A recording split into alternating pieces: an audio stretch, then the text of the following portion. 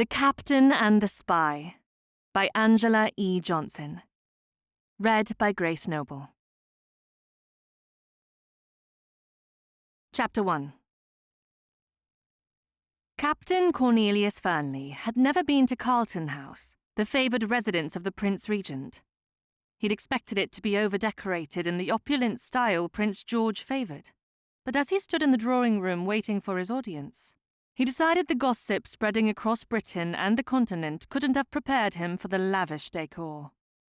Red brocade curtains with gold tassels covered every wall from floor to ceiling. A crystal candelabra hung in the centre of the room, every candle aflame, set as a focal point to draw the eye upon entry. Looking upon the ornate decor, Cornelius understood the discontented grumblings that had reached him all the way in Austria. The prince's spending was out of control. But even this acknowledgement was not enough to make him believe the Cavaliers were valid in their thinking. The Cavaliers, a faction growing in number amongst the ton and the lower class, were in opposition of the prince and his reckless spending. The moniker had originated during the reign of King Charles I, but the men who had first formed the group during the Civil War were royalists, stood in defence of the crown. The only similarity between the two groups now was that they were both in opposition to what was best for England. The prince's spending habits were atrocious, but a coup would have far worse consequences for England than a reign of unnecessary frippery and new assembly halls. It was Cornelius's belief that his position in the military and as a member of the Foreign Office required him to support the leaders of the country. He would do everything he could to protect the crown. But that didn't mean he wouldn't tell Prinny exactly what he thought about his spending habits. "Cornelius, punctual as always." Prince George entered through a door to the right, followed by a trail of advisers and servants. "Your Highness." Cornelius bowed. Although they'd become quick friends when they'd met months previously, Cornelius still thought it best to treat Prinny with deference to his rank. Prince George waved over one of the advisers. As the man laid a thick roll of parchment on the table, Cornelius expected the purpose of their meeting would be revealed within its pages. Stepping up to the table, he peered down to find it was architectural drawings. "Where is the water feature?" Prinny's irritation met a scramble of explanations, none of them meeting his approval. "I specifically stated there must be a water feature." One of the advisers stepped forward. "Your Highness, we thought that since the pavilion is practically seaside, a water feature on the estate would be redundant." "You are not paid to make such decisions." The prince waved his hand once more, which caused the advisers to jump into action as they fumbled to remove the parchment. The master builders ran from the room, one of them hugging the drawings to his chest. From his quick perusal of the papers, Cornelius surmised the plans must be for the rumoured royal pavilion. The royal family kept a modest dwelling in Brighton known as the Marine Pavilion, but according to the whispers that had reached his ears, the famed John Nash had been commissioned to turn the smaller home into a grand oriental palace. He had hoped the rumours were an exaggeration, put about by those in opposition to Prinny's frivolous expenses, but it was obvious he'd given the Prince Regent too much credit. The man would spend the country into ruin if left unchecked. As a member of the Foreign Office, most of Cornelius's assignments over the past years had kept him on the continent. That was until he'd been brought back to England in the spring to assist in the escort of King Louis XVIII from Hartwell to Stanmore. And it was on that assignment when he had first met Prince George. Since then, Cornelius had been living in a hunting lodge on his brother's estate. No one, not even his family, could know he was in country. The prince continued speaking, but this time he focused his attention on Cornelius. "Captain, the Cavaliers are rumoured to have recruited many within the ton. Is this your understanding as well?" "I have heard as much, Your Highness." "My advisers believe the Cavaliers have finally infiltrated the military." Cornelius knew there were a few dissenters within the ranks, but overall the military was still very dedicated to the crown. "My intel is that Blackwell has given orders to his son to recruit within his regiment. Unfortunately for him, his son is a numbskull and lacks respect amongst his peers." The prince allowed a slight upturn of his lips as he considered what Cornelius had said. I fear it will not be long before they find someone who has the power of persuasion. I am afraid Blackwell believes I fit the requirement. The slight smile of moments before turned into a satisfied grin. I had hoped you would say as much, Cornelius continued. I have received an invitation to Blackwell's house party. Do you wish for me to infiltrate the Cavaliers? If that is the only option, then yes. You should allow them to recruit your services. More than anything, I want the identity of their leader. Exposing this charlatan should put an end to all this talk of a coup. I will do everything required to find their leader. Cornelius would not rest until this faction of traitors was exposed. Duty and honor were two of the most important traits his father had impressed upon him. He would not fail the prince. Brahms will go with you. Brahms stepped forward, his dark blue frock coat highlighting the pink shade in his neck and cheeks. You want me to accompany the captain? Are you certain, Your Highness? Yes, yes. The prince waved his hand at Brahms as though he were annoyed he had to explain himself. He will stay at a nearby coaching inn under an alias. That way you can relay any correspondence to me without delay. A coaching inn? Brahms's voice squeaked as his face went pale. I cannot abide bedbugs and rats. Cornelius cleared his throat. Might I offer a suggestion? Please do. Prinny's jaw tightened. He didn't hide his frustration with Brahms. Primrose Hall is 14 miles from Blackwell Castle. There is a small hunting lodge on the estate which I use when I am in country and need to keep my presence unknown. Brahms's face contorted. A small edifice? I am afraid so. It has only 10 bedchambers, and it lacks a morning room. But it is free of bedbugs and rats. Lord Grafton keeps a discreet staff at the lodge for my use. You will have no visitors and will only need your valet to accompany you. No one will know the house is occupied. Brahms seemed more agreeable with the lack of creatures roaming about the lodge. I suppose when one is faced with a coaching inn, a small hunting lodge will do for a fortnight. The prince let out a heavy sigh. Oh, Cornelius, when you have completed this assignment, I would ask you to reconsider my offer of last spring. You would make a fine addition to my guard.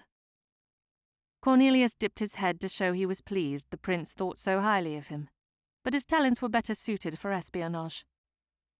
Your offer is very much appreciated, Your Highness, but I could never give up the thrill of unearthing a plot against the crown and snuffing it out. The prince gave him a nod of approval. I thought we had decided you would refer to me as George.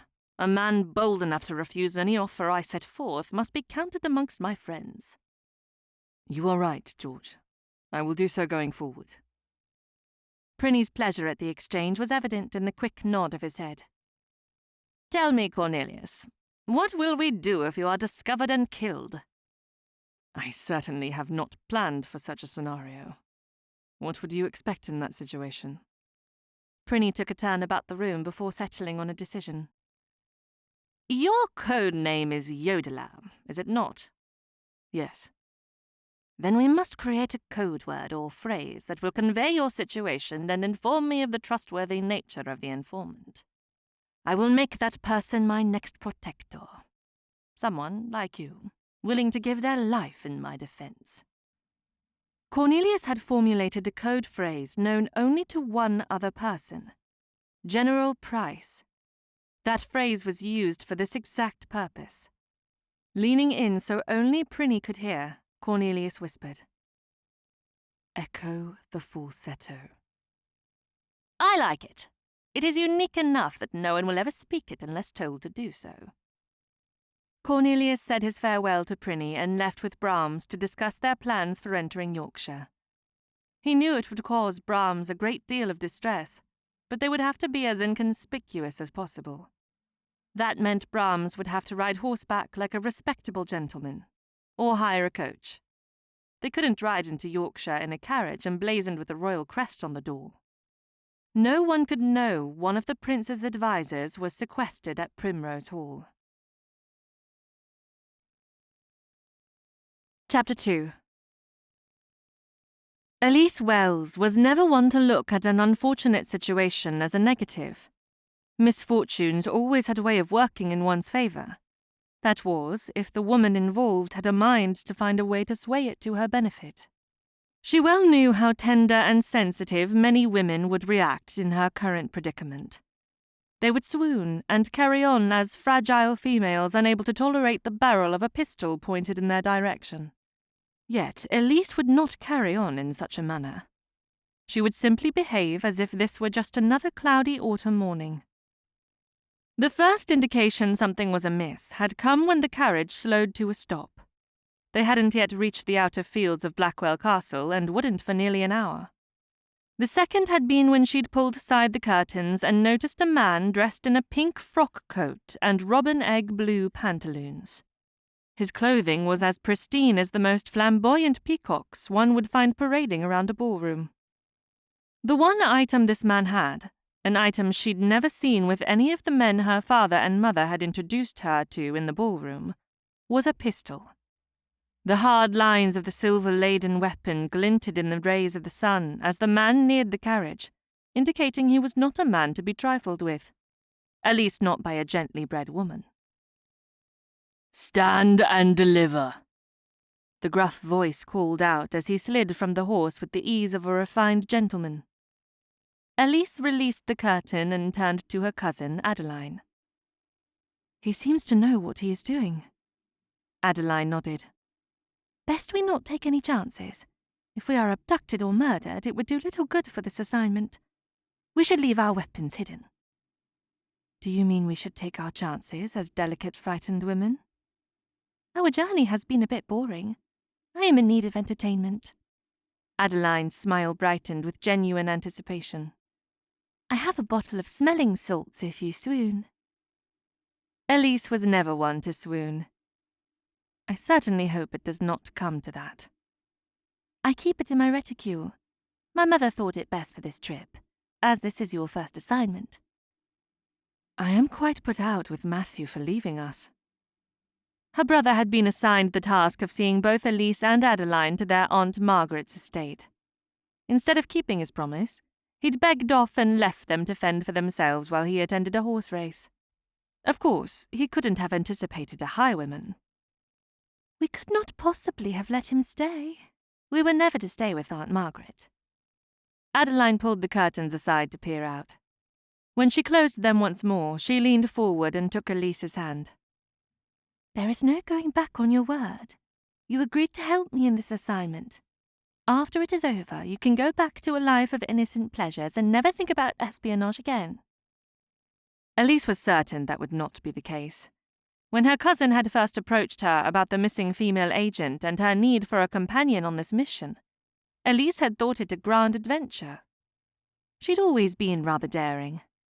But pistols and highwaymen had not been part of the bargain. The way it had been explained to her was that they would join a house party and search for Lady Louisa Shaw. It had all seemed very simple. "Do not worry about me. You and my uncle have spent the last 3 weeks preparing me for this role. I will not disappoint." Adeline smirked. "I have never been on an assignment that goes as planned. This is only the first distraction." "Then what shall I do?" "I will distract him while you find something to disable the highwayman." Overall, the plan seemed quite easy. That was until the door to the carriage gently opened, as though a footman would appear and place a stepping block for their convenience. Instead, it was the peacock, his pistol drawn. "Ladies, might I implore you to join me on the highway?" "A polite highwayman! How lovely!" Elise said with a flourish. She stretched forth her hand and accepted his assistance out of the carriage. When she was firmly set upon the dirt road, she pulled her fan out and started waving it with excessive force. "I admit I have never seen a man so stunningly dressed." The highwayman bowed over her hand and kissed it as though they were standing in a ballroom, and he didn't have a pistol pointed in her direction. "It is always a pleasure to find handsome women with an appreciation of fashion when I open a carriage." We have only our meagre belongings. You will not find anything of worth within. Elise pouted and tilted her head. This tactic had worked on men in the ballroom. There was no reason to believe this man would be averse to her charms. With a pompous flair that made him seem less of a threat, the highwayman attempted a bit of wit. Anything will help. I need a new silk cravat, and my walking stick is looking worn. I must have the newest fashions. Elsewise, how can I attend Olmax? Elise gave him a sideways glare to let him know she was not easily manipulated. I doubt you have ever been to Olmax. The highwayman reached forward and slid his fingers under the bracelet on Elise's arm. A charming piece of jewelry. The bracelet was gold, thin, and had no design. It was a small item she wore while travelling to make her feel civilized amongst the dirt kicked up by the carriage wheels. Losing the bracelet meant absolutely nothing, but she didn't plan to lose any of her belongings to a dandy in robin egg blue pantaloons. Adeline called out, her hands waving as she tumbled out of the carriage, landing face down on the road. As she pulled herself up, she produced tears for an added effect. If you were a true gentleman, you would not have ignored me. I do apologize, miss. How thoughtless of me. The highwayman instantly left Elise's side to tend to the seemingly injured woman, which allowed Elise a moment outside the watchful eye of their assailant. Her skin prickled with unease as she took in the scene. Most women would have deferred to their protector for help, but her brother had thought a bit of gambling was worth abandoning them. For a very short interval, she thought it might be possible to defeat the highwayman by knocking him over the head with a rock. But upon further contemplation, she would have to hear the crunch of his skull, and that certainly didn't sound pleasing. Searching for the two other agents her uncle had sent to fulfill the assignment, she felt a rush of cold air piercing deep into her chest as her eyes fell upon their still bodies on the road. George and Bernard, who had been posing as driver and footman for this assignment, lay unconscious on the ground, head wounds visible. It would take a bit of time before she and Adeline could tend to their wounds, if they were still alive. Elise's eyes fell back on the highwayman and Adeline to find her cousin was expertly flirting with the dandy. Her long eyelashes had been known to capture the attention of men from across the ballroom, which meant this poor man had no hope. Continuing her appraisal of the scene, Elise noticed the driver's whip amongst tufts of grass, too far away for her to grab unless she found a way to cross the distance. The quickened training she'd received before this first assignment had not prepared her for this scenario, so she would have to make a plan and execute it without hesitation. As she had only turned 18 the previous month, Elise hadn't been out in society very long. Even then, the balls and soirees she'd attended had all been held at her family estate of Avondale. She knew very little about men, unless she considered the way her 3 elder brothers reacted when annoyed with their pesky younger sisters. It seemed that what she had learned might possibly be of greatest assistance. It took her less than a minute to make a rash decision that would hopefully relieve them of the fashioned fiend. She would have to put on a show of hysteria. Elise snapped her fan closed and let out a scream that caused birds to take flight from nearby trees. Miss, there is no need for such behaviour. The highwayman placed his pistol in his pocket and moved toward her, his hands tentatively reaching out as though he were a kindly man who could offer comfort to a hysterical female. Unmoved by his attempts, Elise continued her feigned hysteria.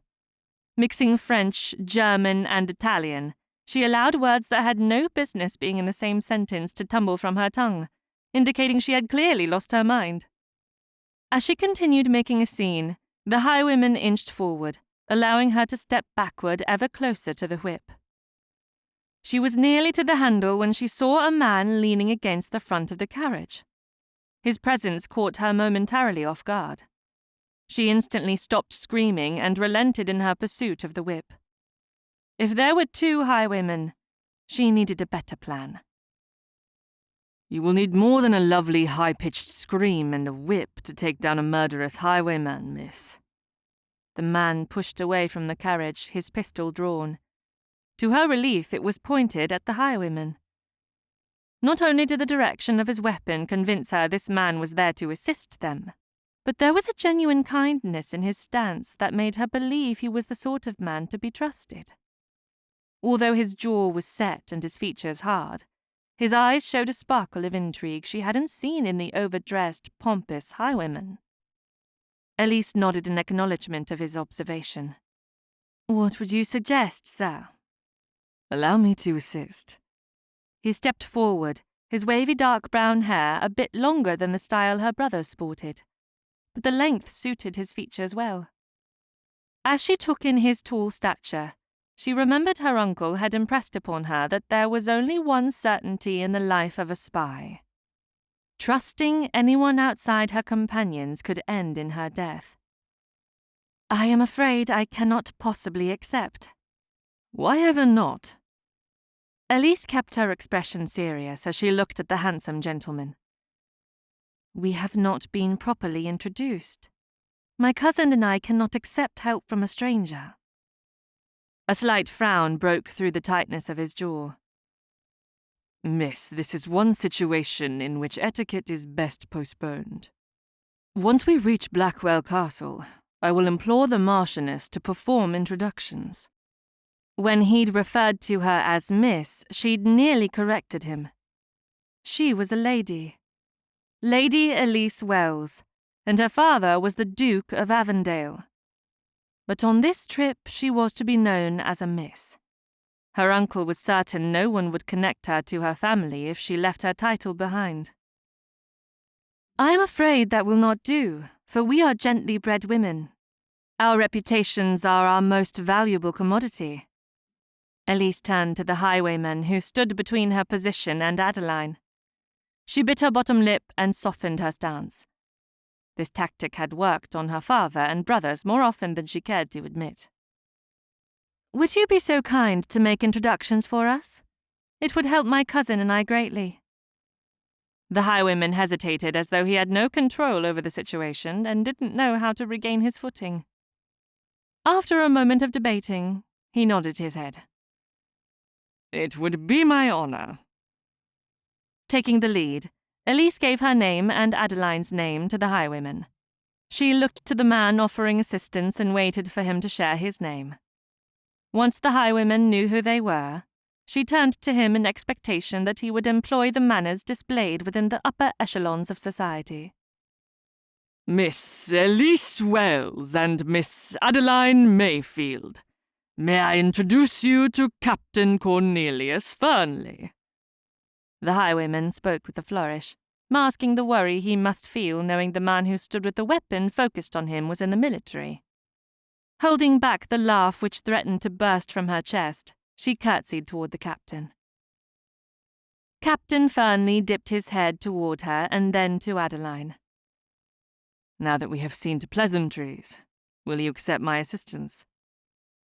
Elise was rather happy to acquiesce. His training in the military would have provided the necessary skills to take down a fop moonlighting as a highwayman. Placing her hand against her chest, she nodded toward Captain Fernley.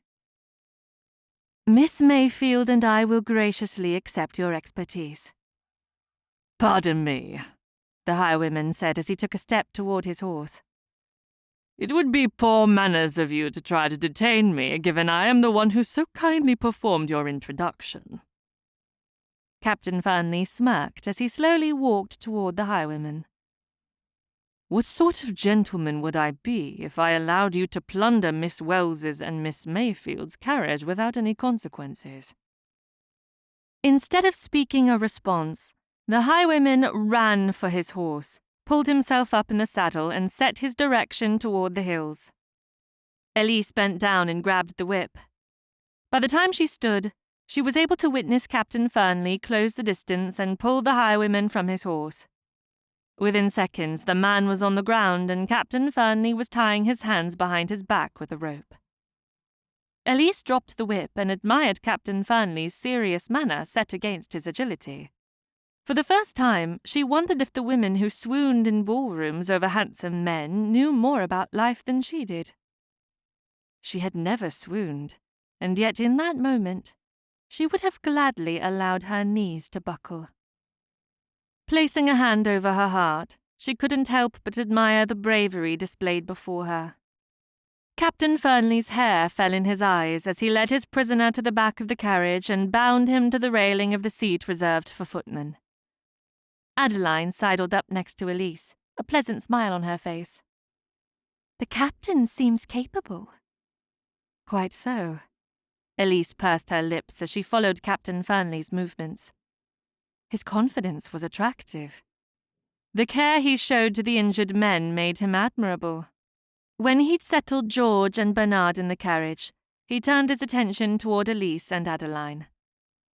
Elise had never been at a loss for words, and yet as Captain Fernley's serious demeanour changed to one of concern, Elise found the shell of concealment she generally employed for handsome men waning. "We could use him for our purposes," Adeline said, interrupting Elise's thoughts on the captain. "Something tells me Captain Fernley is too intelligent to be used by us," Elise whispered. "Do you think?" Adeline didn't sound convinced. "I find most men who don redcoats have little in their heads beyond women, war, and their next meal." Elise turned to her cousin. "We have one purpose in going to Blackwell Castle. Let us not lose sight of our mission." "Here I thought it would be my duty to remind you of our assignment." Adeline's smirk did nothing to release the tension building in Elise's chest. Captain Fernley was a treat to behold.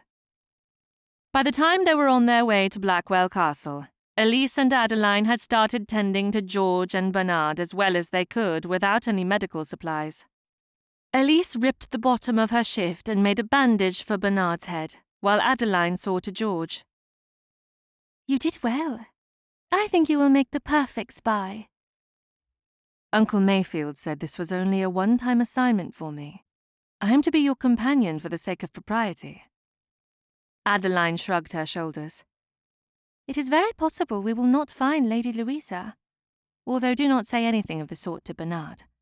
She is his fiancée." Elise covered Bernard's ears, though he was unconscious. "Why was I not informed about the engagement?" "It is a secret. I do not even think my father is aware that they are engaged. Had he known, he likely would have sent a different agent." "Why?" There was much Elise needed to know about this duty, more than the simple explanation she had been given. That the entire purpose was to protect the crown. "There is no better reason for a man to risk his life than love." Adeline laughed. "I had forgotten you are a romantic. Best you remove such thoughts from your head. There is no time for distractions." Instead of arguing with her cousin, Elise removed her hands from Bernard's ears so she could consider her role. The part she would play was temporary, unless she could prove herself an asset to the Home Office. The prospect was a bit daunting, yet terribly exciting. As the carriage came to a stop at the front of Blackwell Castle, Elise took hold of Adeline's hand. "You will not allow me to fail?" Adeline nodded. "Remember, if you give all you have, we will have success." When the door opened, Elise took the captain's hand and allowed him to help her out of the carriage. She was thankful he had found them when he had. Otherwise, she and Adeline would have been forced to drive the carriage, and she had never done anything so reckless. Moreover, it would have been a very scandalous beginning to this little house party. Chapter 3.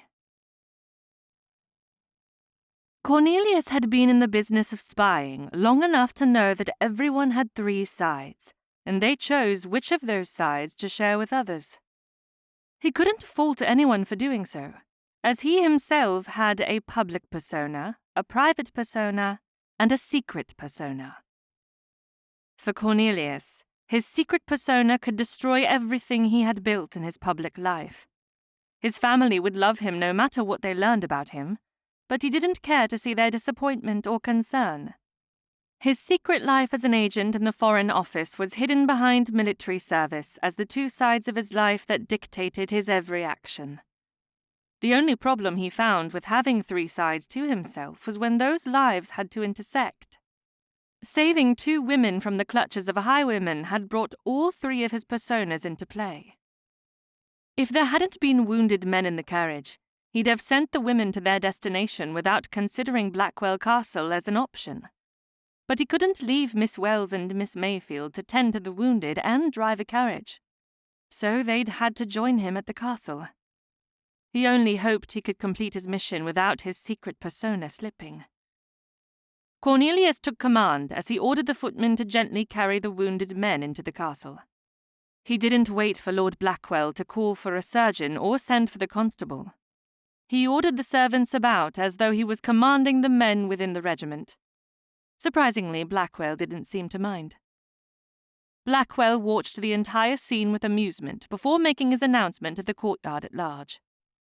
Lady Blackwell, we should keep Captain Fernley as a regular house guest. Under his confident orders, our staff would accomplish much more in a day than they do now. Cornelius put his hand out to greet his hosts.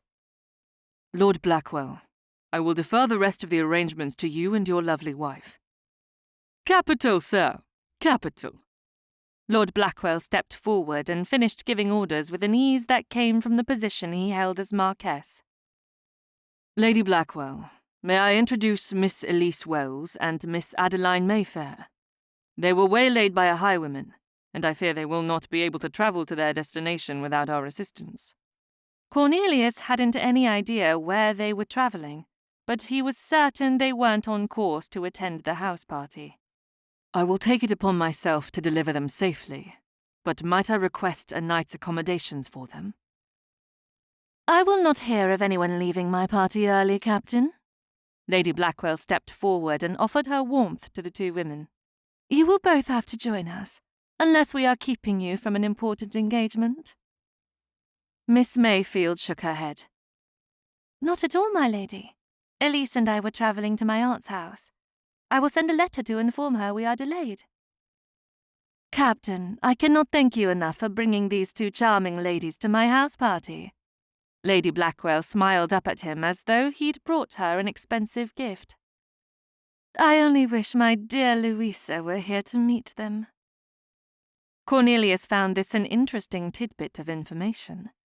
Why would the Marquess and Marchioness invite eligible gentlemen to their home for a fortnight if not to provide options for their daughter of marriageable age?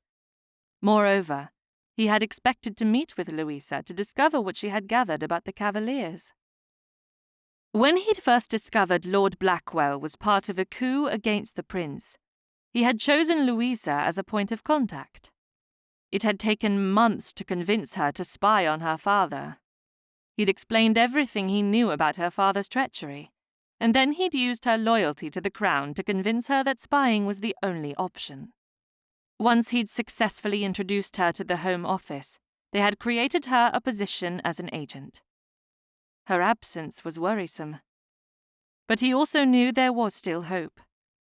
He had provided Louisa with a book to hide in the library at Blackwell Castle. This book would hold whatever correspondence she hadn't yet sent to the Home Office. It was imperative that he discover where the book was hidden.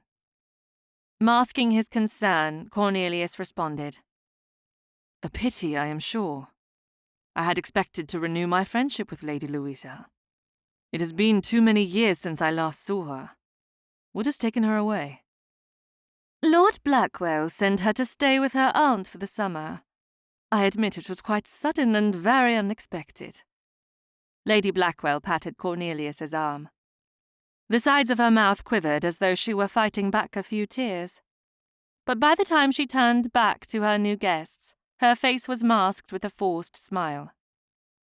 After the excitement of today, you must be in need of rest. The housekeeper will show you to your bedchamber. Cornelius agreed and then waited for Miss Wells and Miss Mayfair to step toward the housekeeper so he could follow. It had been many years since he'd last visited Blackwell Castle. Even after so much time, The castle looked much as it had back then, the dark bricks contrasting with the luscious green hills of Keld made him want to explore the grounds. But he wasn't there for a nostalgic ride through the countryside. He was there to discover the identity of the Cavaliers' leader so they could rid England of the threat against the monarchy. Espionage hadn't been Cornelius's first choice of profession. His father had offered to purchase his commission in the military, if only he would attend Cambridge.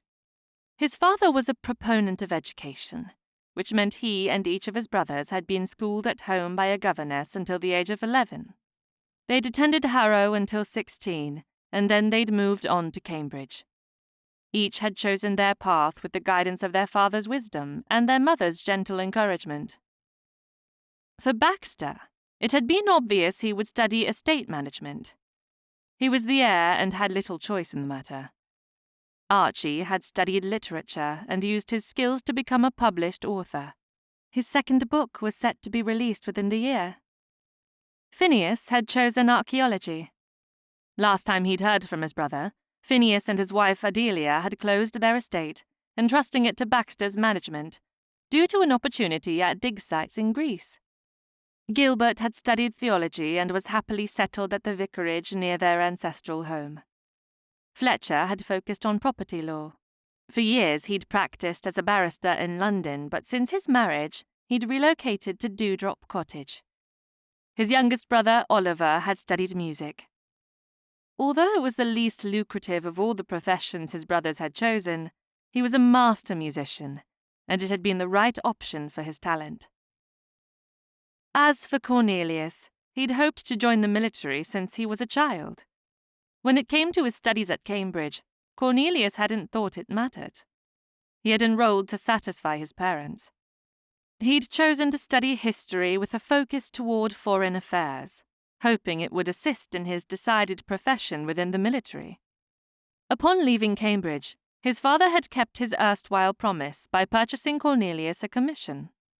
Cornelius hadn't expected to be an officer, especially not a captain, but he was very pleased his father had seen something within him that meant he could be a leader. During his second year as a captain, Cornelius was approached by General Price and offered a role within the Foreign Office as an agent in defense of the Crown. The duties of an agent inspired Cornelius. Defense of his king and country were his reasons for joining the military. But espionage allowed his role to be much more than that of a soldier. As an agent, he could have a profound effect upon the destiny of his country. He had seen the depravity of war and preferred never to find himself back in the position of sending men to their deaths. As spy, he could exact lasting change by exposing threats against the monarchy. With this thought in mind, he had developed his code name, Yodeler. When Cornelius operated on the continent, he went by the alias Herr Johann Schmidt.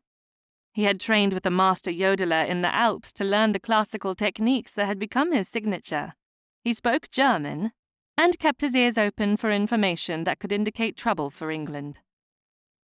Almost 2 years ago, Cornelius had accidentally overheard a discussion including the term Cavaliers while at a ball in Austria. The historian within instantly knew a problem was brewing on England's shores. It took very little time for him to discover Lord Blackwell was deeply enmeshed with the Cavaliers, which positioned Cornelius perfectly to renew his acquaintance with the Marquess and his family. He would not fail at this mission. Within a fortnight, he would squash out the threat and return to Prinny with the answers he required. Chapter 4. The castle was lit up like a candelabra as the guests for the house party gathered for after-supper conversation. Elise spent the first quarter of an hour listening to a discussion about the latest London fashions. As the conversation changed from lace to cuffed sleeves, her attention wandered to the other guests. Although she hadn't received extensive training, she hoped to prove herself a valuable part of the team. She'd known for at least a year that Adeline was working as a spy. A secretive part of her had thought it a most romantic notion. She had dreamt of one day joining the ranks of agents fighting to protect the crown, and now by sheer luck she had the opportunity. Therefore she would keep a vigilant watch on the people attending this party. There was no reason to suspect any of the guests had a role within the Cavaliers, but it never hurt to watch for an indication of trickery. If everything was right at Blackwell Castle, she and her cousin would not have been sent to find the missing agent, Lady Louisa. Lady Louisa, codename Raven, had failed to send her last 2 reports to the Home Office. Letters had been dispatched to her without response, and so the Home Office sent a team of agents to discover what had happened. Elise kept track of the conversation on cuffed sleeves as she surveyed each guest. Lady Blackwell's hands shook as she went from one group to the next, fulfilling her duties as hostess. Her movements were tense, her voice agitated. Out of all the people in the drawing room, it was her opinion that Lady Blackwell was the only one behaving oddly. Excusing herself from the conversation, which had now changed to fashionable hemlines, Elise slipped away from the drawing room and made her way down the hallway to see if she could find Lord Blackwell's den. Her heart pounded in her chest as she checked each alcove and door in anticipation of finding the den. No one at the Home Office expected her contributions to amount to much on this assignment. She was considered an agent in training. Uncle Mayfield hadn't even assigned her a code name, which was quite vexing. Her greatest hope was that if she could take part in uncovering Lady Louisa's location, her uncle would have no choice but to give her a code name. Elise silently stepped through an open door to find the library. It was well lit but empty. Louisa had provided detailed information regarding the layout of Blackwell Castle. If Elise remembered the rendering correctly, there was a door to the Marquess's den within the library. With her purpose at the forefront of her mind, Elise gulped and then stepped to the door that would lead into Lord Blackwell's den. Pressing her ear against the door, she held her breath as she listened for any sound or movement. When she was satisfied the adjoining room was empty, she twisted the knob and entered. Moonlight shone through the windows, brightening the space, allowing her to investigate each nook. Elise crossed to the large desk and began her search. When she was younger, she'd discovered a lever in her father's desk that opened a false bottom to one of the drawers. Opening the drawers of the Marquess's desk, she fully expected to find the same hidden compartment, but there was nothing. After a thorough search, she moved to the bookshelf and pulled books out of their designated spots, one at a time. She searched for anything that might look like a correspondence between Blackwell and his traitorous cohorts. She thumbed through several pages of each book until the doorknob squeaked. Setting the book she held back on the shelf, Elise searched the room for a place to hide. Finding an open space between the wall and an empty archway, she expected to find another door, yet it was simply a plain wall that could provide a hiding place. The only problem she found with this spot was that it would only hide her presence if no one walked to the other side of the bookshelf. Otherwise, she would be in full view. Silently repeating a prayer that she would not be caught, Elise steadied her nerves and her breathing so it would seem all was well within the otherwise empty den. Chapter 5. Cornelius followed Lord Blackwell into the den. It surprised him that Blackwell wanted to meet with him on the first evening of the party. There was only one reason the Marquess would pull him out of the drawing room at this hour. He wanted to build a bond of trust between them. Then, when the Marquess thought Cornelius was a dedicated friend, he would lay out his reasons for joining the Cavaliers. Cornelius was ready for the game. He'd been trained to expose secrets while keeping his own completely hidden, and it made his heart quicken with anticipation to know the first play was about to begin. Cornelius accepted a glass of port before taking a seat. "I am sad to hear Lady Louisa is away. It has been many years since I last saw her." Yes, yes. She is better off with her aunt than spending autumn here at the castle. Lord Blackwell took a long sip of port before placing his glass with a thump on the desk. I would like to see her married and away from my estate for good.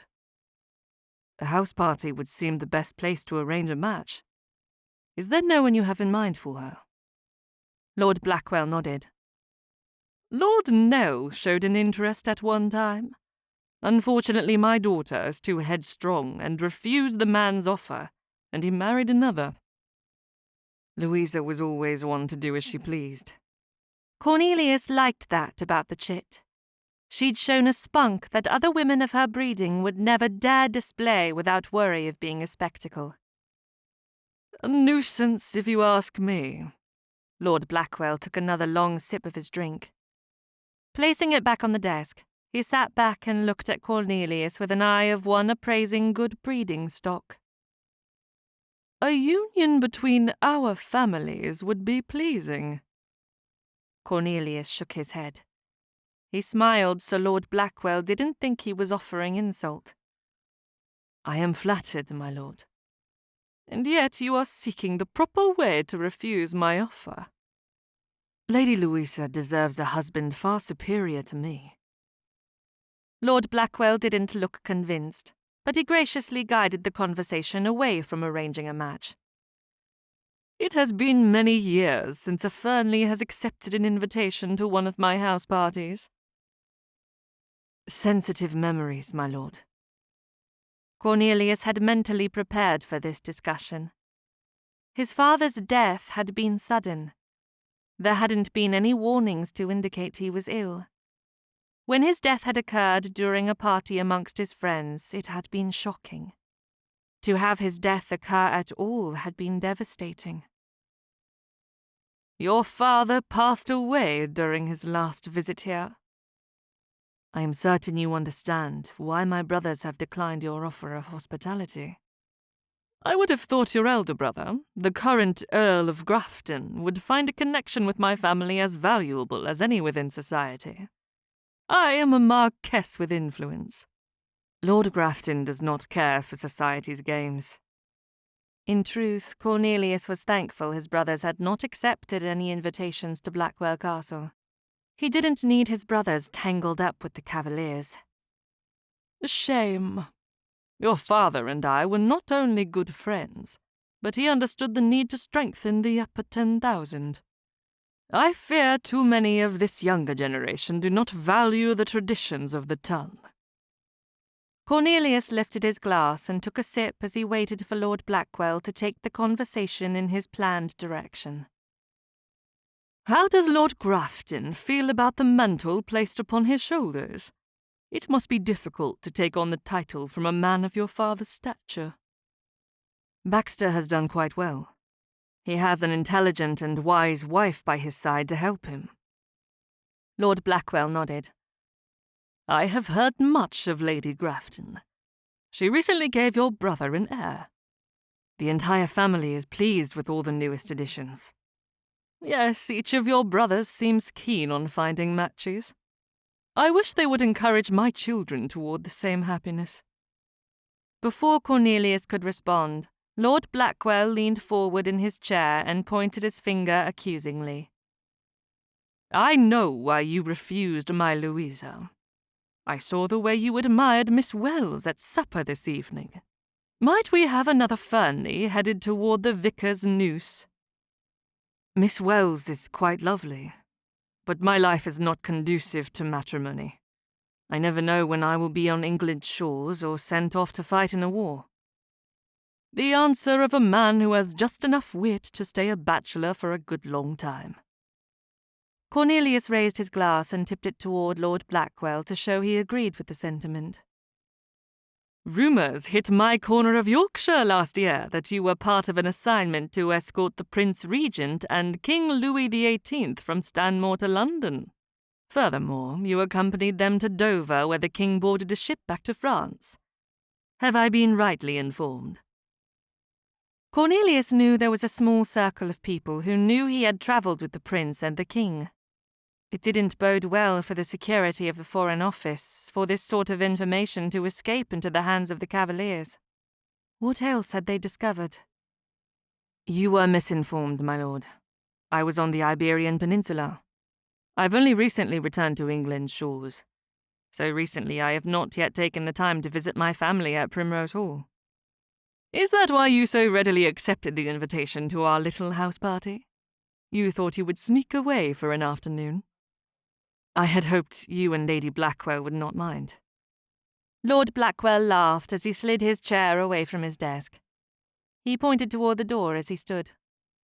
Now that I know you can be trusted, we should have a mighty fine gathering. Tell me, do you plan to invite Miss Wells to visit Primrose Hall? Not at all, my lord. Lord Blackwell patted Cornelius on the back as they walked toward the drawing-room. Give it time. You will fall for her charms. All men choose the fairer sex over war at some point. Cornelius grunted. Is it not the same thing? Lord Blackwell chuckled and shook his head as though he couldn't agree more. You are too wise for your age. Cornelius leaned against the wall as Lord Blackwell re-entered the drawing-room and left him to his thoughts. As he examined each person in attendance at Lord and Lady Blackwell's house party, he repeated a sentiment he'd known since accepting the invitation. He couldn't trust any of the guests. The only two people who had a measure of his esteem at this point were Miss Wells and Miss Mayfield. They alone hadn't been invited to the party. A smile spread across his face as he thought about Miss Wells and her ability to stay calm under pressure. The way she'd manipulated the highwayman to perform an introduction had shifted the power away from the attacker and into her hands. Although he was quite convinced Miss Wells and Miss Mayfield had never truly lost control of the situation. Miss Elise Wells was a distraction. That was the easiest way for Cornelius to excuse away his desire to find her in the drawing-room. When he thought about her reddish-brown curls and her chocolate eyes, a warmth spread through his body. She made him uneasy. Yet he wanted to lock eyes with her so he could witness the same tumultuous feelings exploding in his chest written upon her face. Unfortunately, she was not there. He stayed in the drawing-room waiting for Miss Wells to return until he decided the conversation was far too stuffy and he begged off for time alone in the gardens. When he stepped out on the veranda, he found Miss Wells slowly walking toward him, holding a bouquet of flowers. Cornelius admired the movement of her body. He tried to ignore the way she glided across the yard, but it was difficult to turn away as his mind was besotted with the beauty before him. He shrugged off every warning the practical side of his head shouted and decided a bit of flirting wouldn't hurt. She was an innocent, after all. Their interlude could hardly turn into anything more than a few witty comments and a lot of laughs. Chapter 6. Elise slid out from her hiding place after the door to the den closed. She considered attempting an escape through the library, but knew it was impossible once she stepped near enough to hear there were occupants in the adjoining room. She couldn't chance exiting by way of the hallway, and so she had only two other options. She could stay in the den until everyone in the house had retired for the evening, or she could escape through the window. The handle clicked as the window lock released, opening to a lovely autumn evening. Gathering her skirts, she swiftly climbed onto the window box and silently slid out of the room. She had barely shut the window and was smoothing her dress as candlelight appeared in the den once more. A very small part of her thought it would have been best to stay in Blackwell's den. How many more interviews would he conduct that evening, and what information could she have discovered about each man? It had been tempting, but she'd known it wouldn't be long before her absence was noticed. She needed to find her way back to the party by way of a nearby garden. Hastily choosing a host of flowers and arranging them into a beautiful bouquet, she rushed towards the veranda to find Captain Fernley standing at the top of the staircase. "Captain," She nodded her head as she confidently strolled past him. Miss Wells? The curiosity in his voice brought her escape into the castle to a stop. Turning back to face him, Elise flashed an innocent smile. Yes? How long have you been in the gardens? A short time. Holding out the flowers, she planned her excuse on the spot. I thought they could brighten the sick room for my injured driver and footman. I have no doubt both men will appreciate your thoughtfulness. Elise leaned against the railing. A heaviness settled in her chest as she thought about the conversation she'd overheard. She didn't know Captain Fernley well enough to say she understood anything about him, but she was certain he'd given rehearsed responses to the many questions Lord Blackwell had asked. The lack of emotion in his voice had been a vivid window into his soul. He had obviously trained his emotions to stay buried deep inside, which convinced Elise he hadn't fully healed from his father's death. Of all the things she needed to share with Adeline, she was convinced this information was not important. It was personal and had nothing to do with their assignment. The only thing she and Captain Fernley had in common was their harrowing morning, so Elise drew from their shared experience and flashed a dazzling smile. What do you think will happen to our fop of a highwayman? Nothing too serious. Not even a threat of being transported? I'm afraid not. Our overdressed friend escaped the constable during the transport into town. Captain Fernley smirked at her, assessing her reactions. Something tells me you find that admirable. Elise locked eyes with the captain. She wouldn't turn away from his probing gaze, if only to prove she was not a silly debutante waiting for a dashing man to sweep her off to the nearest church or to Gretna Green. You are correct, although I worry about the next carriage of women who find themselves at his mercy. They could lose all their valuables, like Adeline and I nearly did. What would we have done without your assistance? I have a feeling the highwayman would have found himself tied to the nearest tree trunk if I had left him in your care. Elise laughed and then covered her mouth. She'd learned from her governess that a woman should be demure in such situations, so she made the attempt to hide her laugh and quickly recovered her senses so she could offer a flirtatious remark. How cheeky of you, Captain Fernley. Do you charm all women with such compliments?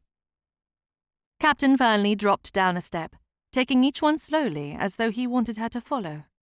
She wasn't in the mood to be tempted, not until he turned back with a wicked smile on his face. I only flirt with women who have a spirited countenance, but it is rare to find one as blatantly transparent as yourself. Elise clutched her hand, squeezing the flowers until she felt a wetness leaking from the stems. She instantly started after him, as he hadn't waited for her response. She wasn't about to let any man, no matter how dashing, accuse her of being transparent. I will have you know, Captain Fernley, that I have a great many secrets that no one will ever uncover, least of all you.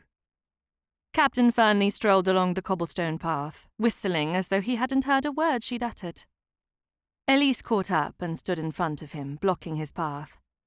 When he approached with leisure, she used the flowers in her hand to swat him on the shoulder. A shower of petals rained down from the stems, landing on his shoulders. She thought about brushing them away, but decided against it.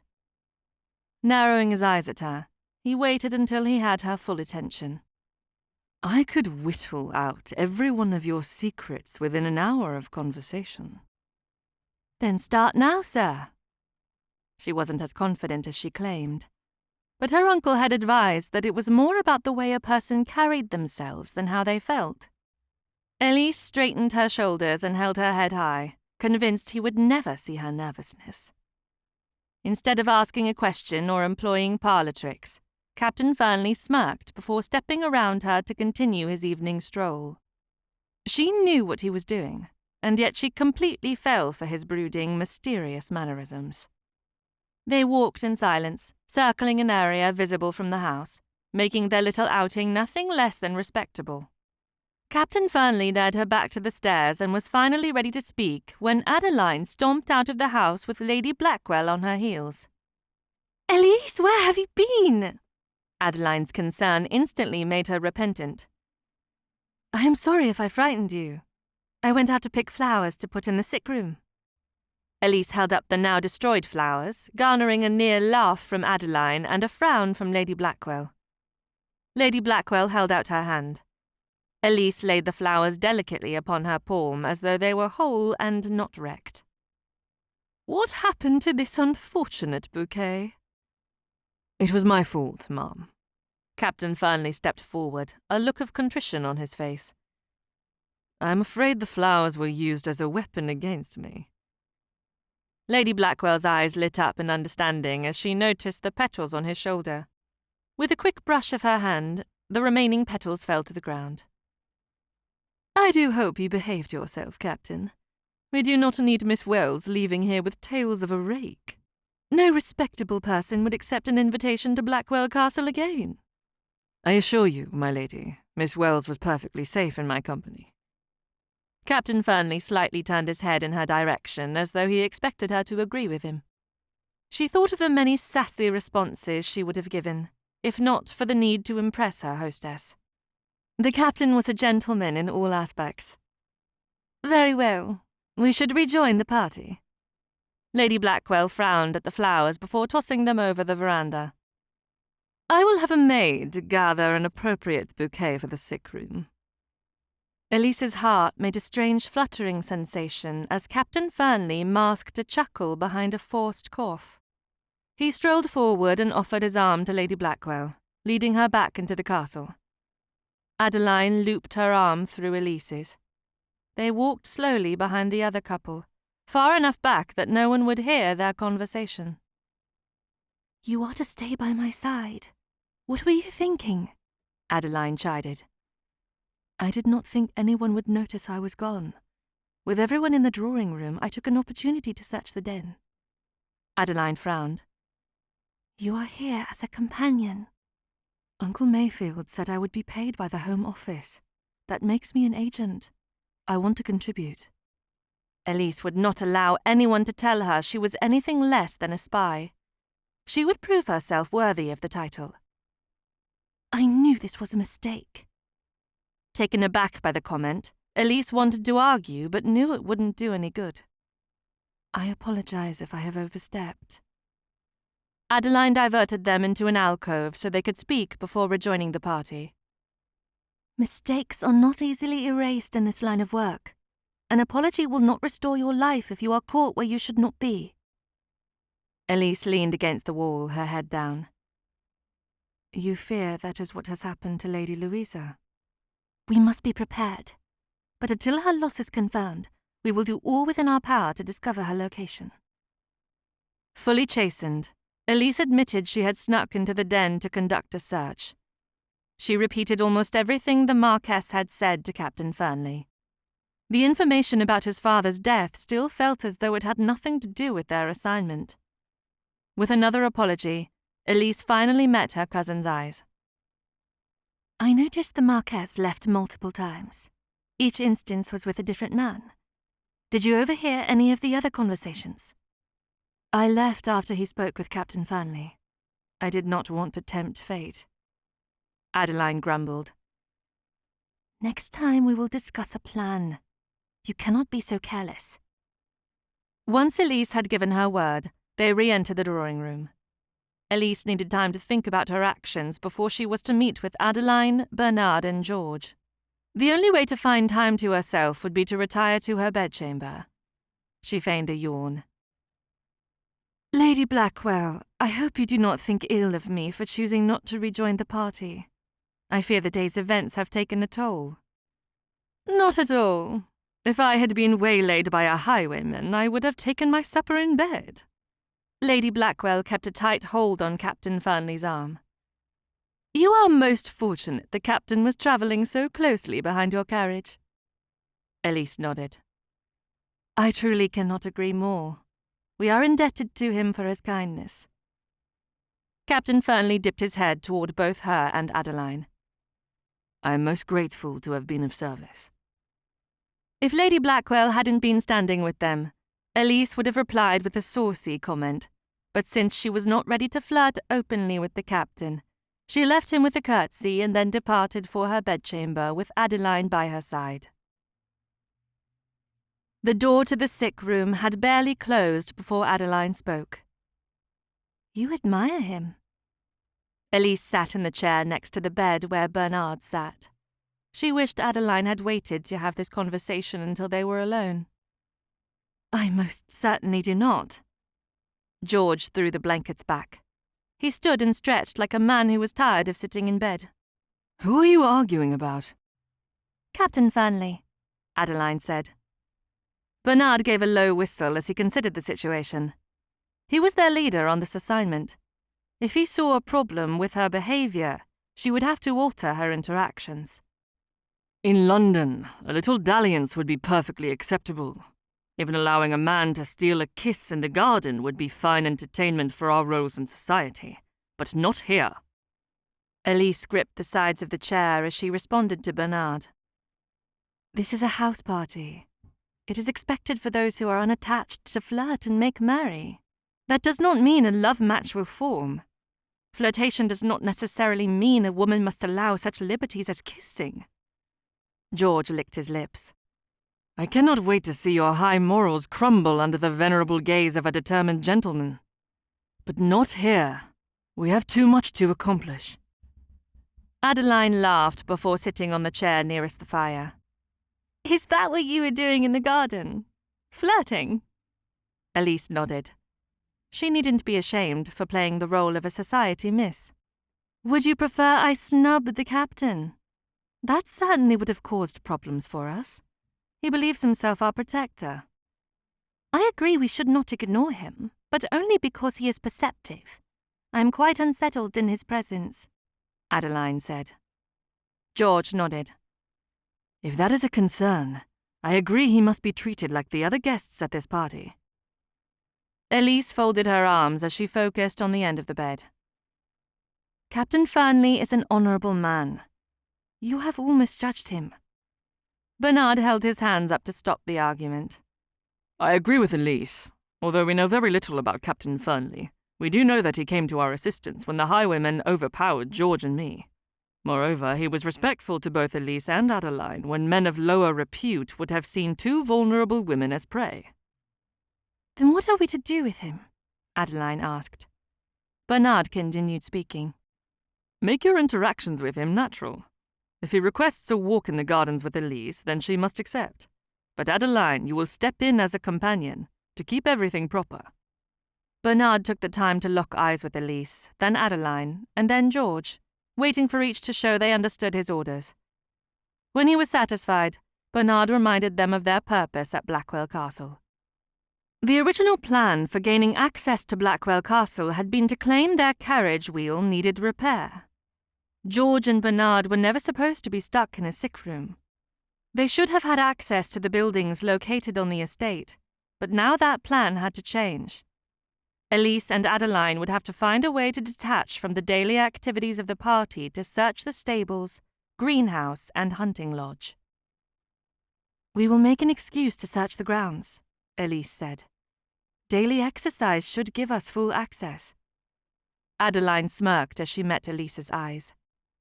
"We will have to find a way to do so without our self-proclaimed protector following along like a lovesick puppy." George let out a soft chuckle, while Bernard closed his eyes impatiently. "Let us focus on the assignment instead of insulting each other with snide remarks." "I apologize," Adeline said. "Elise and I are cousins. She knows I mean no harm." Bernard tilted his head toward the door. "Check the corridor. If it is clear, we should make our way down to the den. Blackwell would likely keep all communication within his personal space." "Is not our task to find Louisa?" Elise didn't want anyone to forget about their true purpose. They knew there were other agents, far more qualified than the four of them, who were tasked with uncovering the movements of the Cavaliers. "Perhaps we will find an indication of her whereabouts. For instance, travel plans or an invoice for lodging." Adeline spoke as she crossed the room to peek out the door. When she closed it once more, she confirmed what Elise already knew. "The way is clear." Not wanting to lose any time, They carefully stepped out of the sick room and moved down the long hallway, a flight of stairs and then another hallway, before Bernard came to a sudden halt, forcing the rest of them to stop or risk collision. To the right of where they stood, Elise could see that the library door was ajar, a flicker of candlelight within. Obeying the silent motion of Bernard's hand, Elise slipped into the alcove across the hall with Adeline and George by her side. She waited, holding her breath as Bernard masterfully increased the slight opening in the door without alerting the occupants within. If they had to change their plans, they could. But the den was the most likely place they would discover a hint for Louisa's whereabouts and any information on the Cavaliers. Bernard silently pulled the door back into the same spot it had been when they'd arrived and tiptoed to the alcove. "Captain Fernley is in the library." Adeline groaned. "Should we search the south wing instead?" George nodded. "I am with Adeline on this. If he is truly perceptive, we cannot risk searching an adjoining room." "I agree. The south wing is our best option," Elise said. At this point in her training, she wasn't ready to argue with anyone other than Adeline. This night, she would do as she was told. Watch and learn. That was one of the ways she could prove herself worthy in a full position as a spy. They split into two groups. Elise and Adeline searched the bottom floor of the south wing, while Bernard and George went to the second floor. By the time they returned to their respective bedchambers, both groups had agreed the south wing had been a waste of their night. Chapter 7. Chilly autumn mornings were amongst Cornelius's favourite of the whole year. Although he'd searched the library until the early hours of the morning, he couldn't sleep late the next day. It would be poor manners to delay daytime activities due to his nighttime wanderings. Not only that, he didn't want to bring suspicion upon himself lest Blackwell discovered his house party was playing host to a spy. Stifling a yawn, Cornelius entered the breakfast room to find the only available seat was next to Miss Wells. He quickly prepared a plate at the sideboard and claimed the last chair. "You are not saving this for anyone?" Miss Wells slightly shook her head. "Of course not, Captain. Adeline and I would enjoy your company." Cornelius spread a liberal amount of raspberry preserves on his toast as he nodded to Miss Mayfield. To his surprise, he noticed a silent exchange that looked like an argument between the two ladies. "Will you participate in the shooting activity today?" Cornelius generally didn't care for long conversations, but a bit of small talk never hurt at a meal. In fact, he felt like it made the time spent sitting next to another person more enjoyable. "I am excited. The view from my window is quite lovely, and I cannot wait to spend the morning in the meadow." Miss Wells smiled at him, causing his heart to quicken. His mouth went dry at the mirth in her eyes. He wanted to take part in her merriment, which made him wonder what was happening to him. It was rare for him to be so distracted. He was usually focused on his purpose and untouched by a pretty face. But there was something far lovelier about Miss Wells than her beauty. She was genuine, which was a rare quality. Cornelius appreciated the desire to be out in the cool air. The natural beauty of leaves changing from green to burnt oranges and reds set against the hills sent a warmth through him that never dissipated in the damp weather. "Will you try your hand at shooting, or will you stand back and observe with the other ladies?" "Do you fear I will outshine your skill?" Miss Wells bit her bottom lip as her eyes sparkled. "Certainly not. You must have forgotten I am a highly trained soldier." Miss Wells laughed and touched his arm. "I have not forgotten, Captain. I will expect to witness your superior skills this day." Warmth spread up his arm and landed in his chest. He leaned into her touch with a cheeky response. As he was ready to challenge her, the table jerked and Miss Wells startled. Cornelius looked past her to see Miss Mayfield's eyes were narrowed and fully focused on Miss Wells. "Forgive me," Miss Mayfield said, clearly nettled with both he and Miss Wells. "I had a spasm in my leg." Miss Wells dipped her head in a silent exchange with her cousin. When she turned back to Cornelius, Her eyes no longer held the sparkle of only a moment before. "If you will excuse me, Captain, I must dress for the activity." Cornelius stood and assisted both women with their chairs. He quirked a playful eyebrow at Miss Wells. "Until we meet again, shotguns in hand." Miss Wells dipped her head as she curtsied. "Do not provoke me, Captain." The comment was so unexpected, it caused him to bark out a laugh, drawing the attention of everyone in the vicinity. Cornelius watched Miss Wells glide across the room until she was out of sight. When he retook his seat, he ignored the glances and whispers around him while he focused on breaking his fast. As the first of the pheasants were released, Cornelius lifted his brown Bess musket and took aim. With the bird lined up in his sight, he pulled the trigger. The shot echoed across the fields, matching those of the other men as a cloud of smoke rose from the priming powder. He'd handled this type of musket as a soldier enough to know it had misfired. If he'd been on the battlefield, he would have jumped into action to clear the pan and reload for another shot. Since he was at a leisurely hunting party, he pointed the barrel to the ground and handed it to the servant. While he stood waiting for the weapon to be reloaded, Miss Wells stepped up beside him. "Your pheasant flew away." Cornelius laughed. He should have guessed, after their conversation at breakfast, that she wouldn't allow him to slide by with a misfire. "I pardoned the poor bird. He has a family." "How did you come by that information?" "Did you not hear his cooing as he flew by? Poor thing was fighting for his life as he squawked about his wife and children." Cornelius accepted the newly loaded musket from the servant as he waited for the next release of pheasants. He was in the process of lifting the musket when he noticed out of the corner of his eye that Miss Wells had not lifted her weapon. Instead, she had stepped aside. Cornelius kept his musket aimed at the bird and took his shot. This time the pheasant directly in front of him fell to the ground. Handing the musket back to the servant, Cornelius turned to find Miss Wells was following her cousin to the outskirts of the meadow. Although he wasn't there to impress any of the young ladies, he did think it a terrible disappointment that she had only seen his misfire instead of his triumph. As they reached the edge of the meadow, Cornelius found it interesting that Miss Wells and Miss Mayfield were in the middle of an argument.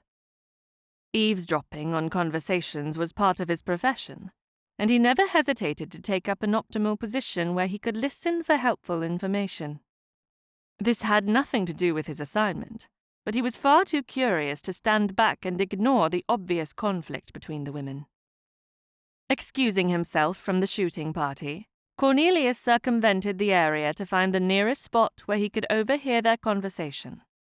He convinced himself that their needs were top priority. If Miss Mayfield wanted to continue the trip to their aunt's home and Miss Wells wanted to stay at the party for an unknown reason, he would do all within his power to mitigate the argument and convince Miss Wells to leave. After all, it was in his best interest to not have such a lovely distraction at the castle. As soon as he was settled against the tree, Miss Mayfield's voice rang through the silent wooded area. "I was under the impression that Captain Fernley meant nothing to you." Miss Wells's response was guarded. "Why do you continue to accuse me of improper behavior? Do you not hear what others are saying of you and the captain?" Miss Mayfield asked. "Expectations will lead to gossip and prying eyes." "If there was anything improper in my conduct, I would be fully aware." Miss Mayfield continued speaking. "You favor him above all the other guests." "It would be rude for us to ignore him. He saved us from the highwayman," Miss Wells said. "Both you and I know we did not need any assistance." Miss Wells laughed. "We are gently bred women. Boasting of our abilities to put highwaymen in their place seems rather pretentious." Cornelius silently stepped away from the tree to retrace his steps back to the shooting party. He shook his head as he held back a laugh. He would never understand how women presumed that a few conversations and a little flirting would lead to marriage. It was obvious from Miss Mayfield's assumptions that she had decided Miss Wells was ready to snag him with the parson's noose. Marriage was the last institution he cared to enter. On occasion, he enjoyed the company of an intelligent woman, but he preferred the freedom of going from one assignment to the next without having to be accountable to anyone except himself and General Price. That was the reason he didn't operate within a team. He had no desire to cause a disruption between the two ladies. If this harmless flirtation was the cause of such distress, he would do his best to mind his manners. As he stepped back into his shooting position, he accepted the musket and stood ready for the next release of pheasants. As he took aim, a nagging thought entered his mind, making him reconsider the excuse that his intentions were harmless flirting. He didn't know what word to assign to his feelings just yet, which was more alarming than he expected. Chapter 8. My behavior is above reproach. Elise took a moment to calm her temper. An argument would do little good. Adeline took hold of Elise's arms. Please, Elise, do not entangle our assignment in a flirtation with someone as observant as the captain. You are new to espionage and to society. If you wish to have a distraction, choose something far less revealing. Allow one of Lord Blackwell's sons to steal a few kisses. Mayhap you can convince him to reveal Louisa's location. A repulsive suggestion. Elise turned toward the field to see Captain Fernley stood where she'd left him. She'd much prefer conversing with him rather than Adeline. Turning back to her cousin, Elise continued speaking. I am a lady. I will not trade my affections for information. Adeline briefly turned around. When she faced Elise once more, her eyes narrowed with suspicion. I was correct last night. You admire him. This is not a harmless flirtation. You fancy yourself in love. Elise shook her head. If anything, she considered him a possible friend. I admit I enjoy speaking with the captain, but that is the whole of it. Let us not argue, Adeline said, as though she wasn't the one who had started the fight. We need to make our excuses. The hunting lodge is east of here. If we leave now, we could return before the men are finished with their sport. I will tell Lady Blackwell I have a headache. Elise started forward, but stopped when Adeline took hold of her arm. No one will believe you have a headache. You appear perfectly healthy. Adeline pushed her toward the horses. I will speak with our hostess. Elise agreed, but only because she was tired of the constant bickering. She and Adeline had been the best of friends since their youth. There was no reason they couldn't put their differences behind them and work together for the same purpose. If she had to stop seeking Captain Fernley's company to appease Adeline, it was a sacrifice she was willing to make. She pulled the two gentle mares Lord Blackwell had offered for their use to a fallen tree trunk. As she waited for Adeline to join her, Elise ran her hands along the horse's neck. Gentle will not do for this next ride. You must find it within yourself to run like the wind. We have 2 hours, Adeline called out as she ran from the tree line. There is no time to delay. Lady Blackwell said she would check in on you when she returns to the castle. Elise followed Adeline's lead by using a fallen tree trunk to mount her horse before setting off in the direction of the hunting lodge. The wind tugged at her bonnet as they rode, pushing it off her head to rest against her back. Although it seemed like the ride out to the lodge took far too long, they found the pathway with ease and rode straight to the lodge without issue. Time was precious, so each moment had to be used thoughtfully. Elise ran to the back of the lodge while Adeline took to the front. Pulling a hairpin from her coiffure, Elise used it to unlock the kitchen door and slip into the darkened edifice. Dust rested upon the wood floors and cabinets, indicating no one had been at the lodge for quite some time. But the duties of a spy were not to accept the obvious. Her uncle had advised that there were hidden details in every situation, especially when traitors to the crown were slinking around. As she walked through each room, Elise knocked on walls and stomped her feet on the wood floors in search of hidden chambers. Unfortunately, she found nothing. When she and Adeline met midway through the lodge, they both agreed it was another failed endeavor. But there was no time to lament the lost time. They had less than an hour to get back to Blackwell Manor before the party would leave the meadow. The gentle mares were not meant for rigorous riding, but she knew if they didn't push the horses, they would fail to disguise their reckless search. Elise didn't carry a timepiece, so she truly hadn't any idea how long they'd spent at the lodge, but her internal senses told her they were short on time. With her heart pounding nearly as hard as the mare she rode, Elise slid out of the saddle and walked the poor beast into the stables. When they entered her bedchamber, she looked to Adeline, hoping for the best possible answer. "Well?" "Time to spare, but only enough for me to help you out of your riding habit and into a nightdress. I'm afraid you will have to spend the day in bed with a feigned headache." Adeline didn't waste any time with the buttons on Elise's dress. Elise was in her nightdress and jumping into bed as they heard the distant sound of horses and carriages entering the yard. She let out a sigh of relief as her body relaxed against the pillows. There was no reason to believe the little detour they'd taken to the east of the estate would be noticed. "Will you stay in here with me?" Elise hoped Adeline would agree. They needed to resolve their differences over Captain Fernley, otherwise their actions could give way to discovery. Hiding their true purpose was the only way to ensure safety. "If you would like." Adeline sat on the edge of the bed. Instead of meeting Elise's gaze, she played with the lace on her kid gloves. Elise pulled the blankets up as she considered the best way to approach the topic. A pressing question came to the surface. It was by far the most important. "Are you angry with me?" "Not exactly." "Then tell me what I must do to resolve this quarrel." Adeline rested her back against the bedpole. "Perhaps I am jealous."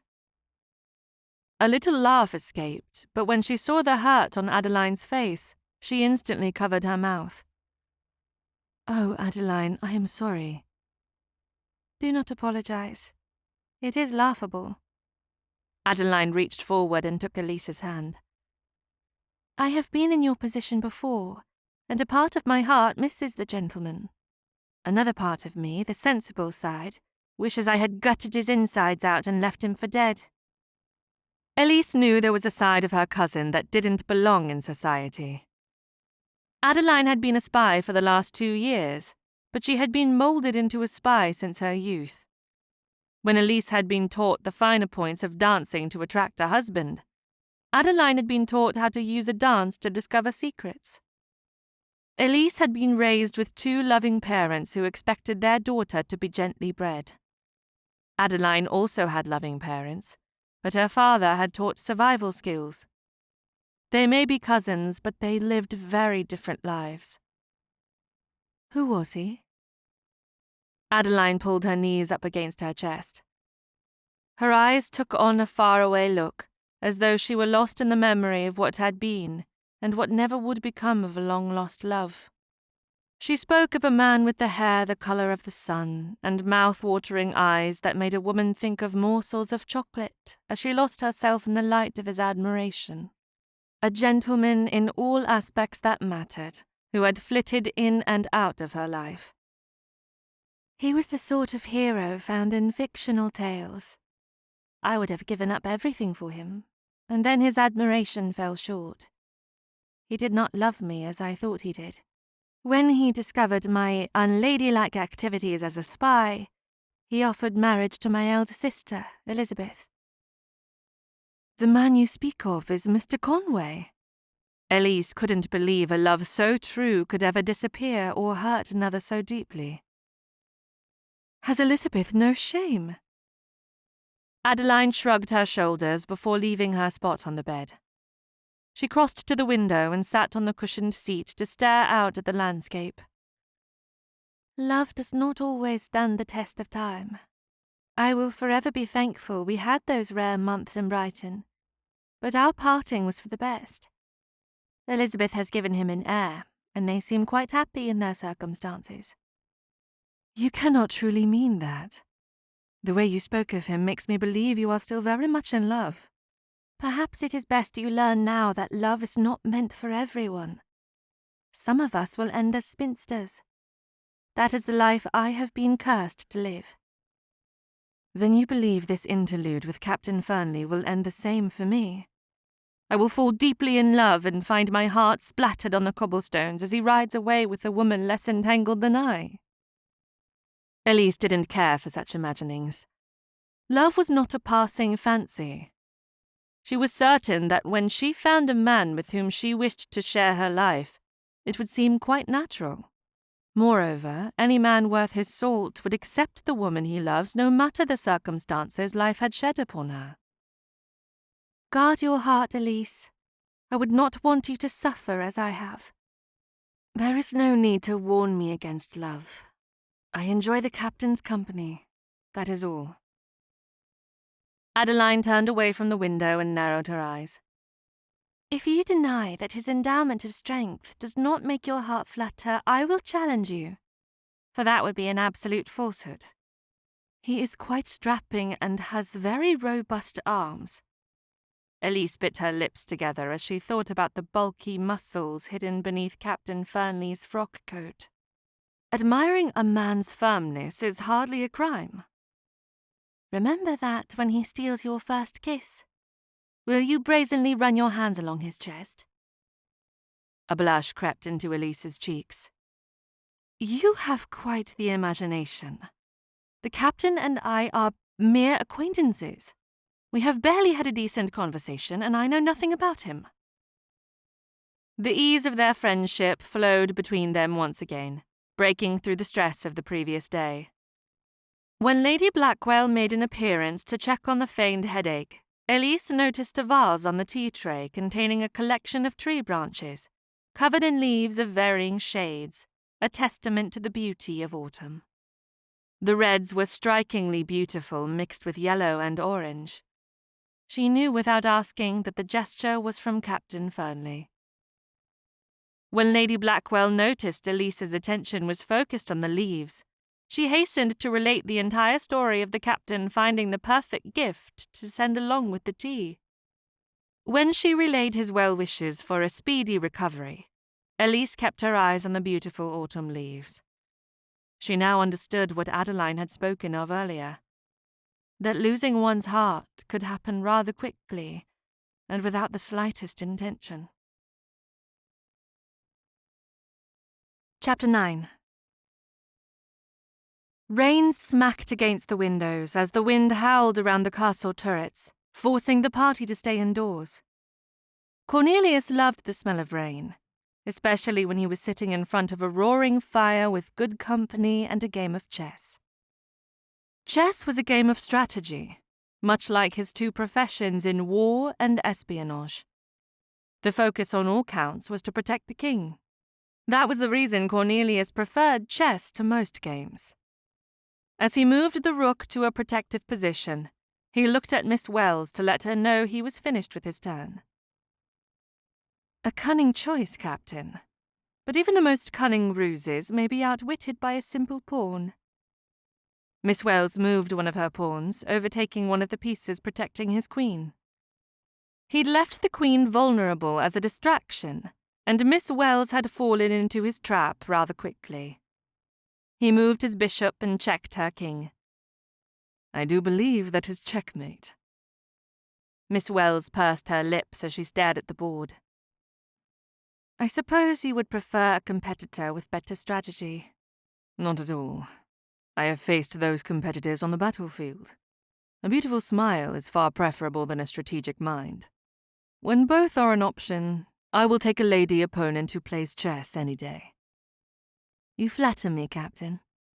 Miss Wells set her pieces in their starting positions once more, as Cornelius did the same. He could play against her every day for the rest of his life and never feel bored. When she'd suggested a game of chess that morning, he'd been rather surprised. Given the conversation he'd overheard the previous day, he'd expected she would keep her distance. But he wasn't one to deny himself of pleasant company. So he'd set the board up and insisted she'd play with the white pieces while he took the black. That would allow her to start each game, giving her a small advantage. A gentleman never fully outwitted a beautiful woman, not if he wanted to keep her smile directed at him. As the new game began, Cornelius observed each of Miss Wells's reactions. The kissable twitch next to her lips as she moved each piece, the adorable crease between her eyebrows. Each time he took one of her pieces, she would play with one of the soft curls that had fallen from her coiffure, twirling her finger around it until she decided on her next move. Each little movement made his breath stall in his chest. His burdens seemed to cast themselves to the side, offering a sense of weightlessness. It had been many years since he'd last felt so carefree. It was as though he were at Primrose Hall amongst his family and not in the lion's den of Blackwell Castle. He was certain this was but a passing fancy, until Miss Wells scrunched her nose and bit the side of her lower lip, before executing a strategic move that was well beyond that of a beginner. She had not only outwitted him, but that was the moment he realized his life would never be the same.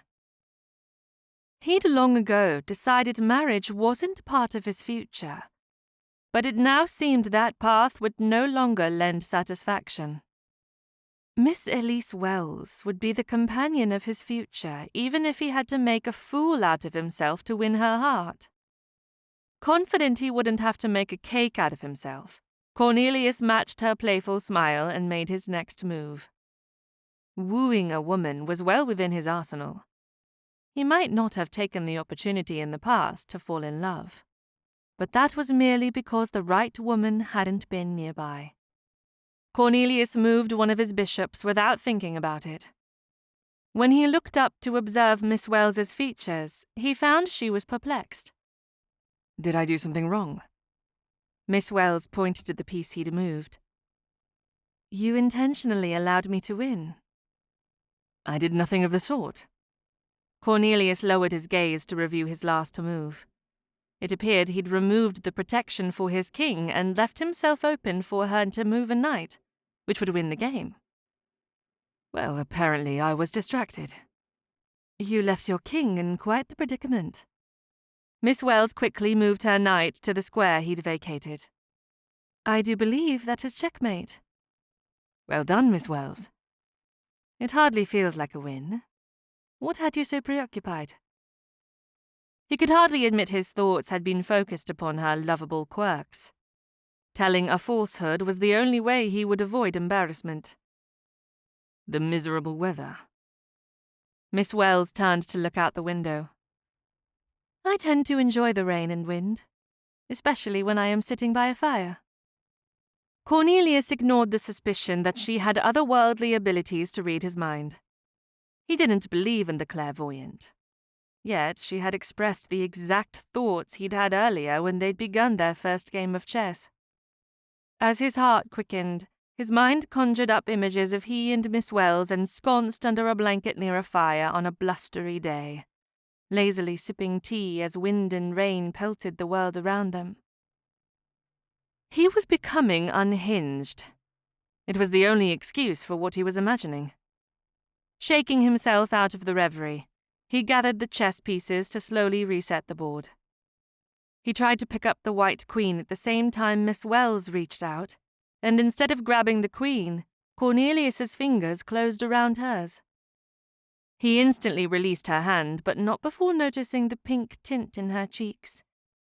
He had either embarrassed her, or she was not as unaffected as he thought. Apologies.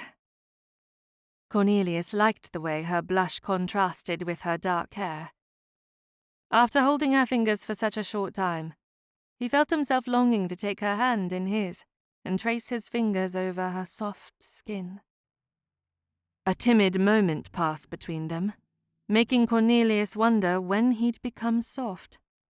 He was a captain in the king's army, a spy who had fooled enemies of England into trusting him with secrets that could destroy even the strongest of governments.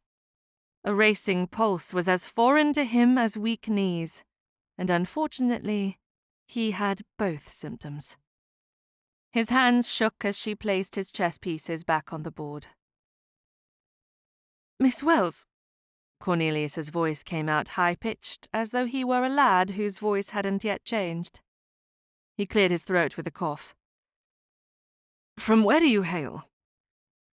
My ancestral home is in the south. Miss Wells studied the board with much more intensity than she had up to that point. Will you tell me about your family?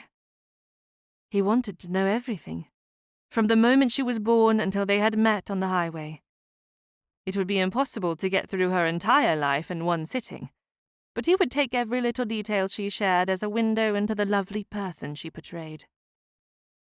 Miss Wells was slow to speak of her family. I have 3 elder brothers and 2 younger sisters. My parents are lovely. I was quite fortunate in my upbringing.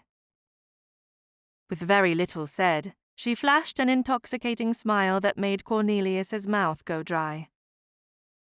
I have heard you are even more fortunate, with the number of siblings in your family. I would have to disagree. I am the 6th of 7 boys.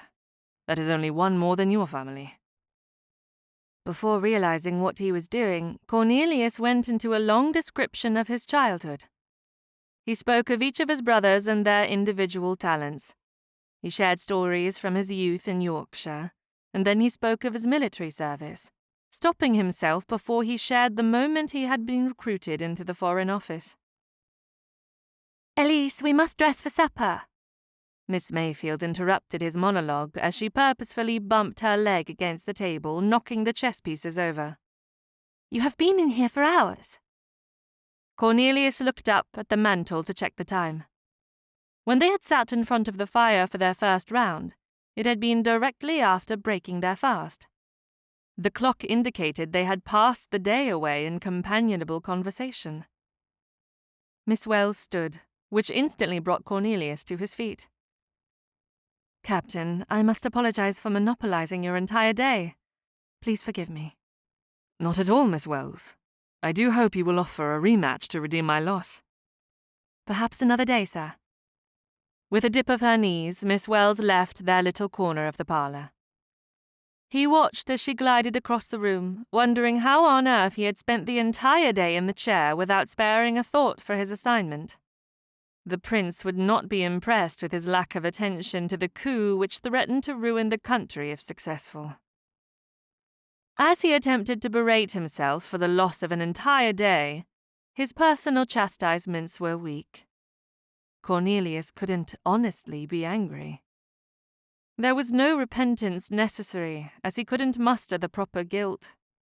He had never been so bewitched by a woman in all his life, and he'd rather enjoyed being lost in a conversation with a woman who had made him believe she'd heard every word. Chapter 10.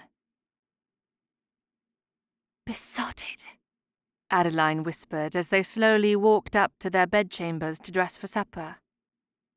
Pardon me? Elise wasn't in the mood to be teased. She'd had a very pleasant day, and yet she was very unhappy with her behavior. She had been dishonest regarding her family.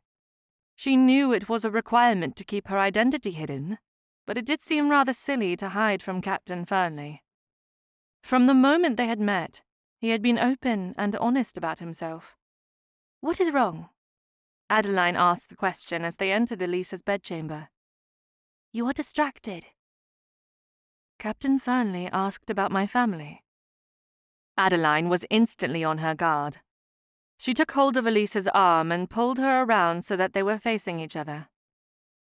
You did not tell him anything about your family. Tell me we are still safe. The only truth I stated was that my family hails from the south of England and that I have parents, 2 sisters and 3 brothers. That is all. You are safe, Adeline. Elise, you cannot allow Captain Fernley to know of your father's title. I trust you did not mention the name of his estate. Elise pulled her arm out of Adeline's tight hold. She walked to the nearest chair and threw herself upon it. I would not be so miserable if I had mentioned Avondale. Adeline didn't look the least bit sympathetic. We must keep our pasts a secret. You know as well as I do that no one could know our situation. He was honest, vulnerable in a way I doubt he has ever been with any other lady, and when he asked about my family I told him the perfect rendition, the one we have practiced repeatedly. Would you prefer he know that your parents are the Duke and Duchess of Avondale? That information would spread through the party without delay. Lord Blackwell would use you as a pawn to entrap your parents into his scheme. Your brothers would not be safe. No, I would prefer no one know the details of my life.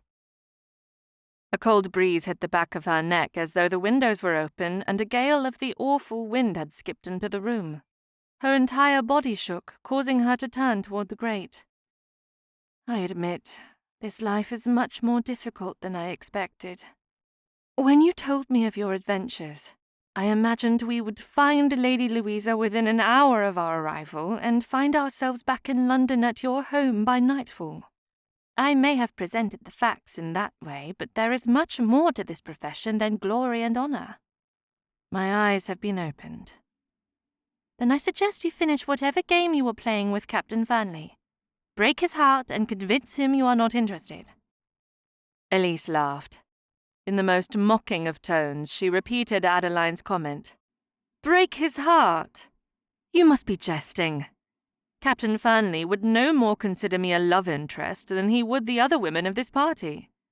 He is a sworn bachelor, quite happy with his situation in the military. Adeline closed her eyes and steadied herself against the bedpost. When she spoke, her voice was calm, as she'd taken the time to choose her words.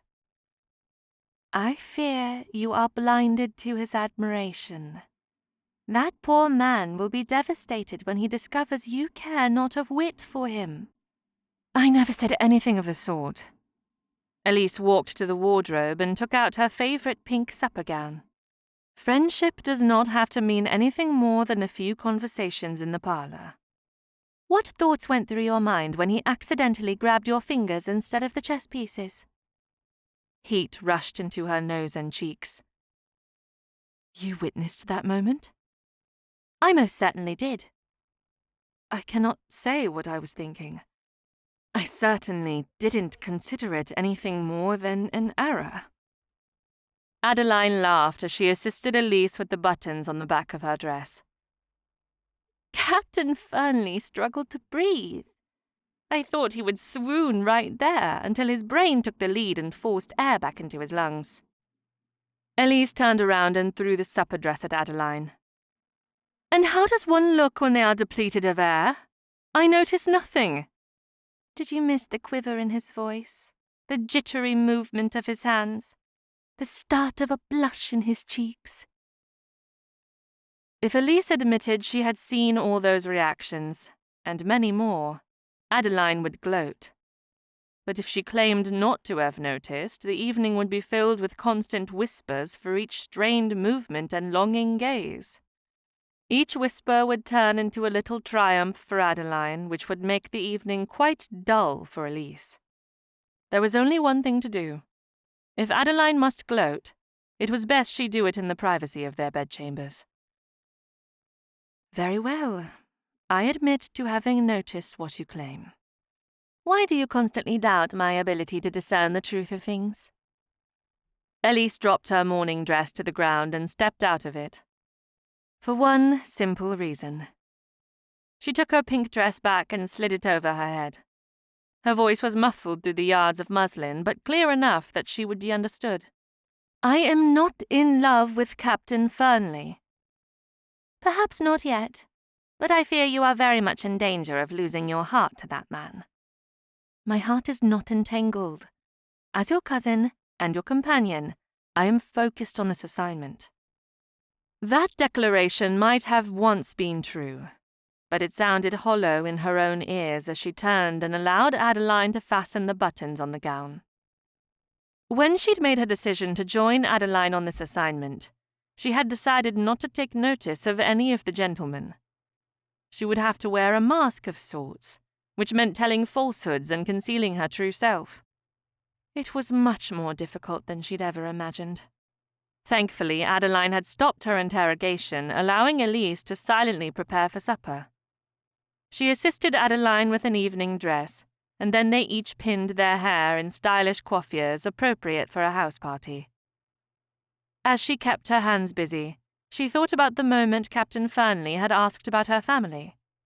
She wished she had regaled him with stories of her youth. She had 3 elder brothers who endlessly teased her, but she didn't mind the banter. It had given her a playful side. She had learned to ride a horse astride, while most women only ever rode side-saddle. She'd spent many a summer catching frogs and other creatures and hiding them in her brothers' beds.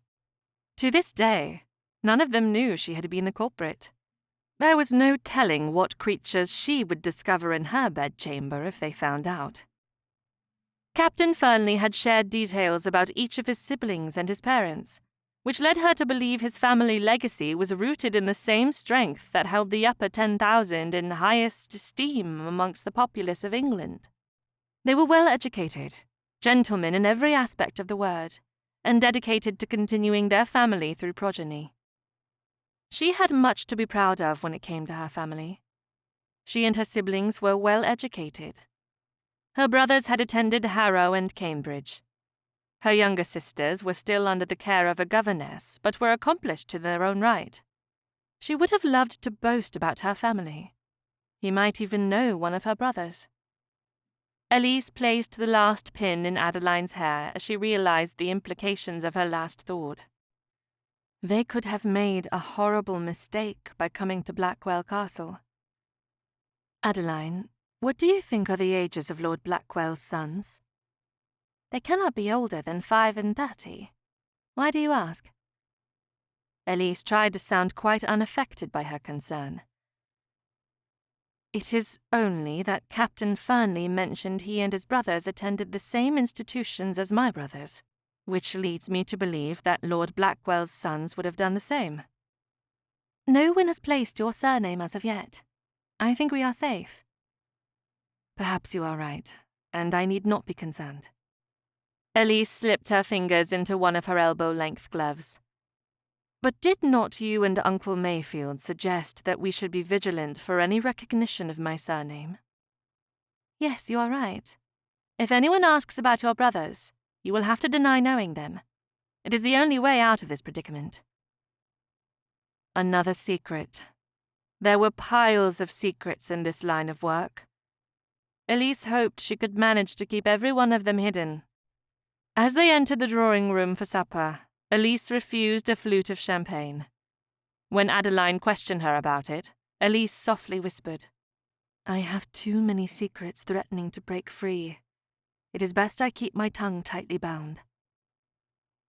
She loved the bubbly sensation of champagne as it hit her nose, but too much of a good thing would cause quite a stir in the house. One glass was all she could handle before every secret she held might be blurted out to the entire party. Chapter 11. Elise stood in the same alcove as on the 3 previous nights while Bernard checked the library. When he returned, she already knew what he would say. The frowns on her companions' faces told her they expected to hear it was Captain Fernley in the library once more. With a sigh, Bernard looked to Elise. What is he seeking? When she and Captain Fernley had been playing chess, he had mentioned his insomnia. When he'd claimed it was a family curse, she hadn't been certain if he'd been jesting or serious.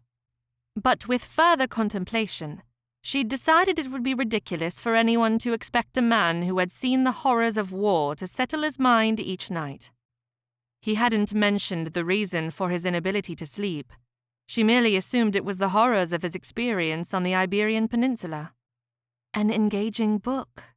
He suffers from insomnia.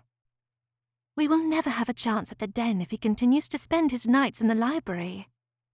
Adeline rubbed the sides of her head as though she were warding off a headache. Perhaps he will settle upon a book this night. Elise tried to sound hopeful, but they had a limited number of days at the castle, and each night they lost added unnecessary tension. No, we will search the den tonight. Bernard looked at Elise as he made his statement. Elise, I'm afraid your training must be seen to at another time. Your assignment for now will be to distract Captain Fernley. That will allow the 3 of us to take lead on our true assignment. Elise shook her head. No, Bernard. My uncle promised that if I joined Adeline on this assignment, I would receive my training. Adeline sighed. You are the only one who has the power to entice the captain out of the library. Have you considered the possibility that Captain Fernley feels more for me than I ever could for him? Elise wasn't certain how she felt about the man, but she was determined not to fall in love. A relationship built on falsehoods would never survive. They would both spend the rest of their lives wondering if their partner was being truthful. I agree with Bernard, George said. He put his hands on her shoulders and pulled her around to look at him. This is the role we need you to assume in our assignment. This is your first lesson on the art of deception. Use Captain Fernley's preference for you against him. You are to convince him that your intentions are to find a husband. Deception when focused on uncovering a plot or discovering secrets that could destroy the monarchy is acceptable. Deceiving a man who admires me, that is a role I do not wish to accept. Elise couldn't live with the knowledge of hurting anyone when love was in the mix. It was far crueler than telling a falsehood about her family. Adeline turned her face away, avoiding the poignant glare Elise was sending in her direction. This would be the perfect time for an intervention, yet Adeline must have known there was no other way. When she spoke, she attempted to sound impartial, but it was obvious she agreed with Elise. I should not think it necessary to spend too much time with him, just this one evening. Tell him you could not sleep, and a book might do the trick, Adeline said. She must distract him, not search for a book, George argued. We will be in the room directly next to the library. There must be no opportunity for anyone to overhear our search. George is right. Bernard gave her a gentle push toward the room. He is your new assignment. Keep him out of our way so we can find Louisa. You are ordering me to deceive the captain? Bernard pulled her back around so she could see the intensity of his words. I am ordering you to bewitch Captain Fernley so completely that he cannot remember if it is Sunday or Wednesday. A man in love will lose all sense of time and purpose. He will focus solely on the object of his affection, and I want that to be you. Straightening her shoulders, Elise reluctantly agreed to the task. Flirting with a man as handsome as Captain Fernley would be a delight. Falling in love with him would mean her ruin. The order was to make him the fool in love, but when such emotions were employed, she wasn't certain she could withstand the consequences, good or bad. With her candle in hand, she stepped to the library door and walked through with a confidence that belied her fears. Captain, I did not expect anyone would be awake at this hour. Forgive me for interrupting your solitude. Captain Fernley's head quickly turned toward her, his lips moving with a whispered curse she couldn't fully hear. Upon recognition, his features softened from the pinched glare of seconds before when she'd startled him. He slowly placed the book in his hand back onto the shelf in its specified spot as he visibly calmed his nerves. There is no need for an apology. Might I assist you with finding a book? No. Elise walked toward him, taking a stance a bit closer than acceptable by society. The library has far too many books to settle on one so quickly. I would like to consider my options. Do you have an inkling of what you would like to read? Fiction, poetry, theology? Not at all. Elise ran her finger along the spines of the books directly in front of her, as though she were truly searching for a diverting book. Tipping her head to the side, she pursed her lips as she studied the titles. Is there something amiss? He quirked an eyebrow at her. Elise turned toward him after reading the title and author of the book he'd been holding when she'd approached. Your reading choice is quite scandalous. Lord Byron's poetry. She made a tisking noise to chide him further.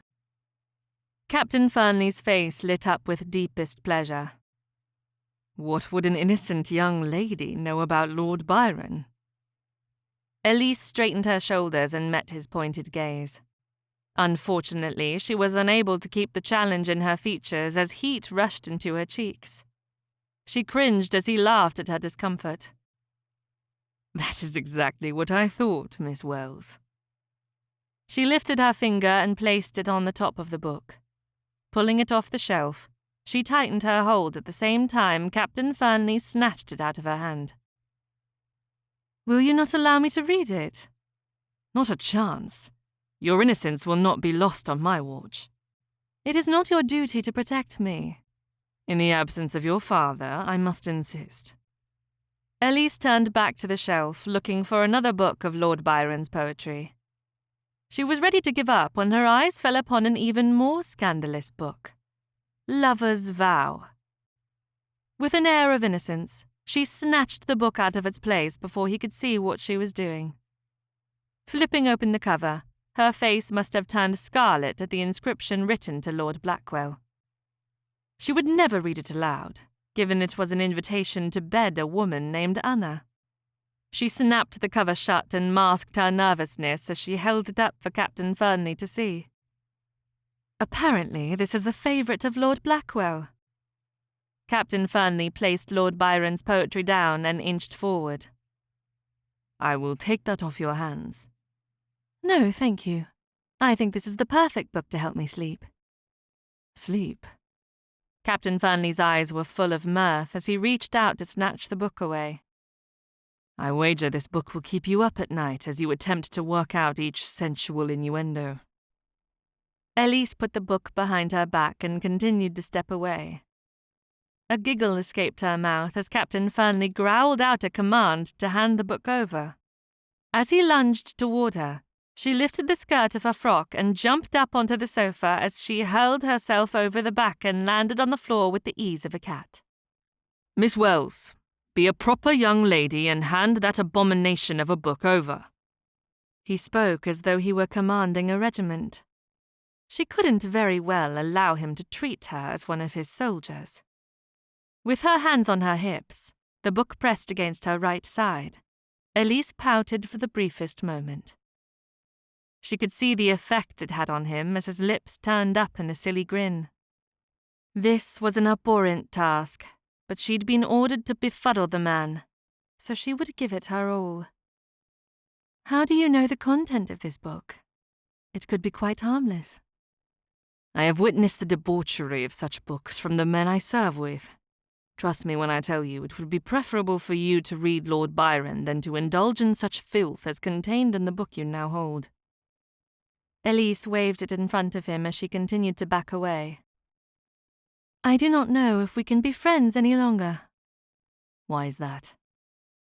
A shriek escaped her throat as he reached forward as quickly as a lion to grab the book. But she was a second faster, which allowed her to get away with the item in hand. A man who does not trust a woman to know her own mind in literature cannot respect her in other aspects. "Nonsense." Captain Fernley snuck up on her and nearly yanked the book out of her hand, but Elise dropped to her knees and crawled under a table. As she found her footing once more, Elise stood at least 2 arm lengths out of his grasp. She laughed uncontrollably as he rubbed the base of his neck. His mouth was open, but no words escaped. Was this the look a man had on his face when he was befuddled? She held out the book, both hands clutching the sides, watching as he planned his next attack. Her sides hurt from laughing, but she was not ready to give the book to him without a price. "I will hand this book over, but only if you agree to tell me your most embarrassing secret." His eyes narrowed, lips twitching as he inched toward her. "You may ask, but I will never tell." "Then you must agree to perform in a poetry reading tomorrow afternoon." It was a gamble, but she was certain he was not the sort of man to recite poetry in front of large crowds. "I was unaware of a reading tomorrow. Has Lady Blackwell altered the schedule? I thought we were set to attend services in the village and then a picnic afterward." "There is a picnic after services. Lady Blackwell plans for an impromptu reading while we eat." "Perhaps we could come to an arrangement. I will read poetry to you, here in this library, tonight." No. Elise pursed her lips as though she were considering options for further negotiations when he lunged forward. Fortunately for her, she was rather quick on her toes. She ran toward the door, expecting him to corner her and remove the book from her possession. In her imaginings, she hoped he would find himself lost in her eyes and attempt to steal a kiss, but she would not allow him to do so. As Captain Fernley chased her toward the door that led out into the hall, she was brought to a stunned halt as the door stood open with Lord Blackwell blocking the exit. "What the deuce is happening in here?" Lord Blackwell's voice rang out as Elise attempted to think up an excuse that would not result in further scandal. She had behaved recklessly. Before she could find the right words, Captain Fernley stepped forward and took the brunt of Lord Blackwell's displeasure. His jaw was tight and his posture stiff. Captain Fernley spoke as though he were standing before a commanding officer. "Please accept my sincerest apologies. I am to blame for the spectacle you have witnessed this night." Lord Blackwell grumbled, an unamused frown on his face. "Captain, I trust you will keep Miss Wells's innocence in mind." "Indelibly, my lord." Lord Blackwell turned toward her with a fatherly expression. As his eyes fell upon the book in her hand, he coughed to cover a laugh. "Miss Wells, perhaps a different book might better help you sleep." Elise instantly pushed the book against Captain Fernley. The thump against his muscular chest and the graze of her fingers upon his hand as he took hold of the book sent a warmth up her arms and into her cheeks. "I will count sheep, my lord." "Very good." Lord Blackwell stepped aside so Elise could walk past him. She was at the base of the stairs when she heard Lord Blackwell deliver a stinging rebuke regarding the distance to Gretna Green. As his voice increased in volume, doors on the second floor opened one by one. Instead of standing as a guilty participant, Elise slipped into the nearest room to hide until the corridors were empty so she could find her way back up the stairs to her bedchamber. When she was finally back in the safety of her room, Elise stood with her back against the door as she considered her actions. Lord Blackwell had been correct in his remarks to Captain Fernley. If the rest of the guests knew she had been the one who had caused such a ruckus in the library, her reputation would be ruined. Flirting didn't need to be disastrous. Perhaps she could be more demure in this attempt to win his heart. Chapter 12. The breakfast room was filled with chatter as Cornelius entered. He'd never seen such excitement amongst a group of people headed to church services. He dished a hearty portion of food on a plate and purposefully took a seat between Mr. Quintin and Miss Ruddle. It was safer to stay away from Miss Wells after the scandal they'd perpetrated in the library. As he settled in to break his fast, Cornelius eavesdropped on each separate conversation. He'd trained his mind to focus during situations like this so he could gather secrets. To his left, Lord Blackwell and Lord Nell were speaking in low tones. Turning a deaf ear to everyone else in the room, he picked out the inflections within their voices. It took a moment to block the other men out, but when he realized his success, he masked his features to ensure no one would be able to realize what he was about. Lord Nell sneered as he accentuated his lazy drawl.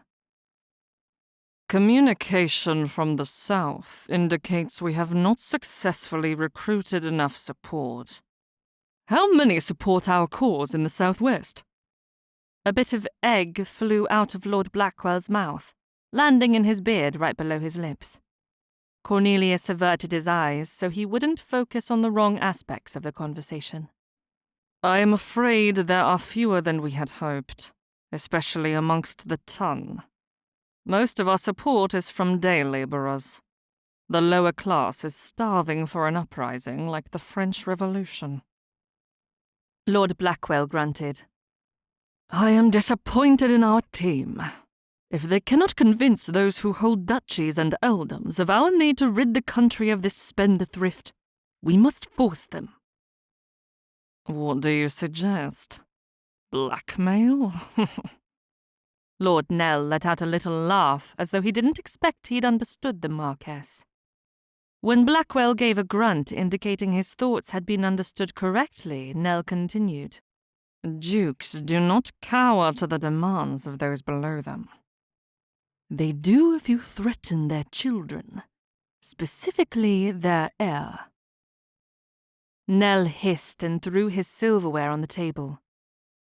Devil take it, Blackwell. We are not fighting amongst ourselves. Creating enemies at this juncture is not wise. We all must suffer for the cause.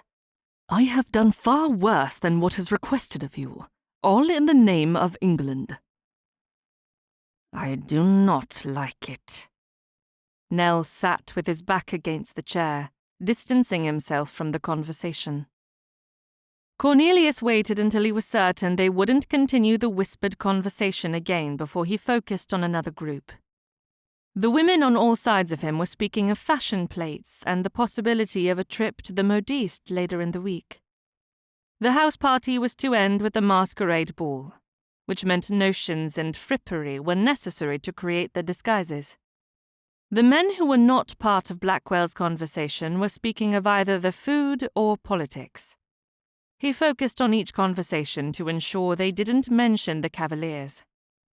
When he was satisfied he had gleaned everything he could, he focused on his eggs and toast. When the carriages were loaded, Cornelius found himself ensconced in a plush velvet seat across from Miss Wells, Miss Mayfield, and Duchess Thornwell. Duke Thornwell sat next to him. With a heated brick under their seats and heavy blankets, they were more than comfortable for the ride to town. Duchess Thornwell was a thin lady, a mother of 3 spoiled children, all of whom were present at the house party. Her features were pointed. Wrinkles spread out from the sides of her eyes and mouth. Captain. Duchess Thornwell's narrowed gaze likely put most men at unease, but it did not cow Cornelius. He'd stood before generals, kings, and princes. It took much more than a prying duchess to make him nervous. You hail from this area, do you not? You are well acquainted with my family, Your Grace. Duke and Duchess Thornwell had been part of the group his parents had associated with before his father's untimely death. The Duchess had visited Primrose Hall on many occasions, the last being his father's burial. The Duchess raised her eyebrows into her hairline and then burst into laughter. I suppose you will want to speak about such information when you are wooing a woman. If you reveal too much at this moment, you cannot use it as a conversation piece during a stroll down the lane. Cornelius dipped his head as though he agreed with the ridiculous comment. As he lifted his eyes, he saw both Miss Wells and Miss Mayfield were smarting in his direction. He couldn't allow them to believe he was a flirt. His admiration, which grew in intensity each day, was focused on one woman alone. Misleading Miss Wells to believe he sought the affections of any other woman would be a disservice to her and to his own heart. If he had been in a sharing mood, he would have confided in his fellow travellers that he was nervous about this visit to town. It had been too long since he'd last seen his family, and they were bound to be in attendance for services that morning. His brother Gilbert was the vicar, and unless he was terribly ill, he would be the one delivering the sermon. Last he'd heard from his mother, Gigi, his brothers were all at Primrose Hall for the winter. Everyone except Phineas and his wife Adelia, who were in Greece. The Duchess continued speaking. Do you have a particular lady in mind for this stroll? The Duchess's question sounded much like something his mother would have asked. I am afraid not, Your Grace, although I eagerly await the suggestion you no doubt wish to make. Duchess Thornwell brightened as she leaned forward and teasingly slapped the side of his leg. You have had this exchange before, have you not, Captain? I have witnessed this sort of conversation quite often. Never have I been on the receiving end. Do not mistake me, dear boy. I have no desire to match you with one of my daughters. You are already acquainted with them and know they are selfish creatures. With your position as sixth son, they would ruin you financially before the first year was out. Cornelius couldn't stop the laugh that escaped. He noticed Miss Wells and her cousin were covering their reactions with delicate hands over their mouths. The Duke had somehow fallen asleep during the exchange, and instead of a laugh, he let out a haggard snore. Then you do not have a suggestion? Cornelius knew the Duchess was waiting for the opportune moment to share her perfect match for him as she hungrily chewed on her bottom lip. You will discover the young lady soon enough. She is right under your nose, Captain, although I urge you not to delay. This party is only for a fortnight. Very well said, Your Grace. Cornelius settled back in his seat, expecting the rest of the journey into town to be uneventful, when he noticed Duchess Thornwell winking at him as she slightly tipped her head toward Miss Wells. The woman was as subtle as a fop with peacock feathers poking out of his hat. With a bashful smile on his face, Cornelia returned her silent but very loud gesture with one of his own. He was thankful Miss Wells and Miss Mayfield were too focused on fashion plates to notice the continued hints from Duchess Thornwell. Miss Wells, what do you think of the Captain's chances at finding a match during this house party? Duchess Thornwell obviously couldn't help herself. She had to be the one to encourage the pair. The only reason to do so would be for bragging rights. If she was the one to help a couple find companionship, she would certainly find prestige amongst the ton as a matchmaker. I cannot say, Your Grace. Miss Wells was saved further interrogation as the carriage came to a stop. Her visible relief as she rested her head against the back of the cushioned seat put a smile on Cornelius's face. They hadn't spoken about their behavior in the library just yet, but he would need to ensure her reputation didn't suffer due to his lack of decorum. He'd hoped to pull her aside that morning before leaving the castle, but there hadn't been time. Alighting from the phaeton, Cornelius took note that the carriages from Blackwell Castle lined the street in front of the church, blocking the way for anyone else to pull forward and allow their passengers to exit. Cornelius assisted Duchess Thornwell, Miss Mayfield, and then Miss Wells out of the carriage. As Miss Wells accepted his hand, a warmth spread up his arm, making him temporarily forget the layer of frost covering the ground. Thank you, Captain. Miss Wells pulled her hand out of his, allowing the cold to set in once more. She seemed wholly unaffected by his touch. As he rubbed his hands together, he made a quick decision to distance himself from Miss Wells, more for her reputation than for any other reason. As of yet, no one other than Lord Blackwell knew who the woman had been in the library the previous night. Certainly, people had drawn their own conclusions, like Duchess Thornwell, but nothing was known, and Cornelius planned to keep it that way. To aid in this plan, he followed at the back of the group until he reached the kissing gate that led into the cemetery. This section of the village was well known to him as his ancestral home, Primrose Hall. If he walked through that gate, he knew the exact number of steps it would take to arrive at his father's resting place. But before he ventured off the beaten path, he wanted to find his family. A quick glance at those standing in front of the church revealed his brothers, Archibald, Oliver, and Fletcher. A short distance from them stood Briar and Audrey in a group of women. He didn't know which lady in the group was Archie's wife, Rosalind, but he would receive an introduction soon enough.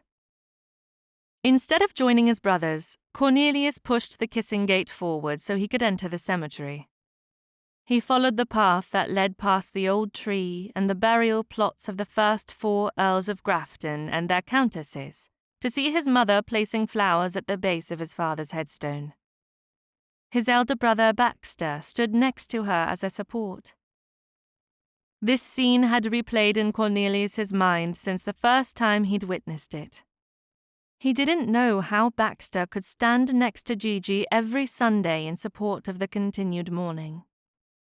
Perhaps, he wondered, this ritual had progressed to devotion. Somehow it didn't seem right for the living to spend the remainder of their lives missing those who had passed. The dedication his mother still had to her late husband was a testament to a boundless love that defied the constraints of time and even death itself. Instead of inspiring Cornelius to take a wife, it made him more determined than ever to stay a bachelor. With his profession, he was bound to leave a widow and children behind, and he couldn't live with the thought of a woman who somehow in his mind's eye looked very much like Miss Wells, kneeling next to his grave. As he stepped forward, his boot connected with a rock, causing a rustle of sound that pulled Gigi's and Baxter's attention toward him. "Cornelius?" Gigi's whisper barely reached him before he closed the distance and swept her into an embrace. "How long are you staying?" Releasing his mother, he kept his hands on her shoulders, wanting to keep her nearby. "I'm at Blackwell Castle for a house party, and then I will find my way home to Primrose Hall for the rest of the winter."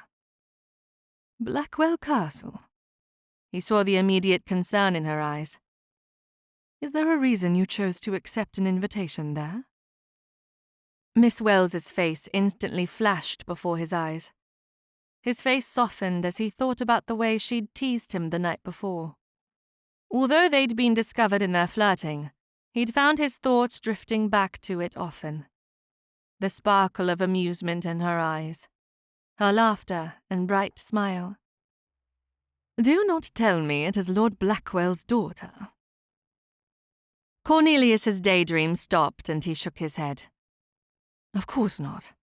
Why would you ask such a question?" "Your thoughts were somewhere other than on this conversation. There is a sense of peace in the way you are standing, and a bit of a smile in your eyes." Gigi pursed her lips as she waited for him to respond. His mother was far too perceptive. "I am back in England, Gigi. That alone has afforded a sense of peace," Cornelius grumbled, trying to rid his features of whatever his mother had noticed. "Must I inform you that eyes do not smile?" "You may deny it, but I can see through you." He needed an excuse for being at Blackwell's that didn't compromise his assignment. Therefore, he had to tell a falsehood. He'd misrepresented himself numerous times since joining the Foreign Office, and had never thought twice about it, but he didn't enjoy misleading his mother. Before he could give her a plausible excuse, she brightened and patted his face. "You are in love. Whoever she is, I do hope to meet her soon." Cornelius took a step backward. "Certainly not, Gigi." "I can see it in your eyes, Cornelius. There is a sense of befuddlement. Your father looked much the same when he offered for my hand." "You are mistaken. I have been at the party less than a week. Certainly that is not enough time to have formed an attachment." Cornelius looked to Baxter, hoping for assistance. Instead, he found his brother was in support of their mother. He turned back to Gigi. "Lower your expectations. I refuse to leave a widow and children to mourn at my grave." Gigi looked back at the resting spot where she'd laid her tribute to her husband's memory. "I would willingly bear the weight of daily mourning for the entirety of my existence, rather than forfeit the precious years I shared with your father. One day I pray you will understand." Cornelius hoped he would never know this sort of pain. Holding out his arm, he chose not to respond. Causing pain to those he loved would never be acceptable.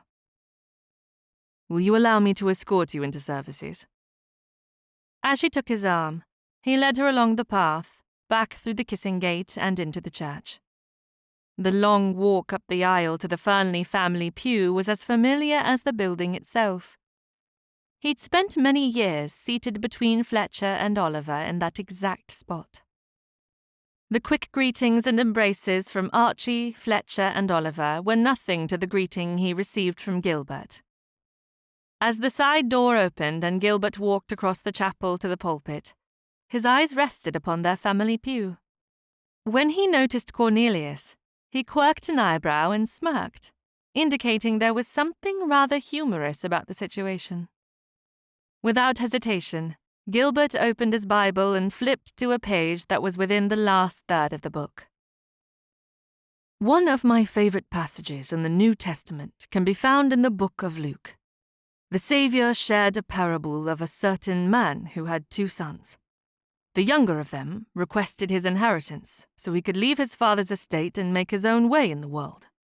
As we know all too well, this young prodigal made poor choices that led to his eventual need to retrench. Although the poor lad did not realize this until it was too late to recover. Caught up in riotous living, the prodigal son soon lost everything he'd received from his father. The irony was not lost on Cornelius. Although his life was nothing like the prodigal son's, the correlation of his absence from his family and that of the prodigal son was as entertaining to him as it must have been to Gilbert. The only question he had at the moment was whether this sermon was one Gilbert had planned for the day, or if his vicarly brother had changed course upon seeing him in the congregation. Chapter 13. The sermon was more than interesting. The vicar had a way with words that pierced into Elise's soul.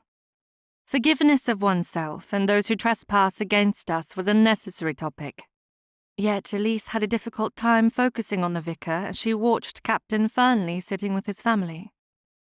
Although they all had similar features, it was easy to see unique qualities in each man, and she briefly wondered if the information the captain had shared about his brothers could help her identify each one by name. From her vantage point, she discerned that all the Fernley gentlemen possessed an equal stature and physical constitution, with the sole distinction in the captain. The snug fit of his frock coat hinted at a notably more robust musculature that made her blush to even consider. Heat rose into her cheeks as she remembered her fingers brushing against his chest as she'd pushed the copy of Lover's Vow at him the previous night. Of what are you thinking? Adeline's whisper pulled her eyes away from the Fernley pew. Elise focused on her kid gloves as she made her excuses. The Duchess was correct about Captain Fernley. He is with his family. Do you not think it odd that he chose not to mention they would likely be in attendance? I doubt that was even a fraction of the thoughts coursing through your mind. You were blushing. Elise covered her cheeks. She hadn't blushed so often since her debut ball at Avondale. My musings are of a private nature. Not so private, my dear. You should take a moment to gather your wits before we must exit the church and speak with the vicar. The vicar? Why should I worry about him? Elise looked up to the pulpit to find his features were those of the captain's. I must have forgotten about the vicar. He did tell me about each of them. I believe this one is named Gilbert, and his wife is Eliza. Yes, you are correct. Elise slowly turned her head toward Adeline. How long were you eavesdropping on our conversation yesterday? Long enough to hear about his family. Perhaps a few other things of little importance. It seems there is only one of his brothers missing. Phineas, I believe. Why does it matter? Elise shrugged her shoulders. No reason. I simply prefer to do thorough research when I am given an assignment. Interesting research. Adeline's sarcastic comment was not lost on Elise, but she did choose to ignore the snide remark. You could do far better than the captain. Why should you dislike him? He has done nothing to injure you. I do not like anyone. Adeline laughed as she noticed the disappointment on Elise's face. The laugh was a little louder than a whisper, and it pulled the attention of everyone around them and caused a few pointed glares from people who had been focused on the vicar. With the censure from those around them, Elise bit her lips together and settled in for the duration of the sermon. She was astonished to find a vicar sharing a heartening sermon regarding forgiveness. It was a contrast to her vicar in Cornwall. Mr. Ainsley would have pounded his fist on the pulpit while making a correlation between sin and the fires of hell. The sermon, including songs and prayer, lasted no more than a half-hour, which was perfect for any Sabbath day worship. As she filed out of the church behind the other parishioners, Elise waited her turn to greet the vicar. She noticed Captain Fernley and his family. The captain was relaxed in the same way he had been with her when they were playing chess. No matter how their flirtation ended, she would always remember the handsome captain and his dashing smile. He was quite intriguing and an absolute distraction. As she neared the front of the line, Duchess Thornwell stepped up on her left side. "I see your attention has not swayed from a certain gentleman. Why do you not ask for an introduction to his family?" "I am barely acquainted with Captain Fernley and have no reason to request an introduction." "Come now, Miss Wells. I know you spent the whole of our rainy day playing chess with the same man who you now cannot keep out of your mind's eye." Elise ignored the comment and took another step forward. When it was her turn, she dipped a curtsy to the vicar. "Thank you for the sermon. It was compelling." "You are most welcome. May I assume you are one of Lord Blackwell's guests?" "I am, sir." Before she could introduce herself, Duchess Thornwell took the lead. Elise had to wonder if the Duchess was this deeply involved with the lives of every member of the house party. She certainly hadn't taken an interest in Adeline, which was for the best. "Miss Wells has become one of Captain Fernley's favourites at the house party." Duchess Thornwell took hold of Elise's arm.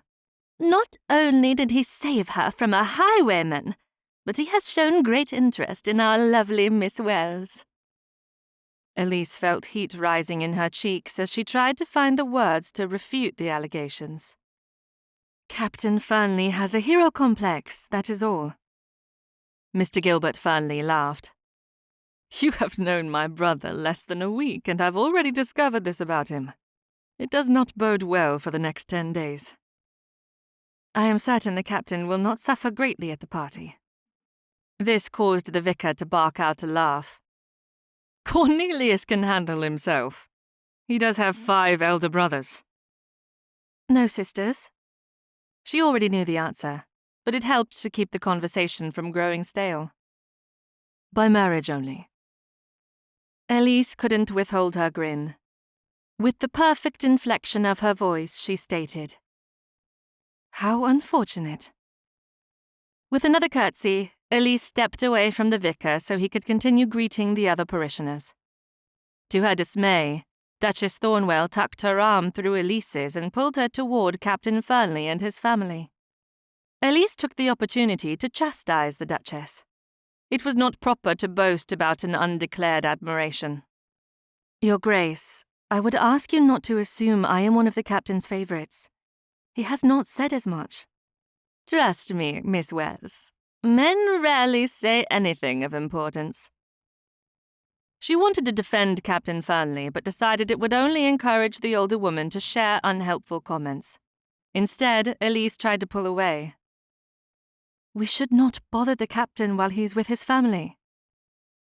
The Duchess ignored her and kept a tight hold upon her arm.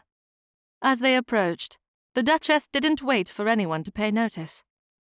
"Georgiana, it has been an age since we last met." The elderly woman holding tightly to Captain Fernley's arm barely bent her knees as she greeted the Duchess. "Mary, how lovely to see you. I trust Thornwell and your children are well."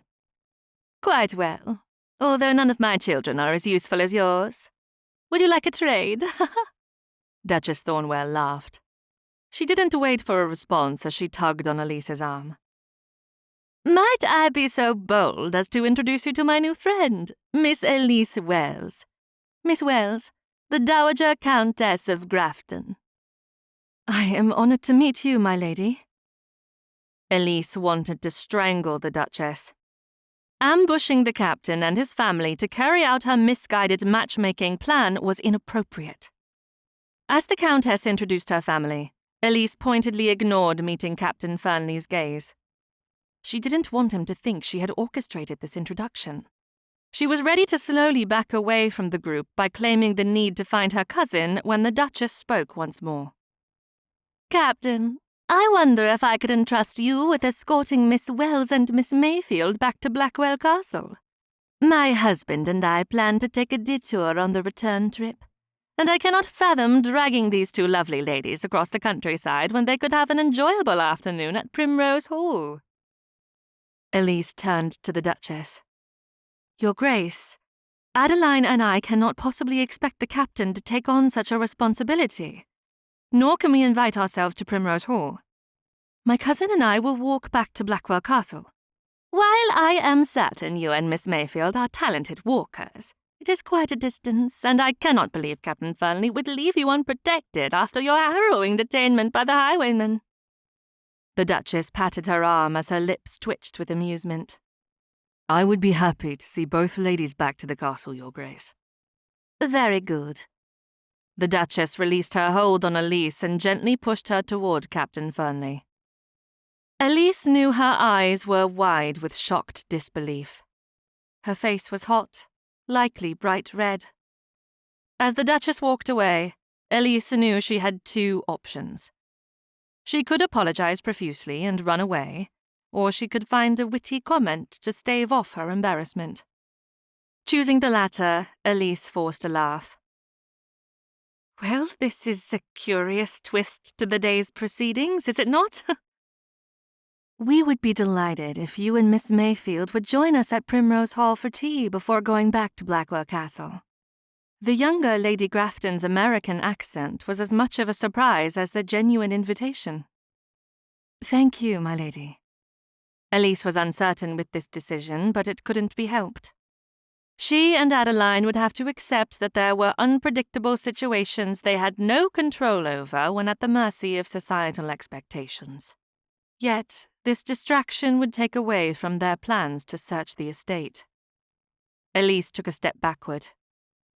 I think I will seek out Adeline and let her know of the invitation. Not to worry, Miss Wells. Duchess Thornwell put her hands on Elise's shoulders and embraced her in an awkward fashion, which caused the heat in her cheeks to increase. You stay here with our dear Captain Fernley while I inform Miss Mayfield. With her discomfort displayed for everyone to see, Elise was certain she would never recover. Before that moment, she would have claimed that any situation might be easily navigated with witty comments. But there was nothing to laugh about, as the Duchess had thoroughly embarrassed both her and Captain Fernley. At a loss for words, Elise expected the uncomfortable silence to stretch throughout the day. And yet, as soon as the Duchess went off to search out Adeline, the Fernley women and men accepted her as though she'd always been part of their close-knit family. Primrose Hall was elegant in a way that Blackwell Castle could never match. The natural light flooding through the large windows brightened the space more than the fire dancing in the grate. The elegant furnishings were updated and fashionable, yet wholly comfortable. It was obvious within moments of sitting in the parlour that Primrose Hall was a home where people enjoyed spending time together. The experience was similar to when her family was together at Avondale. Elise sat on the sofa next to Adeline, holding a cup of tea as she was peppered with questions about her family and where she'd been raised. She had to carefully navigate each question to keep from sharing information that would reveal her position in society. Wells, that surname is familiar to me. Mr. Gilbert Fernley quirked an eyebrow at her. Lord Matthew Wells was in my year at Harrow. Are you related to Duke Avondale and his family? She hated telling falsehoods, but there was no option. She couldn't very well claim to be Lady Elise Wells at this juncture. Instead of outright denying a familial tie to her brother, she shook her head and made a sound that came off as non-committal. To avoid giving a direct answer, Elise lifted her cup of tea and took a drink. Gilbert continued speaking. I did not know him well, but from what I gathered, he is a good man, a strong family. Lord Grafton joined Gilbert in the conversation. Lord Rivers is his elder brother, a good man. I enjoy speaking with him on occasion at White's. He has bested me more than once in a fencing match. The conversation was dangerous. One slip and Elise could reveal her identity as Duke Avondale's daughter. They needed a change in topic. Knowing her cousin well, Elise pinched her elbow. Adeline accepted the challenge. Lady Grafton, you should convince his lordship to attend the closing ball at Blackwell Castle. It is to be a masquerade. With an inward release of her worries, Elise chose not to join into the discussion of the upcoming ball, but instead she focused on her tea until she could no longer avoid Captain Fernley. He sat in an armchair to her left holding his nephew, Arthur, Viscount Primrose, on his lap. The little one held a stuffed elephant, which he kept handing to his uncle. In response, Captain Fernley made the elephant dance around on Arthur's legs, bringing out the most delicious giggles from his nephew. Miss Wells, do you play an instrument? Elise turned to see the person who had posed the question. Mr. Oliver Fernley sat on the sofa next to his mother. She nodded her head, but instantly regretted revealing her talent. Was this one of her qualities she was allowed to speak of in mixed company? Or was it one she had been told to keep silent? The rules of concealment were blending in her mind. In for a penny. The pianoforte, although I am not very talented. Nonsense, Adeline said as she grabbed hold of Elise's hand. She sings as well and is a favourite amongst our friends. I fear Duchess Thornwell's poor example of this morning has found its way to Adeline. She has grossly misrepresented my accomplishments. Elise gave a pointed side glare that brought out laughter from everyone in the room. Oliver didn't allow the conversation to change, as she'd hoped it would happen, once they'd noticed her discomfort. He looked to Cornelius with a mischievous grin. If we can convince the good captain to play and sing for us, then will you, Miss Wells, be daring enough to follow his lead? Captain Fernley kept his focus on little Arthur as he responded to the challenge. Miss Wells does not have to perform. She is a guest, and we would not want to send her back to Blackwell Castle with tales of our poor manners. Then you agree to sing and play? Oliver asked. I'm afraid we must be getting back to Blackwell Castle. We would not want to miss any of the activities. Captain Fernley stood and passed his nephew over to Lady Grafton. Lord Grafton placed a hand on the captain's shoulder. Not until I have a moment to speak with you. I will not hold you hostage long. Captain Fernley looked to his younger brother. Oliver, since you are so keen on having an impromptu musicale, you must favour Miss Wells and Miss Mayfair with a performance. With a refreshed cup of hot tea in hand, Elise rested against the back of the sofa as Oliver Fernley stepped up to the pianoforte. She wasn't surprised to find he was a master at the instrument. The captain had told her as much when he'd mentioned his brothers. If she remembered correctly, he had said that Oliver tutored students in London during the fashionable season. With each piece he played, Elise was convinced evenings such as the lovely one she'd had at Primrose Hall should always end with a performance of some sort. Chapter 14. Cornelius accepted the glass of brandy Baxter offered. He hadn't been surprised when his eldest brother had pulled him aside for a private conversation, but he did want to rejoin the others before they harassed Miss Wells and created a situation from which he'd be unable to back away. It was obvious to everyone, even himself, that he admired Miss Wells, but that didn't mean he would offer marriage. Blackwell Castle. Baxter's tone was laced with too many questions for him to believe his brother was simply curious. An assignment I was unable to decline. Have a care, Cornelius. Blackwell is not what he appears. Cornelius slowly nodded. I am very aware. But what have you heard? Nothing of note. I have suspicions only. The last party we attended at the castle was rather bizarre. It was only enhanced by our father's death. Unfortunately, I was with my regiment during that party. Will you share more of what you mean by bizarre? Father and Blackwell had a disagreement the first night that was never resolved. The animosity between them was rather uncomfortable. Did they not argue often? I remember many a house party when Blackwell would goad Father into a shouting match. One year they had planned a duel.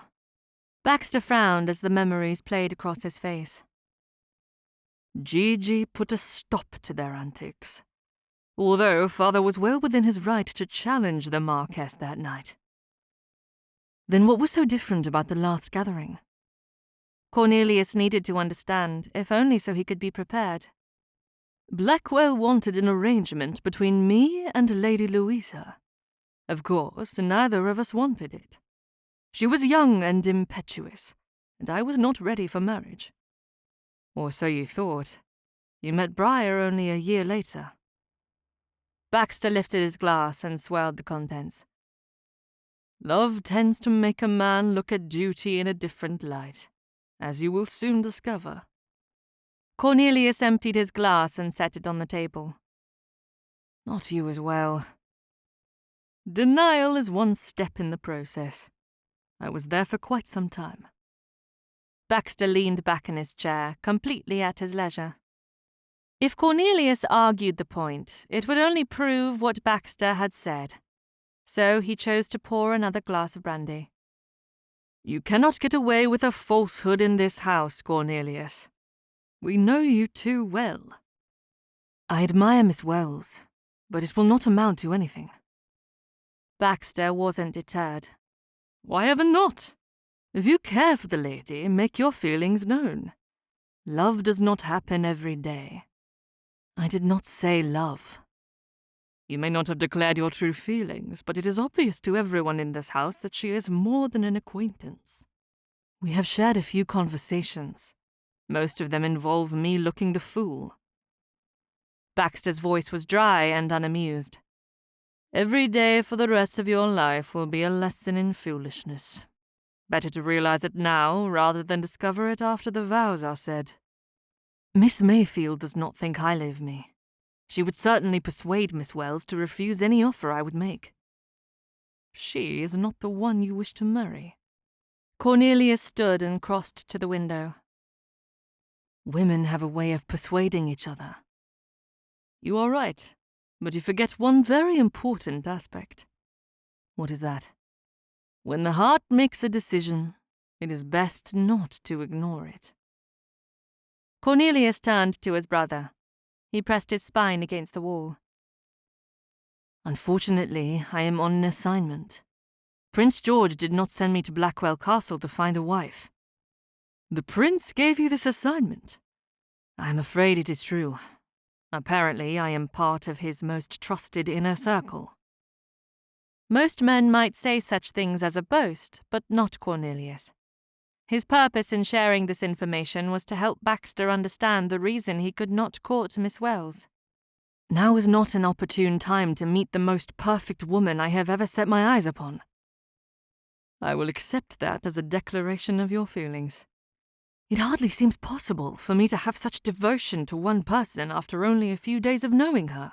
My judgment is impaired. I'm not thinking as I should.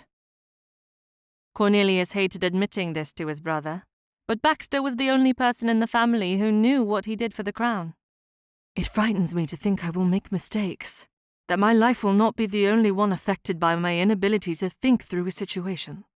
If I show too much admiration for Miss Wells, the Cavaliers could use her to force my hand. Baxter crossed the room and put his hands on Cornelius's shoulders. You must not think that way. Stay focused. When you confided in me that you were joining the Foreign Office, I requested only one thing from you. Do you remember what that was? That I not lose my way. Exactly. Miss Wells cannot be seen as a distraction. You must stay the course, and once the house party has ended and your duty to the assignment has been fulfilled, then you can lose your sensibilities and fall madly in love. Until that time, stay the course." "Thank you, Baxter. I needed someone in whom I could confide. My assignments often sequester me from everyone within the vicinity, and I find myself very much alone. You will always have a confidant at Primrose Hall." Cornelius wasn't one for tears or sentimental moments that lasted longer than necessary. He took hold of Baxter's arm and pulled him toward the door. "It is time we save Miss Wells from our family.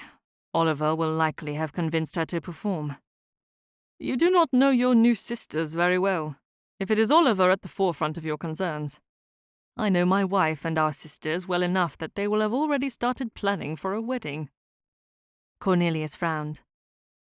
"Please tell me you are not in earnest." Baxter led the way back to the drawing room. As they entered, Cornelius sat in the only seat left available to him by his conniving family, upon the sofa next to Miss Wells. "Miss Wells, we cannot allow you to leave without experiencing a morsel of your talent," Briar said, a glint of mischief sparkling in her eyes. It seemed she had taken up Oliver's erstwhile torch. "Will you favor us with a song? If you do, we might convince Cornelius to sing as well." Cornelius narrowed his gaze toward their hostess. "We must take our leave. The ride back to Blackwell Castle will likely leave us late for supper." "We can spare another 10 minutes, Captain. I think a duet would be quite lovely. Do you not think so, Elise?" Miss Mayfield did little to help him out of the situation. He knew she didn't care for him, but encouraging this behavior from his family would only injure Miss Wells. It set an expectation of a connection he didn't want. The whole situation seemed cruel. "Miss Wells, you are not obligated to entertain anyone in this house. I will gladly sing and play if another song is necessary." "Thank you, Captain, but I do not mind." With the encouragement of everyone in the room, Miss Wells made her way to the pianoforte. When she had selected a piece of music, she looked at him expectantly. "Well, Captain, I trust you will not disappoint. Will you sing tenor or bass?" Standing to the side of the piano bench, Cornelius agreed to not only sing with Miss Wells, but he also turned the music pages when needed. Her voice was complementary to his. For this song, he sang as a bass and she an alto. But he had a vocal range that few people had ever heard. When he was in Austria, he would yodel as part of his persona as a true Austrian. The only time he ever yodeled in England was in the privacy of Primrose Hall. He didn't have to worry about his family asking for a demonstration. They well knew he would not yodel in front of anyone who was not part of the family. Or so he thought. As soon as the song ended and Miss Wells was walking back to the sofa, Oliver asked Cornelius to yodel before leaving Primrose Hall. There was little he could do to hide the request. It had rung out louder than the praise for Miss Wells' talent. Both Miss Wells and Miss Mayfield looked at him expectantly. Cornelius's jaw tightened as he tried to find something to say that wouldn't embarrass his brother, but could also relieve him of this predicament. "We must not indulge in too much of a good thing this evening. Perhaps another time." "I agree. We have kept Blackwell's guests here long enough." Baxter stood and crossed to the bell cord. "It will not take long to have a carriage brought around." Cornelius stood next to the carriage, waiting to assist both women as his mother and sisters said their farewells. He tried not to show his annoyance at their preferential treatment of Miss Wells. Miss Mayfield entered the coach first. As she took his hand, her fingers were rigid and cold. He was certain a hiss escaped her lips, but there was no reason to encourage her further by taking notice of it. When Miss Wells took his hand, the same warmth of earlier re-entered his chest. She met his eyes, and even though it was dark, he could see they were filled with mirth. Cornelius turned to his brothers. Archie walked forward to embrace him. With a smirk, he whispered so only Cornelius could hear. "When you are ready, Declare your feelings with the gallantry of a gentleman." "Noted." Cornelius's answer was filled with sarcasm. He'd expected teasing, but not of this sort. Gilbert placed a hand on Cornelius's shoulder. "Vulnerability is a strength, not a weakness." "You consider that advice?"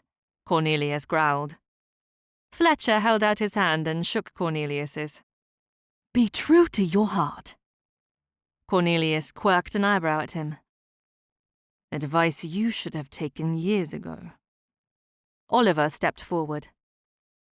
"I blundered when I asked about the yodeling. Miss Wells seemed a natural addition to our family." Patting his younger brother on the shoulder, Cornelius knew he would internalize the mistake if not relieved of the guilt. "Do not spend another moment thinking on it." His mother stepped forward, so Cornelius embraced her. "Return to us unscathed." "I will do my best, Gigi." She took his face in her hands. "You look more like your father than any of your brothers. I wish you were home more often." "You will have me all winter. Before long, you'll be asking for me to go back to my regiment." "Never." Gigi kissed his cheek and held him a little longer than necessary, but the reminder of her love lingered from the warmth of her embrace. Cornelius boarded the coach and sat across from the two women as Baxter passed a blanket to him. The heated bricks under each of their seats would keep the coach warm for the duration of the trip. Baxter nodded to both women. "Miss Wells, Miss Mayfield, it has been a pleasure to have you at Primrose Hall. You are both welcome at any time." "Your hospitality is unmatched, my lord," Miss Wells responded for both her and Miss Mayfield. "Cornelius." Baxter had a way of communicating his thoughts without saying anything. It was obvious to Cornelius that his brother was concerned about this assignment. The conversation in the den had not relieved either of their minds on the matter of Lord Blackwell. "Take care of Gigi." Baxter's jaw tightened as he gripped Cornelius's knee. Although he was responding to the charge to look after their mother, there was a palpable concern about his brother. "I will." Parting from Primrose Hall was never easy. He loved his family and wanted to be part of their lives, but duty to his king and country somehow always took precedence. Every time he left, Baxter was the last to say farewell, but this time was much different than the others. An eerie uneasiness settled upon his thoughts as he watched his family recede in the distance. For what reason, he didn't know. Chapter 15. "Do you know how to yodel?" Elise couldn't allow the last awkward moment at Primrose Hall to pass without teasing Captain Fernley a little. She and Adeline had spent the entire day answering every question his mother and sisters-in-law had asked, and now it was her turn to pepper him with similar questions. Captain Fernley chuckled. "It is an old joke between Oliver and me." No one considered it a jest. Instead, everyone was rather shocked. Elise didn't want to cause him distress, but a little discomfort would be nice. Unfortunately for her, the captain seemed completely calm. Elise hoped to convince Adeline to help her tease the captain, but when she looked at her cousin, she realized there would be no help. Adeline feigned sleep. "How does yodeling work with a voice as low as yours?" Her stomach fluttered as she thought about their little performance. She'd expected the captain to beg off and simply turn the pages, but instead she'd had the pleasure of his perfect pitch in her left ear. Captain Fernley shrugged his shoulders. "I am afraid I do not know." "My understanding of the technique is that the singer must go between low and high pitches to create a falsetto." Elise batted her eyes to make her words playful. After all, this was mere banter to capture his attention. "Was your music tutor from Austria?" His smile turned from amused to forced and tight as she attempted to drag a confession out of him. "My music tutor was none other than an Englishman who was quite strict." Then you must have learned to yodel while on the continent. Did you take a year to travel, as most men of your station?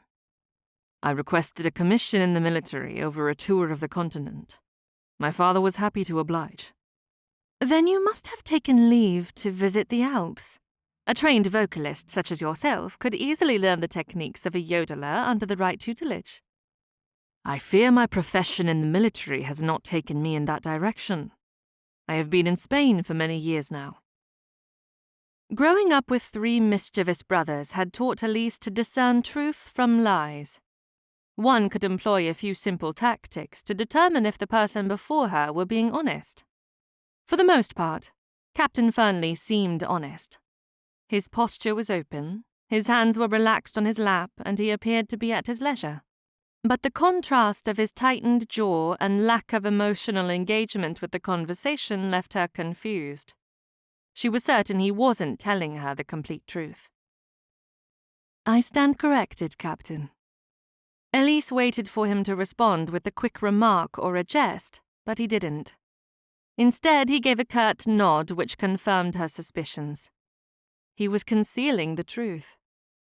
The question that lingered in her mind as the carriage took them back to Blackwell Castle was why he would not admit he could yodel. At first, she thought it a source of embarrassment, but upon further reflection she noticed that there hadn't been any fidgeting or squirming. He hadn't winced or pulled at his cravat as other men do in uncomfortable situations. She then wondered if he had a lack of confidence, but that also didn't seem right. He hadn't argued with his family when they had coaxed him into singing. He'd taken the suggestion in stride and performed rather eloquently alongside her. It was only when Mr. Oliver Fernley had suggested yodeling that he had seemed discomforted. She rested her chin on her hand, which was propped up on the carriage window. Although her view from the carriage was of the beautiful autumn countryside set against a lovely yellow and red sunset, Elise's mind was too focused on the complexity of Captain Fernley to enjoy the beauty surrounding her. When they arrived at Blackwell Castle, Elise took hold of Adeline's arm so she could share her concerns. Captain Fernley was hiding something. Adeline's lips twitched as she returned a whisper. Remember, Elise, you are deceiving him as well. Elise's nerves ruffled at the knowing smirk upon her cousin's face. That is not the issue. I have no choice but to keep my secrets. Perhaps he has a reason for keeping his. As she dressed for supper, Elise tugged roughly at her elbow-length gloves, though the motion could certainly not help her work out the frustration of Adeline's comments. She didn't look at her cousin as she straightened an already very snug and well-fit pair of gloves. When did you become his champion? Do not ever accuse me of championing that man. I find him far too gentlemanly for my taste. Adeline smirked as she swatted Elise's hands away from the top of the gloves. Besides, I have been your champion this entire time. You seem not to notice my efforts. Then why have you risen in his defense? I think the better question is, why does this little falsehood bother you so deeply? He is not hurting anyone by refusing to yodel. It may be that he is bashful over this talent and was forced to learn the technique as a child. There are many a mother within the ton who force accomplishments on their children with the hope that it will make a profitable match in the future. Elise knew too well the tendency parents had to push training onto their children. She was the issue of such parents, although in their defense, they had done so with the best of intentions. Then why does he not say as much? Simply make his excuses instead of the exact opposite. Perhaps one day when you have 5 children running around in a 1-bedroom home, you can ask the captain that exact question. For now, stop scowling. Remember, your assignment is to distract him by flirtation. You have a grim outlook for my future. Need I remind you that I have a substantial dowry? Adeline grinned. Very well. If you choose to marry the captain, you can live in a cottage and bear 10 male babies to carry on his legacy. They will share their mother's love for honesty, and each will have his father's striking jawline, dark brown hair, and handsome blue eyes." "A champion indeed," Elise muttered. "I wish you would stop teasing me." As the captain entered the drawing room that evening, Elise followed him with her eyes. She watched every interaction for signs of honesty and deception. The more she knew about his body language, the better she could discern his thoughts and feelings. He noticed her watchful eye more than once. Each time, he acknowledged her in a different way. The first time, he raised his eyebrows as though questioning if she wanted to speak with him. Flustered by his presence and the falsehoods, she didn't wish for further conversation beyond what they had shared in the carriage, so she turned away and pointed her nose in the air. The second time he noticed her watchful gaze, he smirked and held his glass in salutation. The man was quite maddening. She turned back to a conversation with Adeline to find her cousin was amused with the little flirtation, which only proved to make Elise more annoyed. As Elise joined a table for whist, she was able to keep her focus on the game, for the most part, but as her eyes strayed to the captain for the third time, he met her gaze with a longing that conveyed his apologies. He knew she suspected him of a falsehood. Adeline had been right when she'd said the captain had the disarming ability to see through people. For the rest of the evening, Elise kept her focus on the game. She had learned nothing of worth about the captain, yet she firmly believed he had discovered quite a lot about her. Chapter 16. Cornelius waited until the entire house was quiet before he left his bedchamber. The hallway had seen more movement that evening than any other since the start of the party. He knew parties such as this one were breeding grounds for ruined reputations. There was a general understanding amongst the attendees that certain women were out of bounds. He only hoped men like Lord Nell and the notorious rakes of the party kept to those rules.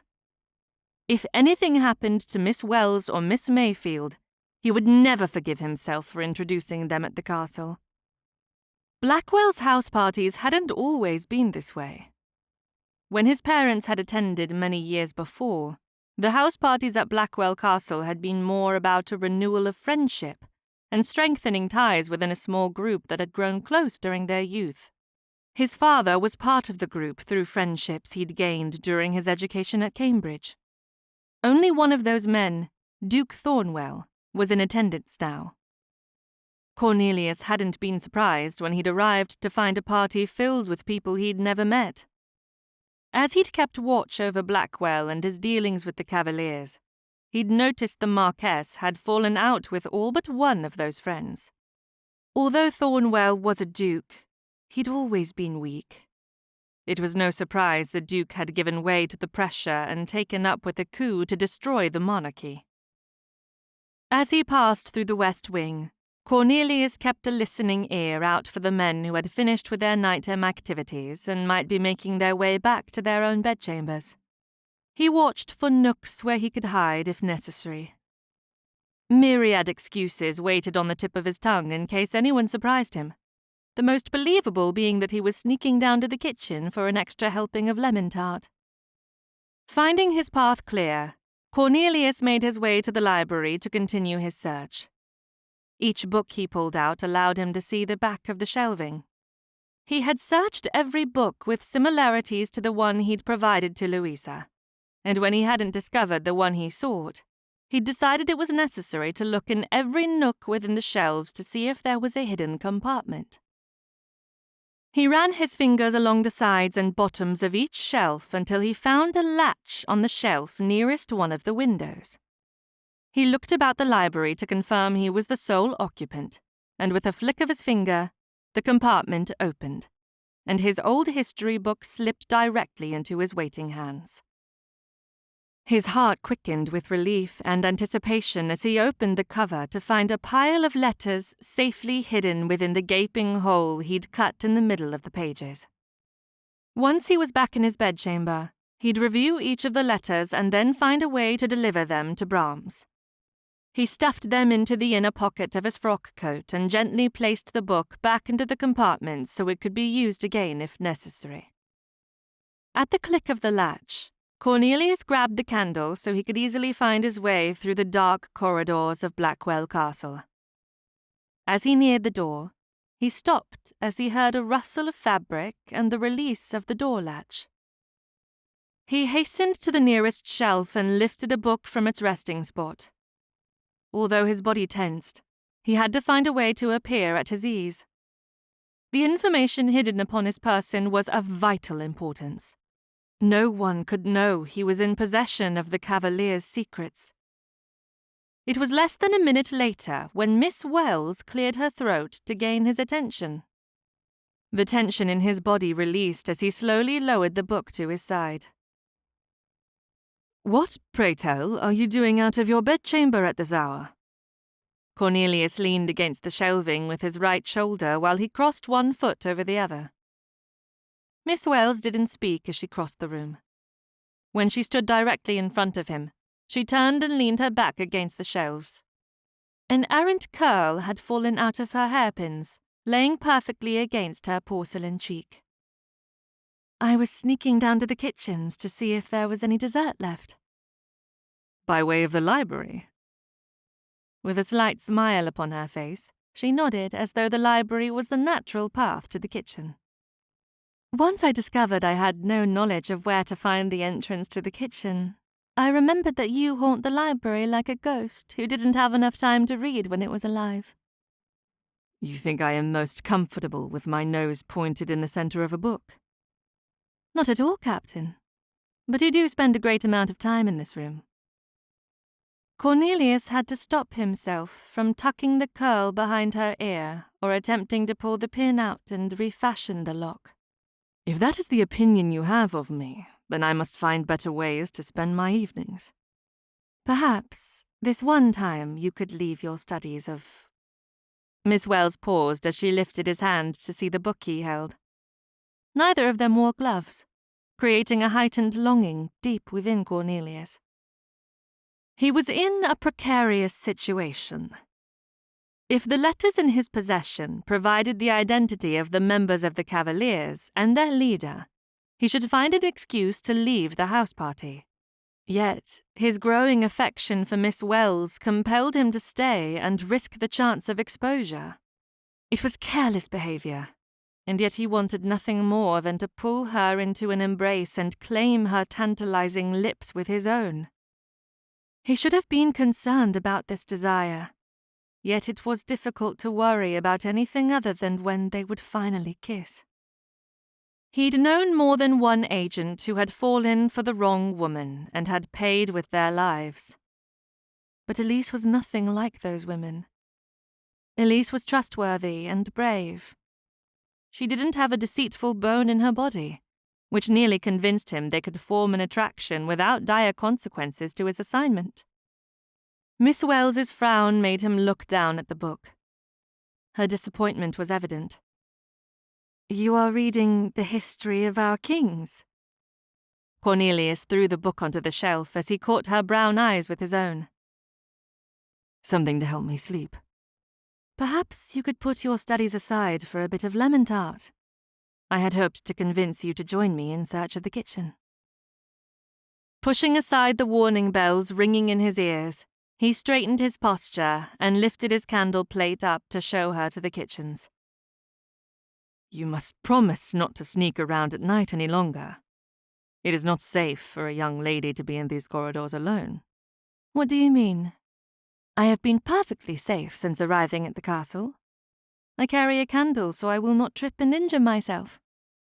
Miss Wells took his offered arm and allowed him to lead her out of the library.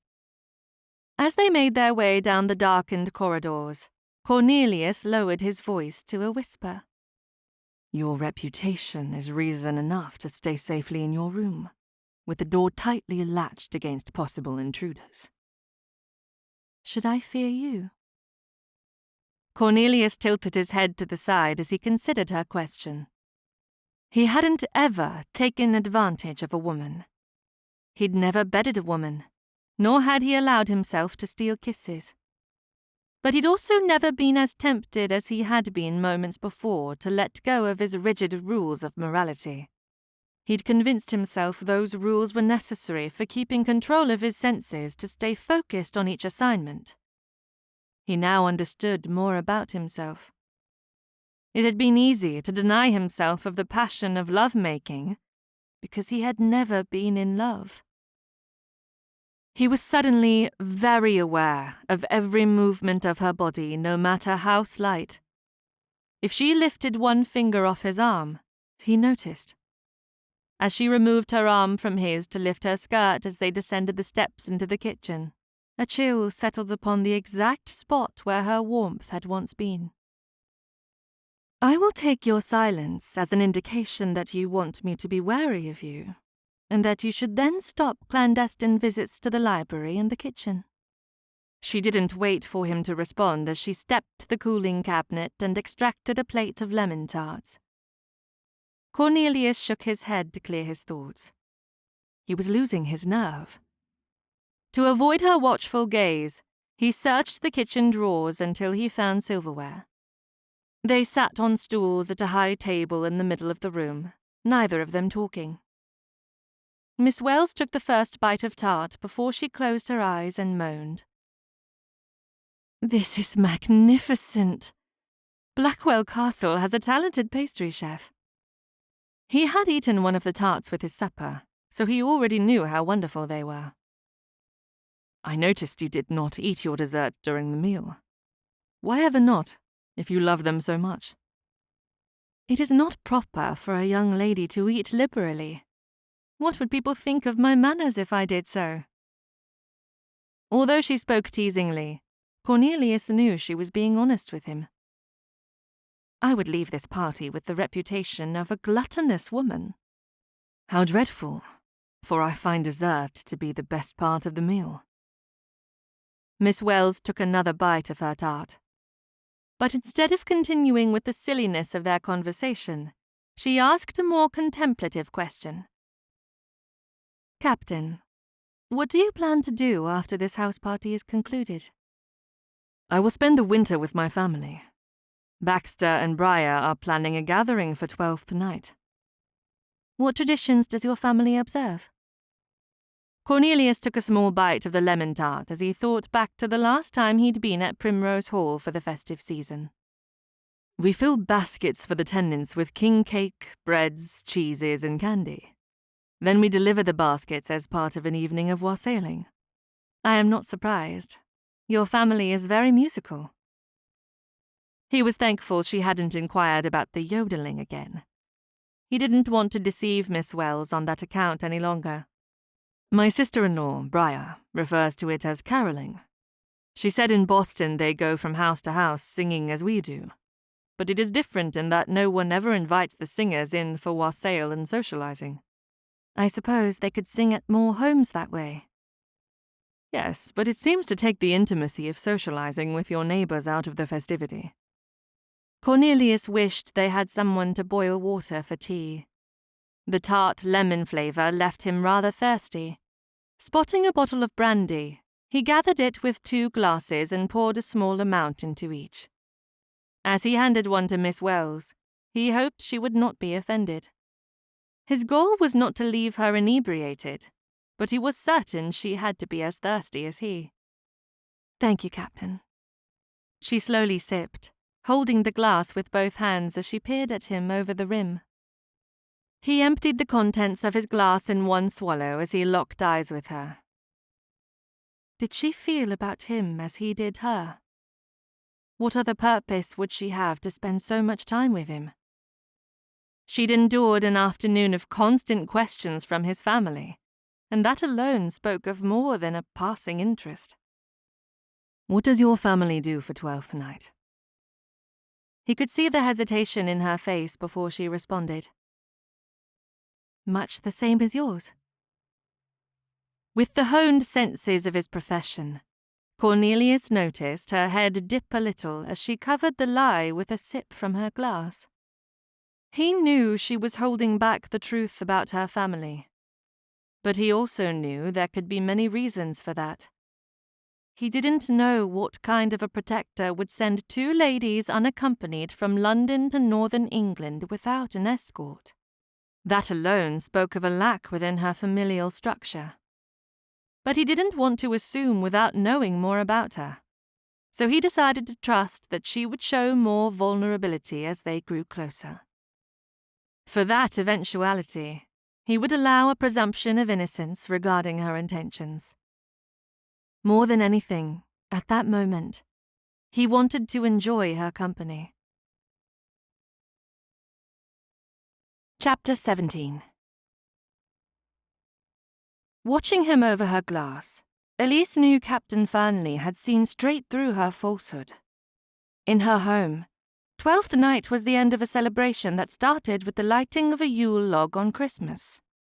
Her father instructed the servants to keep the log burning to bring good fortune to Avondale throughout the coming year.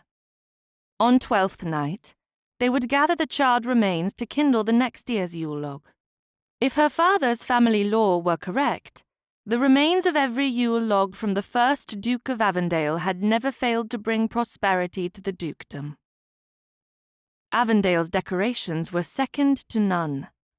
Holly, ivy, and yew filled the house with the evergreen scents, reminding her each day of the festive season that her life was blessed.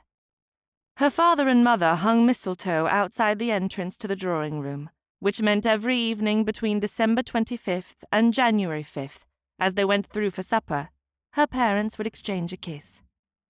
Her family also made charity baskets for their tenants. They spent the night wassailing as well, but there were also games and jokes. Her siblings always exchanged small gifts, and then to end the festivities, on Three Kings' Day, her family would give a gift to the Saviour just as the three wise men had presented to the babe of Bethlehem. That was her favourite part of their tradition. Many families celebrated in much the same way, so her reticence to share her traditions made little sense. Yet it seemed more intimate to share these details about her family, and so she kept silent.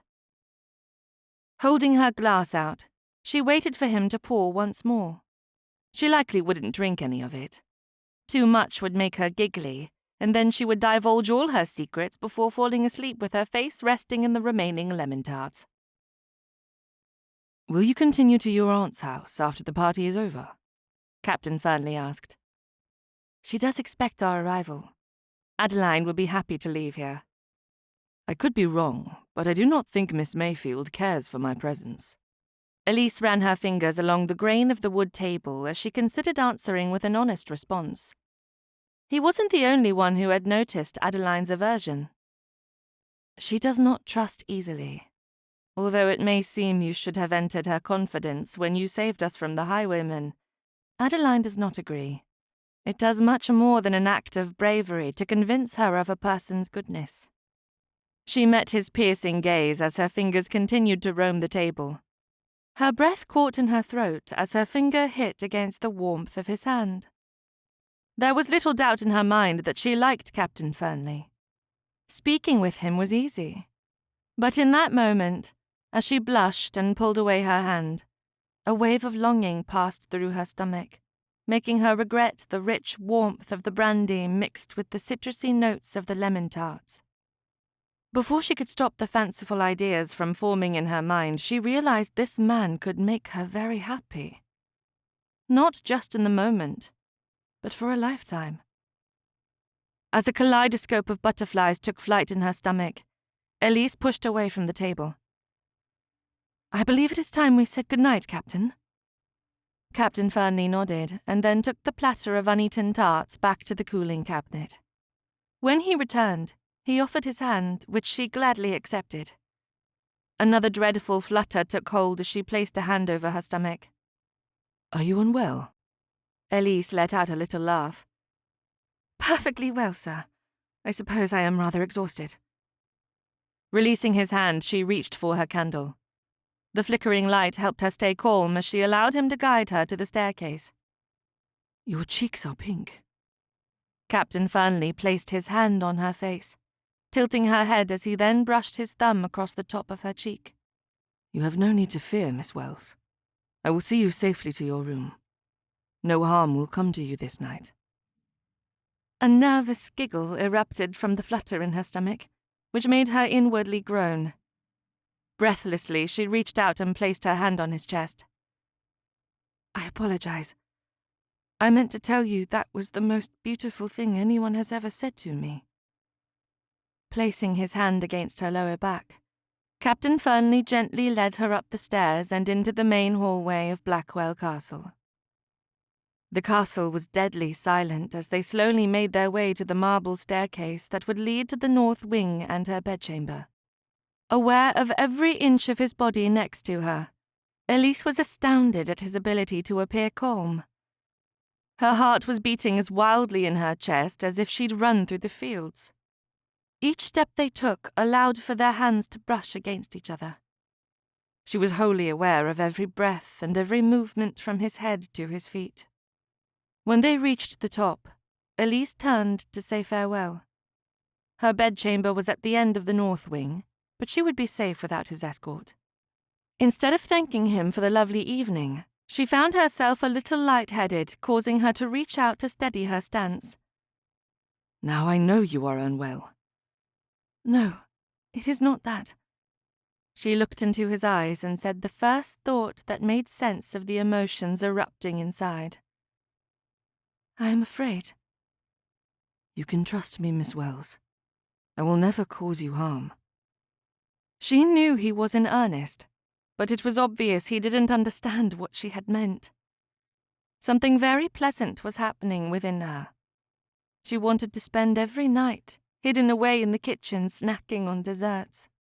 If he wanted to read books about England's history, she would gladly sit by his side and listen to every word as he read out loud. And if he wanted to steal a kiss, she'd gladly allow his soft lips to rest against her own. "Elise!" The whispered reprimand from Adeline caused Captain Fernley to step away from her.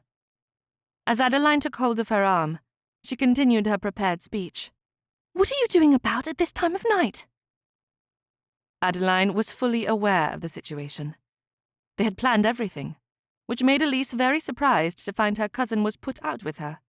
Elise's duty that night had been to convince Captain Fernley to leave the library by any means available to her. The other three had spent the evening searching for any catalogues of finances that could indicate where Blackwell was hiding his daughter. "I am sorry, Adeline. Were you not asleep?" Adeline glared at Captain Fernley and then turned her attention to Elise. "I woke to find you missing from your bed." Elise gave an apologetic smile to Captain Fernley. "If you will excuse me, Captain." He dipped his head, then turned toward the west wing. When he was far enough away that even the flicker of light from his candle was no longer visible, she and Adeline made their way down the hall to their bedchambers. Once they were settled behind the locked door in Elise's room, she expected a recounting of the search they'd undertaken. "Well, did you find anything?"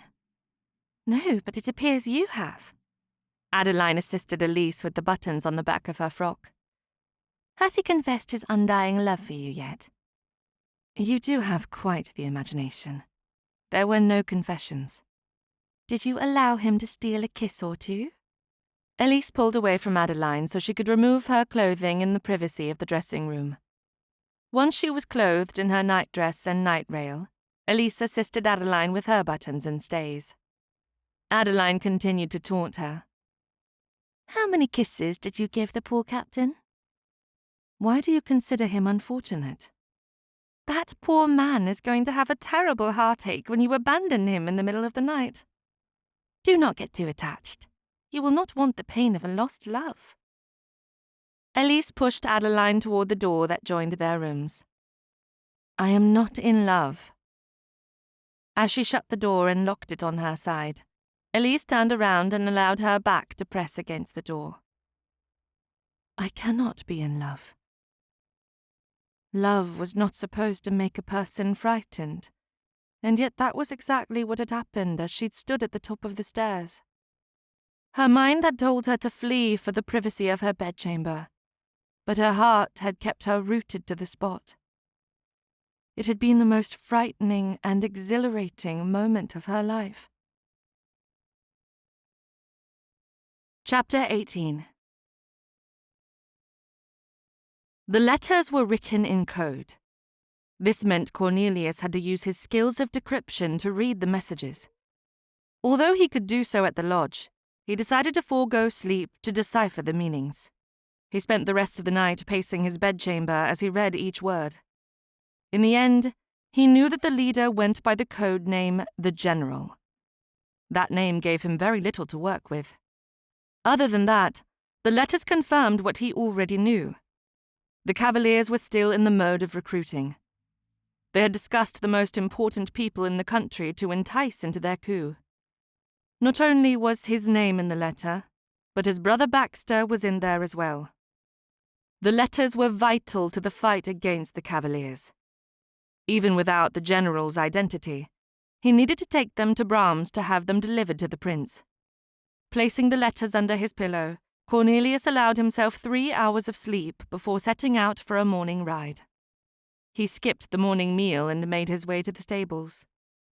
Although he respected the servants working in the stables, he had been very disappointed in the boy who had tacked his horse for his last few rides. He knew it was likely the boy had never been taught the proper way to saddle a horse, so he took matters into his own hands. He allowed the boy to do the job, and then he coached him on how to tighten the straps so the rider would be safe. Patting the boy on the shoulder, he smiled down at him. "Very good. Now you know how to tack up a military horse." Do you think I've the makings of a soldier in me? The boy stood at attention with a hopeful plea on his face. With a nod of agreement, Cornelius offered a bit of encouragement. "If you would like. Perhaps when you are a bit older, you could join a regiment." Me pa says I should join up next year. I'll be 12 and ready to defend England if Napoleon fights his way back into power. Cornelius loved the dedication of the young man, but he was convinced children should not fight wars. "Is there nothing else you would like to do with yourself?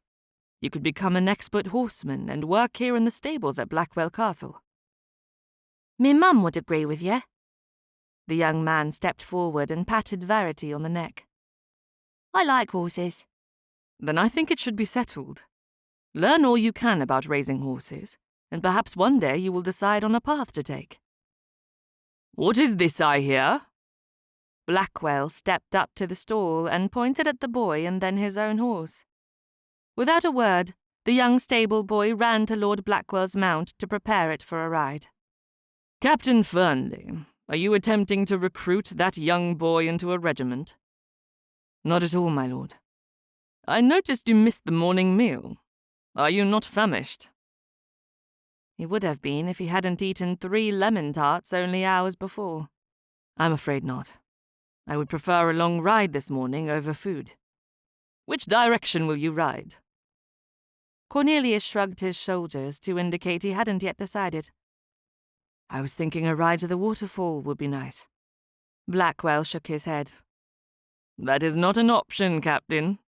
Lady Blackwell will be rather put out if I allow anyone to visit the waterfall. She has an excursion planned for the party."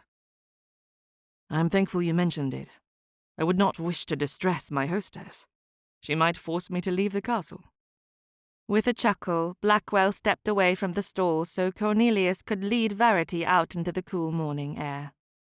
"If you would like to join my little party, we are heading into town to visit the brothel."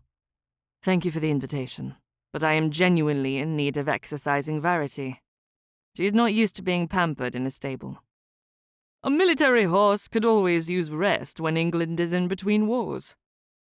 Cornelius patted the lower part of Verity's neck. "She will not eat too many apples and oats on my watch. I should like to have her prepared. When vigilance is set aside in the pursuit of carnal desires, we become far too lax in our duties." "Grafton used to say that." Blackwell scratched the back of his neck. "I mean your father, not the current Earl." "One of the many things he impressed upon me and my brothers." Blackwell smirked. "He was always a bit high-minded, but it suited him well." If he hadn't been there to discover the Cavaliers' leader, he would have offered a stinging rebuke for Blackwell's callous comments. If only the letters he'd discovered had revealed everything he needed. He could pack his bags and leave this wretched house party. But he had to let it go for England. His father would have understood. "If you will excuse me." Cornelius gave a curt bow before leading his horse from the stables. He mounted in one swift movement and set off in the opposite direction of Primrose Hall. When it was safe to alter his course, he would make his way back to the hunting lodge. When Cornelius returned to Blackwell Castle, he found the women had left for town and the men were either at the brothel or in the meadow shooting once more. He considered joining the shooting excursion, but then decided against it. Although he could spend many a night without sleep, he knew it was best to take advantage of quiet moments such as this. As he lay his head against the pillow, he thought about the many places he could search in Blackwell Castle. The den was an obvious room, but he also knew none of the guests had been placed in the south wing. It would take quite some time to do a thorough search, so he would start with the den and move to the unoccupied south wing. Chapter 19. The modiste held a larger selection than Elise had expected for a small town. As she searched for notions to decorate a mask for the closing ball, she thought about the irrational fear that had come over her only a few hours before. What did a lady spy do when her heart had been stolen? Did she exchange specific skills of espionage for those that were acceptable by the standards of society? A smile crossed her face as she thought of the many skills she had learned since accepting this assignment and how they would translate in the ballroom. A nudge against her shoulder brought her out of her reverie. Adeline's eyes were filled with mirth. What meaning is behind that smile? It wouldn't hurt to confide in Adeline. She knew her cousin had little care for Captain Fernley, but this was a simple musing, and there was no harm in it. Elise gathered the notions and trimmings she wanted for the project. Seeing Adeline's basket was full, they walked toward the counter.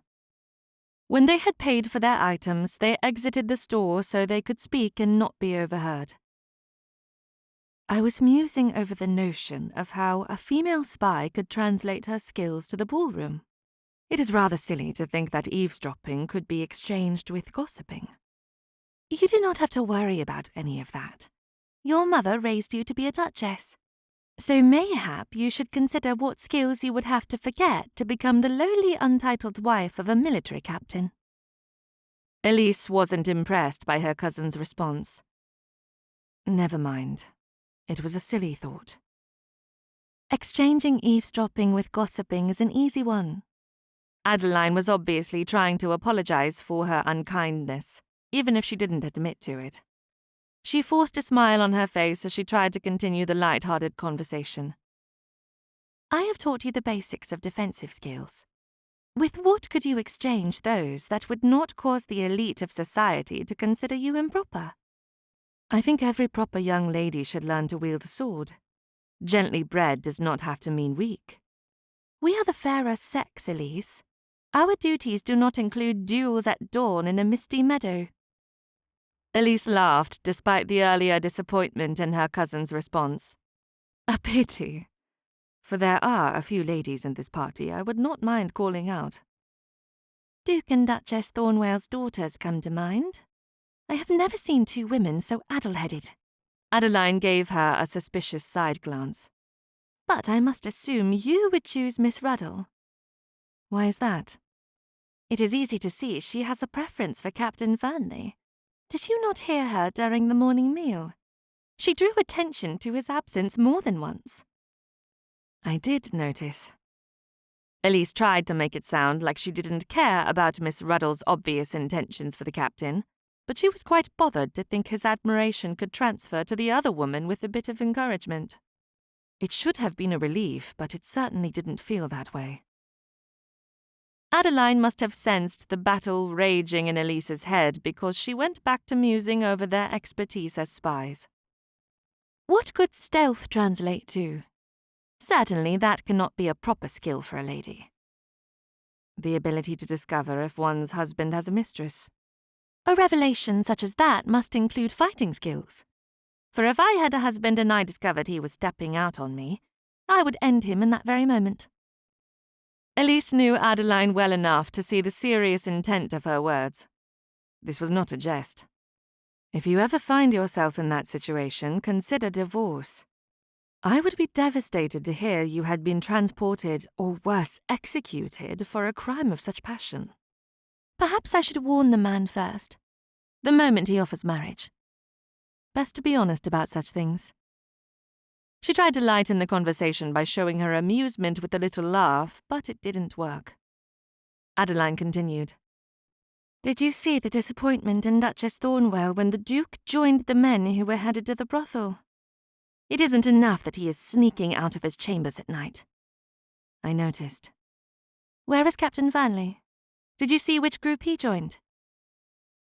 Elise had happily noticed he wasn't with either group. He rode off in the opposite direction from town. Perhaps he needed time alone, after your scathing rebuke last night. He would not have harmed me. Adeline narrowed her eyes. The last honourable man in England, I suppose. They fell silent as the conversation had taken a turn Elise couldn't have predicted. She'd hoped for a few light-hearted laughs that now didn't seem possible. As they neared a confectionery shop, Elise pulled Adeline through the doors. Let us purchase an ice so we can enjoy the sweet flavours. It is rather cold out today. Why would we want to do that? Elise let out a cheerful laugh. It hardly seems fair that our insides are not as frozen as our outsides. Adeline entered the shop without further complaint. When they stepped through the door, Elise was surprised to see Lady Grafton and the other Fernley women sitting at a table, steaming cups of chocolate before them. Perhaps we should go with an equally sweet option that will warm our insides. Thank goodness you have come to your senses. Not even a brick under our feet would have offered warmth if we had purchased an ice. With their own steaming cups, Elise approached the table next to Lady Grafton and the other women. Elise gave a small curtsy. My lady, Mrs. Fernley, Mrs. Fernley. One of the Mrs. Fernley offered a little laugh and placed her hand upon Elise's. It does get redundant when we are all together. I am Rosalind. The other women offered their Christian names as well, which was a bit unorthodox given this was only their second meeting, but it would be easier to address them individually if she wasn't referring to each of them with the same name. She and Adeline offered their Christian names before accepting an invitation to join their conversation. How are you enjoying our little village? Audrey asked. Elise tested the heat of her drink to find it was the perfect temperature for a brisk autumn morning. It is lovely, rather picturesque amongst the backdrop of the reds and golds of the season. I prefer London. Adeline's announcement brought a laugh from everyone at the table. Country manners are tiresome. Boring most of the time. Eliza, the wife of Mr. Gilbert Fernley, placed a hand over her stomach as though she was shocked over the idea that someone would enjoy London more than the country. I much prefer a boring life over the cruel games society plays. Society can be savage in all places. One only need understand how to navigate the throng. Adeline's inability to control her tongue usually never extended into a social situation.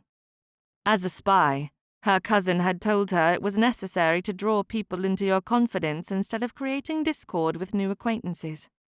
It seemed something was bothering her cousin, and Elise would need to discover what it was before she offered insult to anyone else. Adeline, you are jesting. Elise barely opened her mouth as she offered the tight rebuke. What will Captain Fernley's sisters think of us? Eliza seemed not to be bothered by Adeline's brash comment. Have you not enjoyed your time at Blackwell Castle? Not at all. Adeline gave a sidelong glare at Elise. The Marquess and his family have welcomed us into their home, which was very kind given we were not invited. But it does seem odd that their daughter is not in attendance. Who would send their daughter of marriageable age away from home right before a house party? Lady Louisa. Eliza seemed to consider the situation. Yes, it has been a while since she's attended services. Audrey, do you know where she would have gone? Audrey shook her head. I asked Lady Blackwell if Louisa was unwell when I last saw her. It had been well over a month by that time since Louisa and I had crossed paths on a morning ride. Briar, Lady Grafton, agreed.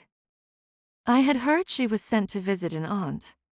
When I mentioned it to Baxter, he was surprised. Louisa has never cared for her aunt. The woman is cross and never has a kind word for anyone. Elise now understood the reasons Adeline had behaved so badly. She was seeking information. Instead of hindering the conversation, Elise slowly sipped her hot chocolate while observing the body language of each lady. There was much one could discern from a facial expression or the folding of one's arms. Within moments, Elise knew these women were honest. There was no indication of deception from any of them. There was also no reason for them to tell a falsehood. She missed the days when honesty was at the forefront of her mind. No matter how much she enjoyed the intrigue of espionage, there was an allure to the comfort of not having to deceive everyone around you. A breeze touched the back of Elise's neck as the door to the confectionery shop opened. She turned to find 5 of Captain Fernley's brothers entering, likely to retrieve the women. As she and Adeline said farewell, she waited until they were out of the shop before settling back into her seat to discuss what they had learned. Adeline whispered, Louisa would not want to stay with an aunt who cared little for her happiness, not when she is engaged to Bernard. They were planning to marry by special license this month. Surely she would not abandon him. Agreed. Elise pursed her lips as she considered the reasons Blackwell might have sent Louisa away. Do you think it is possible Blackwell learned his daughter is an agent for the Home Office? Might he have sent her away as a punishment for spying on him? More than likely he discovered she was engaged to Colonel Bernard Taft, and he refused to bless the marriage since Taft does not hold a title. Many a father has put a stop to an engagement before now. Why should we not consider that a possibility? Elise nodded in agreement. Then you believe our concern is not as dire as Bernard believes? My opinion is that we have searched the den, the south wing, and the library without success. Those were the most likely options. I fear Louisa is no longer at Blackwell Castle. Elise considered the possibility. I have been distracted in our search. Allow me to help by sneaking off to the den this evening. I'll see if I can discover anything that might have been overlooked. When will you find time to do that? You must distract Captain Fernley so we can continue our search. After supper, when the men stay in the dining hall to drink port, I will complain of needing fresh air, and instead I will make my way back to the den. The information must be there. The den is where men handle household business. Adeline sighed. What if you are caught? I will make an excuse of being turned around. But it is more likely that I will hide in the alcove and overhear another conversation. Very well. I suppose you will not be swayed. Now we must return to the carriages. Our afternoon will be filled with styling the ugliest masks I have ever laid my eyes upon. You do not have to make it ugly. Adeline sighed. I have not the talent or patience for such musings. I will fashion one for you. No, I will make it myself. Why? If you create my mask, then I cannot complain about the way it looks without having to offer an apology. Elise gave her cousin a sideways glance. Why is everything so difficult with you? Adeline shrugged. I was not blessed with your sweetness of temperament. With their plans set, Elise and Adeline left the confectioner's shop to find they were right on time to join the women for the trip back to Blackwell Castle. Excitement tumbled around in her stomach as she considered sneaking off to the den that night. Elise wanted to be privy to another private conversation. Lord Blackwell would have to start recruiting his guests before long. If she and her fellow agents could discover which of the guests agreed to join the coup, they could turn at least one man into an asset and defeat the Cavaliers before any harm came to the prince. Chapter 20. Instead of joining the men for after-supper port, Cornelius excused himself. He wanted to search the den before the men were expected to join the women in the drawing room. Blackwell would keep the men separated for at least an hour. That would be enough time to search the desk and shelves for anything significant. With his shoulders back and head held high, he carried himself as though he had permission to enter Lord Blackwell's private den. This was necessary, but only because he knew there were servants constantly about in every corridor. To his surprise, he arrived at the door without having met any guests or servants. His path had been uncommonly clear. Cornelius set to the search without delay. He opened each drawer in the large desk, searching for hidden latches or letters that could provide more information than what he currently had in his possession. When the drawers proved less than helpful, he knelt on the floor to search the underbelly of the desk. In the top right corner, he found what he was seeking. A small, barely noticeable lever peeked out from the top drawer. He reached up to release it, and a sheaf of papers fell into his hands. Stuffing the contents into his hidden pocket, he closed it up and listened for the latch to click just as the door that passed between the den and the library opened. He knew there was no way to hide under the desk, so he jumped up from the floor, but not before he caught his head on the edge of the desk. Rubbing the spot with his hand, Cornelius turned at the sound of a feminine voice. "Captain, what are you doing down there?" Miss Wells laughed as she crossed the room and then pulled his hand away from his head to examine the injury. Cornelius's heart skipped a few beats as her fingers touched the newly formed bump and then combed his hair down over it. "I lost my timepiece when last I was in here." "You think it landed under the desk?" "A thorough search is necessary when such an important item goes missing." Cornelius quirked an eyebrow at her. "What is the verdict?" "You will live." Miss Wells leaned against the desk. "Why did you not stay with the men to smoke and drink port?" "I have never enjoyed smoking." "The smell is rather off-putting. I have never understood why anyone would form such a habit." "Then I have your approval to skip out." "I suppose." Miss Wells stepped around him as though she were searching for something. "Did you lose an item in here as well?" "Not at all. I thought to offer my assistance in the search for your timepiece, since we are friends." Cornelius chuckled. This would be one of the most unfruitful searches, but he couldn't admit to a falsehood. "Are you not worried about your reputation?" "I have escaped your clutches more than once without discovery. I have no doubt I could do so again." They silently went about the meaningless search until Cornelius heard Lord Blackwell's voice in the hall. Placing a finger over his mouth to indicate they should stay silent, he hoped Miss Wells would follow his lead without argument. When she nodded, he took her hand and pulled her into the window seat behind the closed drapes. Cornelius held Miss Wells tightly in his embrace as they leaned against the window so that the curtains wouldn't move. His breath caught in his throat as his heart sped up. He'd been in tight situations before without an increase in adrenaline, but his thoughts were terribly out of sorts as he held Miss Wells against his chest. Keeping them both safe was of the utmost importance. The door to the den opened and then shut. Chairs scraped on the floor as people sat steps away from where he and Miss Wells were hidden. With the number of footfalls upon the flooring, Cornelius counted 3 men. Lord Blackwell was the first to speak. "Have you heard from Newman?" "Do we expect him to respond?" Lord Nell asked. "If he values his family, he will." Mr. Quinton's raspy response revealed the third person in the conversation.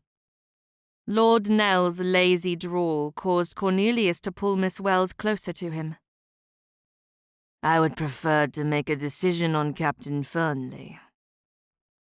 Miss Wells lifted her head and met his eyes. Cornelius tried to let her know she was safe, but he couldn't truly convey such a sentiment. He only knew if they were discovered, he would do all within his power to put himself in harm's way before exposing her to anything dangerous. Quinton responded. He is too distracted with Miss Wells to realize what is happening here. We could convince him to join the Cavaliers by threatening the young miss." Lord Blackwell grunted. "I would prefer to leave the chit out of it. I will work on Fernley. If he makes the wrong decision, he is disposable." "You could give him the same concoction as the late Earl Grafton." Quentin's statement made little sense. If Cornelius's elder brother had passed away, he would have received word. "I do not wish to murder my old friend's son." Lord Blackwell grumbled just loud enough that he could catch every word through the drapes. Lord Nell chuckled. "You did not have such reservations when you murdered his father." Cornelius's brain stopped processing the conversation. His ears rang as an uncontrollable rage built in his chest. He was ready to burst out of the window box when Miss Wells's fingers closed over his chin and pulled his head down. She mouthed the words, "Stay calm." Cornelius shook his head. He wanted retribution for his father and his family. When he tried to speak, Miss Wells put her hand over his mouth and held it there until he stopped fidgeting. With her other hand, she took his and held it to her chest to calm his rapid breathing. When she released her hold, Cornelius conveyed his displeasure by glaring at her. It was not fair to use such trickery upon a man's senses. Thankfully, her calming influence allowed his mind to refocus so he could hear the conversation once more. "If Captain Fernley joins us, he would be a key proponent in building our defense. My son was in the same regiment as Fernley for over a year. He said the captain is a force on the battlefield." Lord Blackwell's compliment only proved to anger Cornelius. He was not a treasonous coward. "Has not your son attempted to recruit his fellow officers?" Lord Nell asked. "My son has not the dedication. He will join us because I demand his loyalty. But he prefers not to engage with his fellow officers on the matter. We need Captain Fernley." The springs on Lord Blackwell's chair squeaked as he stood. "We should return to the party." "Where is Fernley? I noticed he did not join us for port," Quentin said. "Likely followed Miss Wells out to the gardens. If he is not careful, he will ruin the chit," Lord Blackwell muttered. Lord Nell laughed. "I would not mind a crack at her. She is quite pretty. Your wife will likely kill you if you take an innocent to your bed. It would put a damper on our plans. Do not be so careless." Lord Blackwell's last words hung in the air as the door closed and the footsteps retreated down the hall. Cornelius released Miss Wells. Although he was a bit calmer, he was a man of action. Honour and duty demanded he challenge the Marquess. "I will confront him once you are out of danger. You and Miss Mayfield must leave for your aunt's home without delay." Miss Wells pushed him back against the window. "You will do nothing of the sort." "I will call him out. He will be helpless against me with a pistol." "What would that do for your father's memory?" Cornelius ran a hand through his hair. They had to leave the den before Blackwell returned. As though Miss Wells had heard his thoughts, she opened the latch on the window and forced him out of it. The cold night air hit against his body, reminding him that he wore only a dinner frock for warmth. Miss Wells pulled her thin wrapper tight around her body.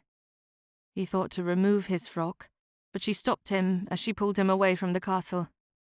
What would a duel accomplish? Blackwell would be dead. Even as he said the words, he knew it would not be possible. If Blackwell died, he would have to find the identity of the Cavaliers' leader elsewhere. That is, if he didn't hold the information in his pocket already. Running a hand through his hair, he stumbled as Miss Wells continued to drag him away from the castle. "We must not let anyone know what we overheard." "Did you not comprehend what they said?" Cornelius was nearly shouting as she pulled him into the rose garden and again clamped her hand over his mouth. "I most certainly heard. I listened to every awful word they spoke." Her voice caught in her throat as she fought to keep him silent. Listen to what I am saying. Cornelius closed his eyes and nodded his head. Miss Wells was right. He wasn't thinking clearly. When she released him, his body felt weak. What would you have me here? You cannot become one of them. She didn't understand the complexities of the conversation they'd overheard. In her mind, he was reacting to the murder of his father. Wish that was very true. But the knowledge that his father had declined an invitation to join the coup and had paid with his life made this assignment personal. He would now defeat the Cavaliers for more than king and country. He would do so for his father. His words were none too gentle as he moved away from the hedge. I have no desire to be part of their reprehensible plans. I do not speak of joining this group they have named the Cavaliers. Miss Wells placed her hand over his heart. I speak about the Captain Fernley I have come to know. That is not a problem. It is, if you challenge the Marquess to a duel. Cornelius crumbled onto the edge of a water fountain. He didn't mind the chill that spread through his body as the cold from the stone seeped through his breeches. When Miss Wells sat next to him, he reached out and took her hand. If Lord Nell trifles with you, I will allow you to fight for my honour. Cornelius let out an exasperated laugh. For the first time in his life, he didn't know what to do. He was a highly trained spy. He'd been in situations where he'd had to hide his feelings, but discovering his father's sudden death had been murder and not due to an unknown illness. It would take much more than his training to hold back his indignation. I cannot go back into the castle and pretend those men are my associates. How can I spend time with them? You will. It is now your life that is dependent on escaping this house party. Cornelius shook his head. Too much has been said. Masking my features will take all my resolve. I will create a reason to leave tonight. You and Miss Mayfield must join me. Your driver and footmen are welcome to recover at Primrose Hall. I'm afraid we cannot leave while Bernard and George are still unwell. It would be a disservice to their health. Then I will find a way to remove you and Miss Mayfield while I stay here. I will remain until your servants recover, and then I will bring them to you. I am not leaving you here. Cornelius shook his head at her stubbornness. Why can you not understand I am trying to keep you safe? Why do you think you must act as my protector? I am the one who introduced you into Blackwell Castle. If anything were to happen to you... He couldn't fathom losing Miss Wells. Not now that he knew she had at least formed a small attachment to him. There was no other reason for her to persuade him against a duel with Lord Blackwell. Miss Wells scooted a little closer to him. Do you accept responsibility for every person you have ever introduced to Lord Blackwell? Or is your guilt focused solely on me? I wish you would listen to me.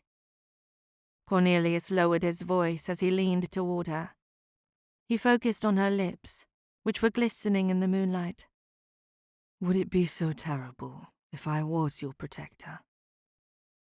Miss Wells found a little more room to scoot closer, causing their hips and legs to touch. I do not need a protector. I already have one. Then could I possibly fulfill the role of husband? Cornelius was shocked at his impromptu offer of marriage. He hadn't considered asking for her hand, at least not until he'd had the opportunity to properly offer courtship. We are speaking in metaphor, are we not? She was offering a way for him to retract what he had said, and yet he was perfectly at peace with the decision. Sitting close to her was the most natural experience he'd ever had. His heart was erratically pounding in his chest, but he was certain that was due to his desire to place a kiss upon her lovely lips. Not at all. Miss Wells stood, breaking the magic of the last few moments.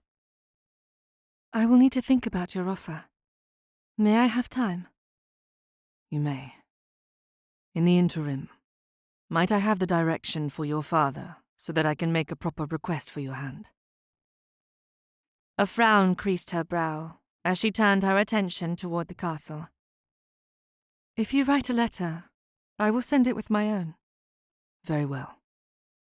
Cornelius reached out and took her hand once more. He lifted it to his lips so he could kiss her knuckles. "Promise you will give my offer serious consideration." "I will." She again looked back at the castle. "Will you promise to keep your anger with Blackwell at bay until Adeline and I are ready to leave?"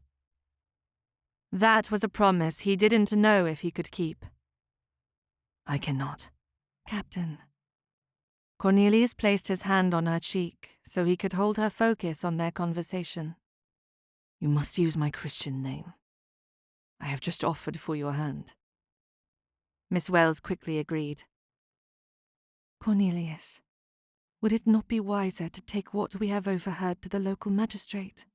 I will testify to what I heard, even if it ruins my reputation to say we were hiding behind the curtains in his den." Baxter was the local magistrate. He had confided many secrets to his brother, but this was one he didn't know he could repeat. It would be easier to kill Blackwell than to allow the degenerate fool to live. "That is a bit more complicated than it may appear." "Why?"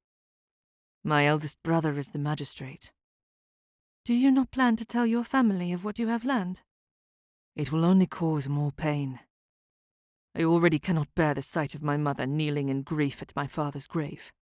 How can I present such awful information, and then watch as it rips through her resolve?" He closed his eyes and shook his head with conviction. "No. It would be far too cruel. They must never know." "Then you cannot seek the retribution your family deserves." "I will." Cornelius had killed men during war. He'd never considered it murder since it had occurred while fighting for his country. Could the same rules apply to the protection of one's family? If his father had thought one of them was threatened by Lord Blackwell, he would have done everything within his power to ensure their safety. Was that not what Cornelius planned to do? Elise pushed against his chest and stepped away. "You will never forgive yourself if you lower yourself to Blackwell's tactics." "I do not know what you mean." "Do not claim innocence, Cornelius Fernley. I saw the flash of anger in your eyes just now. It was the same as when you wanted to jump out of the window box and throttle those 3 men. If you take revenge for your father's death, you are no better than Lord Blackwell."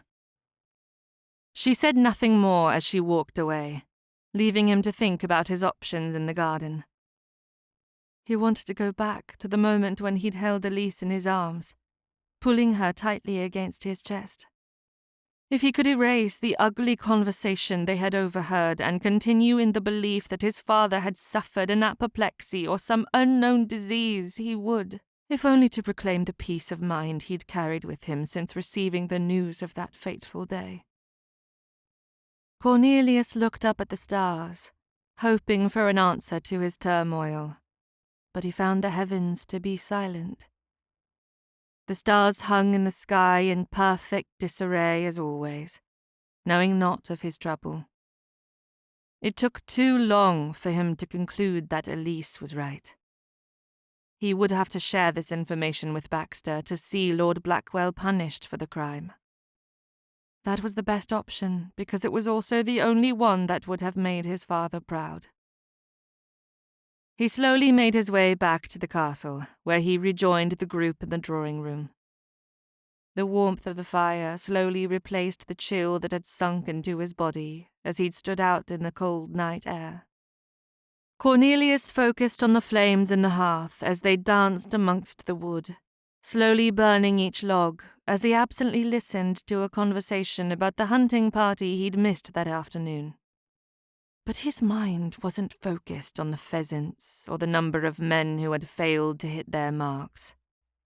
Instead, he thought about the letters in his pocket and how he could use them to end Blackwell once and for all. Chapter 21. Each day at the house party gave Elise and Adeline the opportunity to observe Lord and Lady Blackwell. Their relationship was similar to others within the ton. They were polite, dutiful in providing heirs for the marquessate, and friendly toward each other, but that seemed to be the extent of their connection. It was obvious they didn't respect one another. Elise sat opposite of Lady Blackwell, partnering with her for whist. "Lady Blackwell, I am told you have a daughter near my age. Is she planning to join the party?" "I am afraid Louisa is at my sister's house in Essex. She will not return in time to join the festivities." Lady Blackwell laid a card down, obviously not caring that it was wrong for the current play.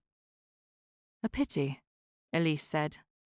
"Yes, very poor timing, as I would have liked to see her settle down with someone like Captain Fernley.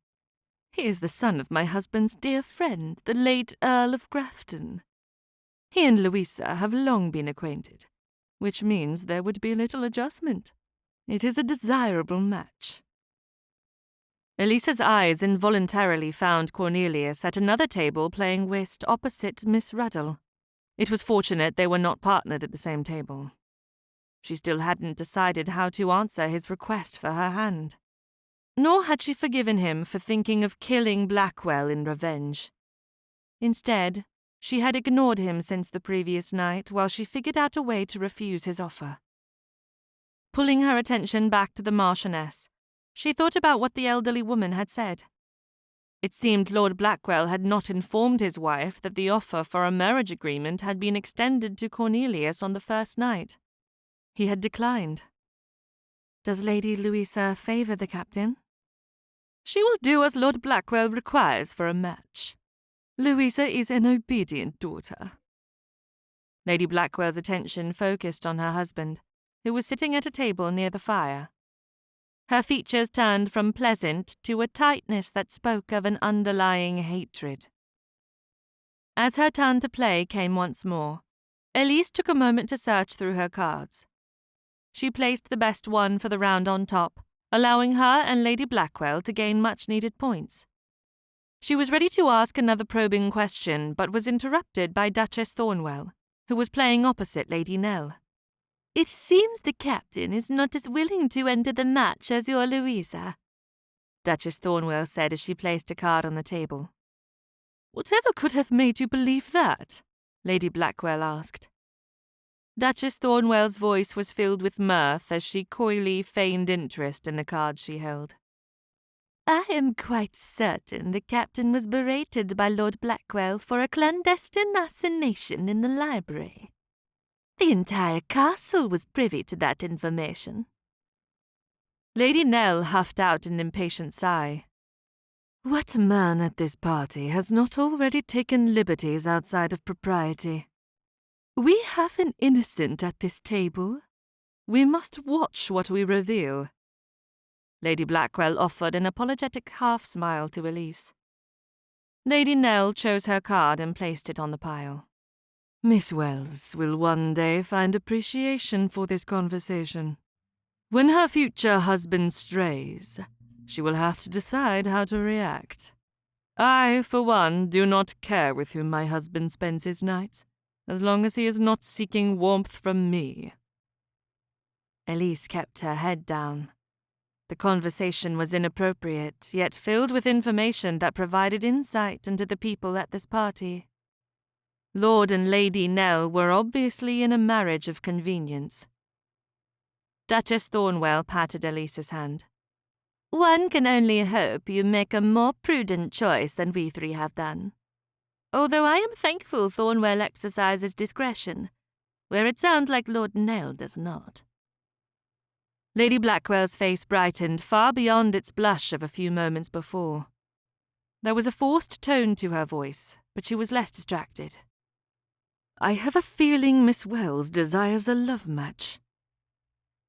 Choosing not to agree or disagree, Elise stayed silent. There was a lot she could add to the conversation, but she was not ready for anyone to know Cornelius had offered for her hand. She hadn't even shared that secret with Adeline. It was a decision she would have to make on her own, though she was quite certain the answer would have to be no. Finding love did not mean the couple had to marry. There would be complications within her marriage. He was in the army and would leave her for months, possibly years, whenever the next war occurred. She was a newly commissioned agent and would have assignments which would take her away from their little corner of the world. Neither of them was suited for marriage. Love cannot keep a fire burning in the hearth. Make certain the man has money enough to support his love. Lady Blackwell laughed a little as she continued speaking. A title never hurts either. You are pretty enough to tempt a baron or a viscount. Lady Nell harumphed. Looks have nothing to do with capturing a title. Miss Wells, what is the size of your dowry? All three ladies burst into laughter and nodded in agreement. Lady Blackwell was the first to speak. You are right, Lady Nell. A generous dowry will make even the homeliest female desirable. It will not keep a husband loyal, Duchess Thornwell said. I was considered the rage of my season, not only for my beauty, but also because of my dowry. Thornwell's only critique for our entire marriage has been my lack of skill in the one area that matters in a marriage. He is rather displeased. Lady Nell readily agreed. I may not have been a favourite in my first season, but I much have the same story. I was necessary until I produced an heir. Now Nell leaves me to my own devices, and I allow him his freedom. I only hope he has not ruined any of the innocents at this party. There was quite a scandal at the last house party we attended. He is lucky to have survived my wrath. Our husbands have a bit more to do during this fortnight than usual. Lady Blackwell's voice lowered to a near whisper. The Cavaliers and all that hullabaloo. This was the conversation she had been waiting to hear. Elise's ears perked up as she feigned concentration on the game. Duchess Thornwell lowered her voice as well. Can you not blame them for their anger? The expense of the royal pavilion will far outweigh its use. Brighton may be a fashionable place to spend a few weeks out of the year, but I much prefer Bath. The Prince Regent will bring ruin upon England with the opulence of his appetites and pursuits. Nell believes they must put a stop to the excess before all is lost. A country is not like a viscountcy or a duchy. It has no place to go when called upon to retrench. Lady Blackwell placed her cards on the table as though she was incapable of focusing on the game while gossiping. She leaned forward so everyone at the table could hear what she had to say. I may not agree with the extravagance of our Prince Regent, but there is no reason to plot a coup. I have tried to speak reason with Blackwell and convince him that Parliament should step in and stop the excess spending. But I am only a woman, and according to my husband I do not understand politics. Lady Nell pursed her lips. Our husbands are of the same mind. Nell told me to spend more time at the modiste and leave the state of England to him. Mine would not dare, Duchess Thornwell said. I let him know he is a fool to align himself with the attempt at a coup. If the Cavaliers are unsuccessful, the consequences will be quite terrible. Elise's eyes again strayed to the table where Cornelius sat. To her surprise, he was gazing in her direction. It was possible he was focused on someone or something other than her, but when he nodded his head to her, her stomach fluttered.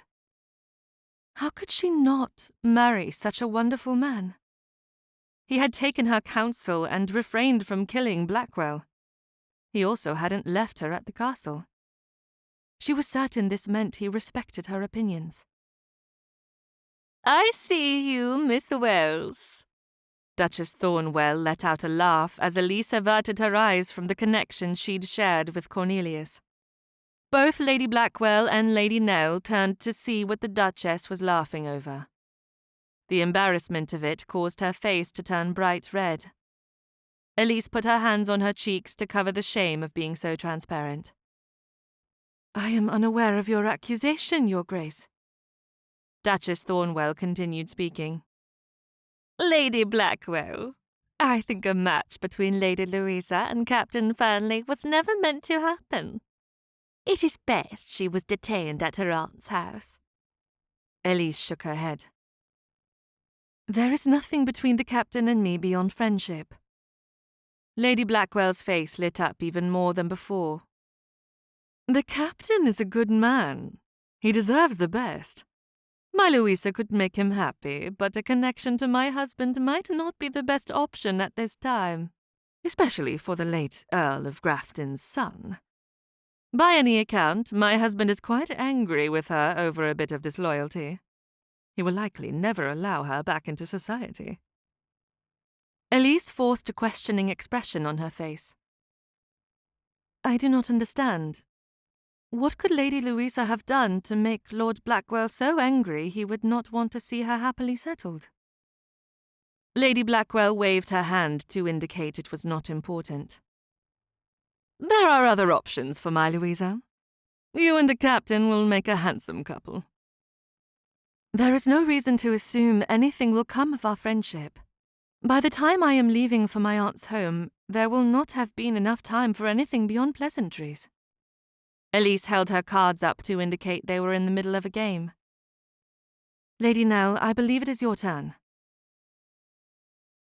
When she was back in her bedchamber, Elise opened the connecting door between her room and Adeline's. It was important, no matter how inconsequential the information, that they share everything they discovered.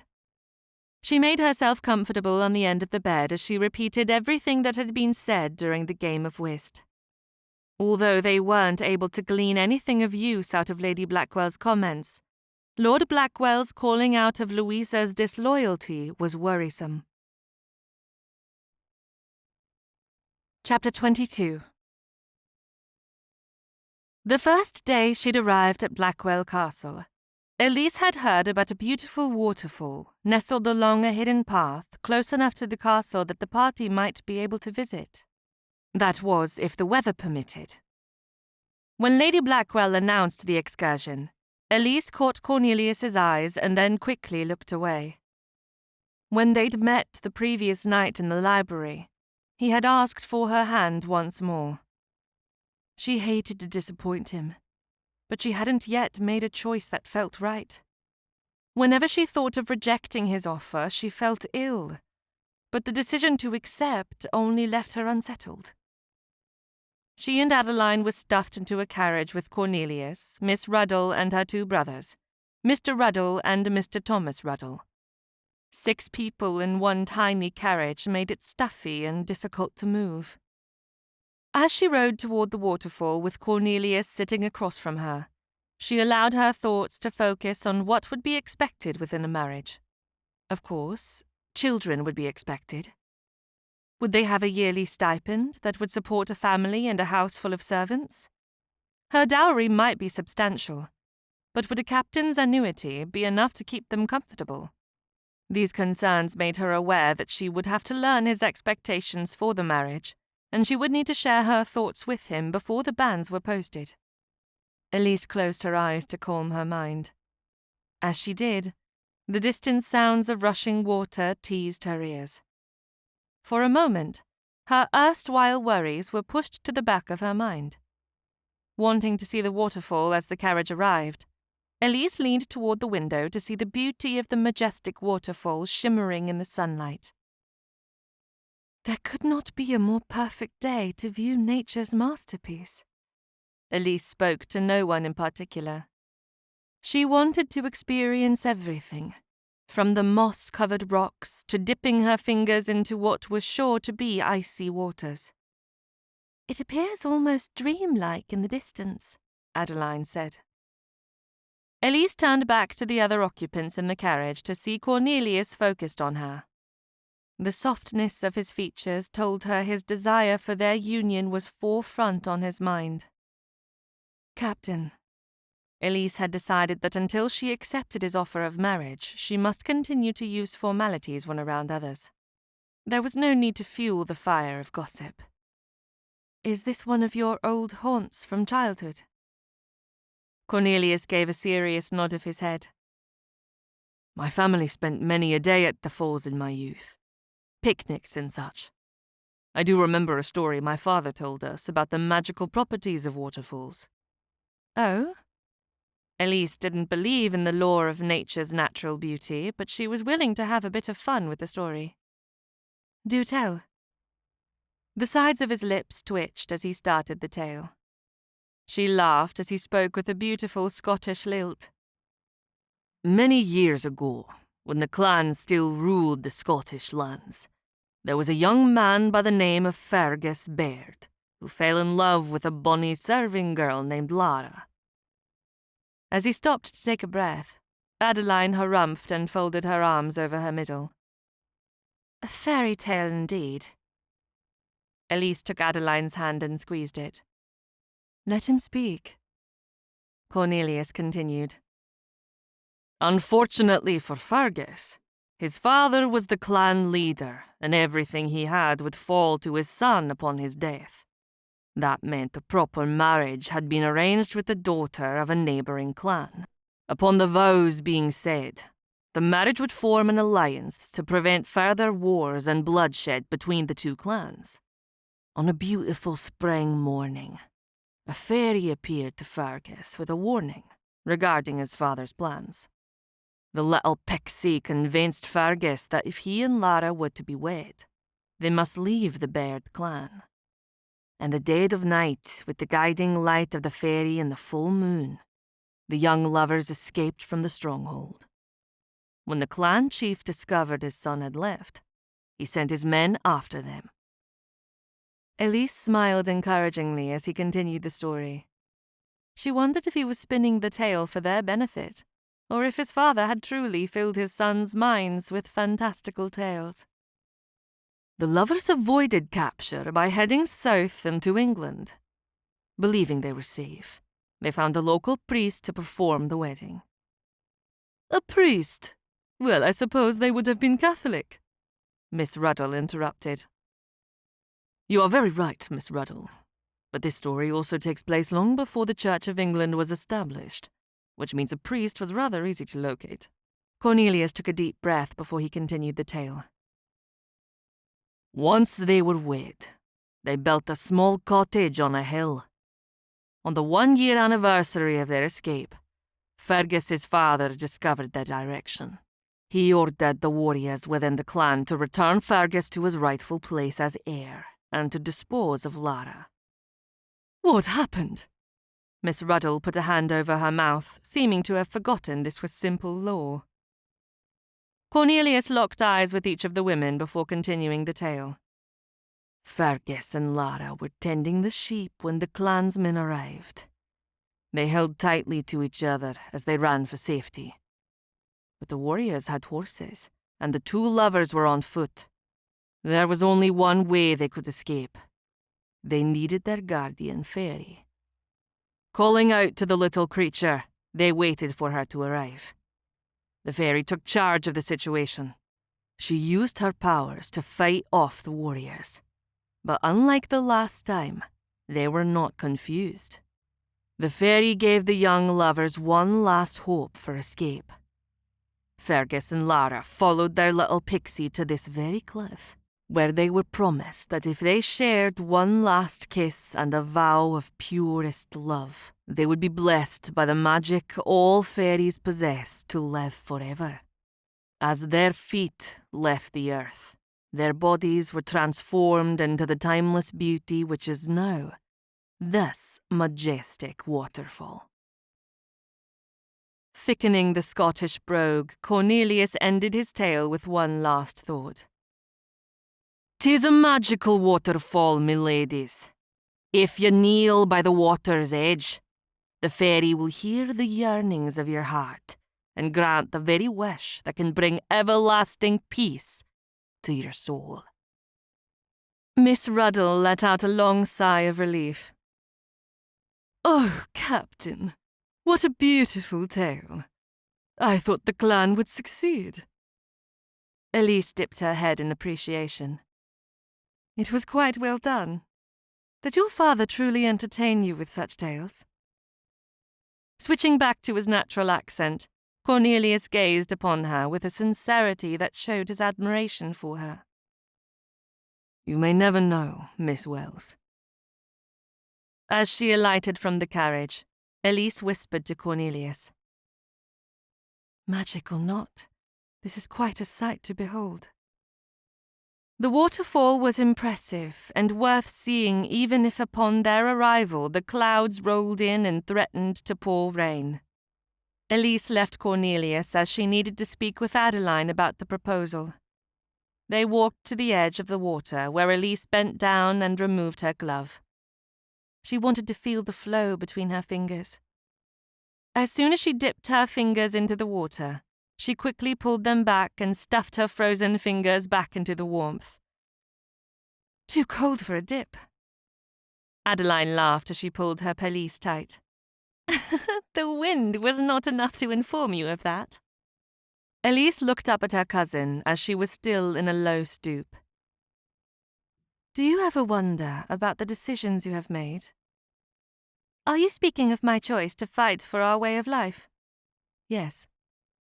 Adeline shook her head. Never. I am happy with my choice. Elise tilted her head toward the children that had joined them on the outing. Have you never wanted children? Never. Adeline held her hand out, assisting Elise to her feet. You do not feel as though anything is missing from your life? Elise's eyes drifted toward Cornelius. She could hear his laugh from across the way. It was quite a pleasant sound. I suppose it has never crossed my mind. Adeline started walking, so Elise followed. She stepped up on a stone along the water's edge, hopping from one to the next. There wasn't any effort necessary as the rocks were large enough not to require too much balance. She slowly walked along the water as she kept one eye focused on Cornelius. Captain Fernley would make a formidable spy. The more I know him, the more I believe he would be a wise addition to the Home Office. What do you know about recruiting agents? The tone of Adeline's voice sounded as though she was attempting to choose her words with care. Elise straightened her shoulders. I know enough that I have not messed up this assignment. You are my companion on this trip, more like half a spy. Elise shook her head. Very well. I know absolutely nothing. Bernard is quite focused on finding Lady Louisa. I have never known a man so in love. I believe I have. Adeline's narrowed eyes showed her suspicions that there was much more to Elise's mention of Cornelius and love. Who? Her voice was a little high-pitched, but not enough to reveal anything. Captain Fernley is in love with you. Stepping forward on the stones, Elise slightly pursed her lips to stop the giddy squeal that nearly escaped. She need not make a spectacle of herself. How do you know? Elise turned on the stone, wanting a concise answer. He hadn't declared himself, not even when he'd asked for her hand. I have eyes, Elise. She had noticed the softness in his eyes, the protectiveness of his words and actions. It was obvious he adored her, but his feelings didn't matter as much as her own.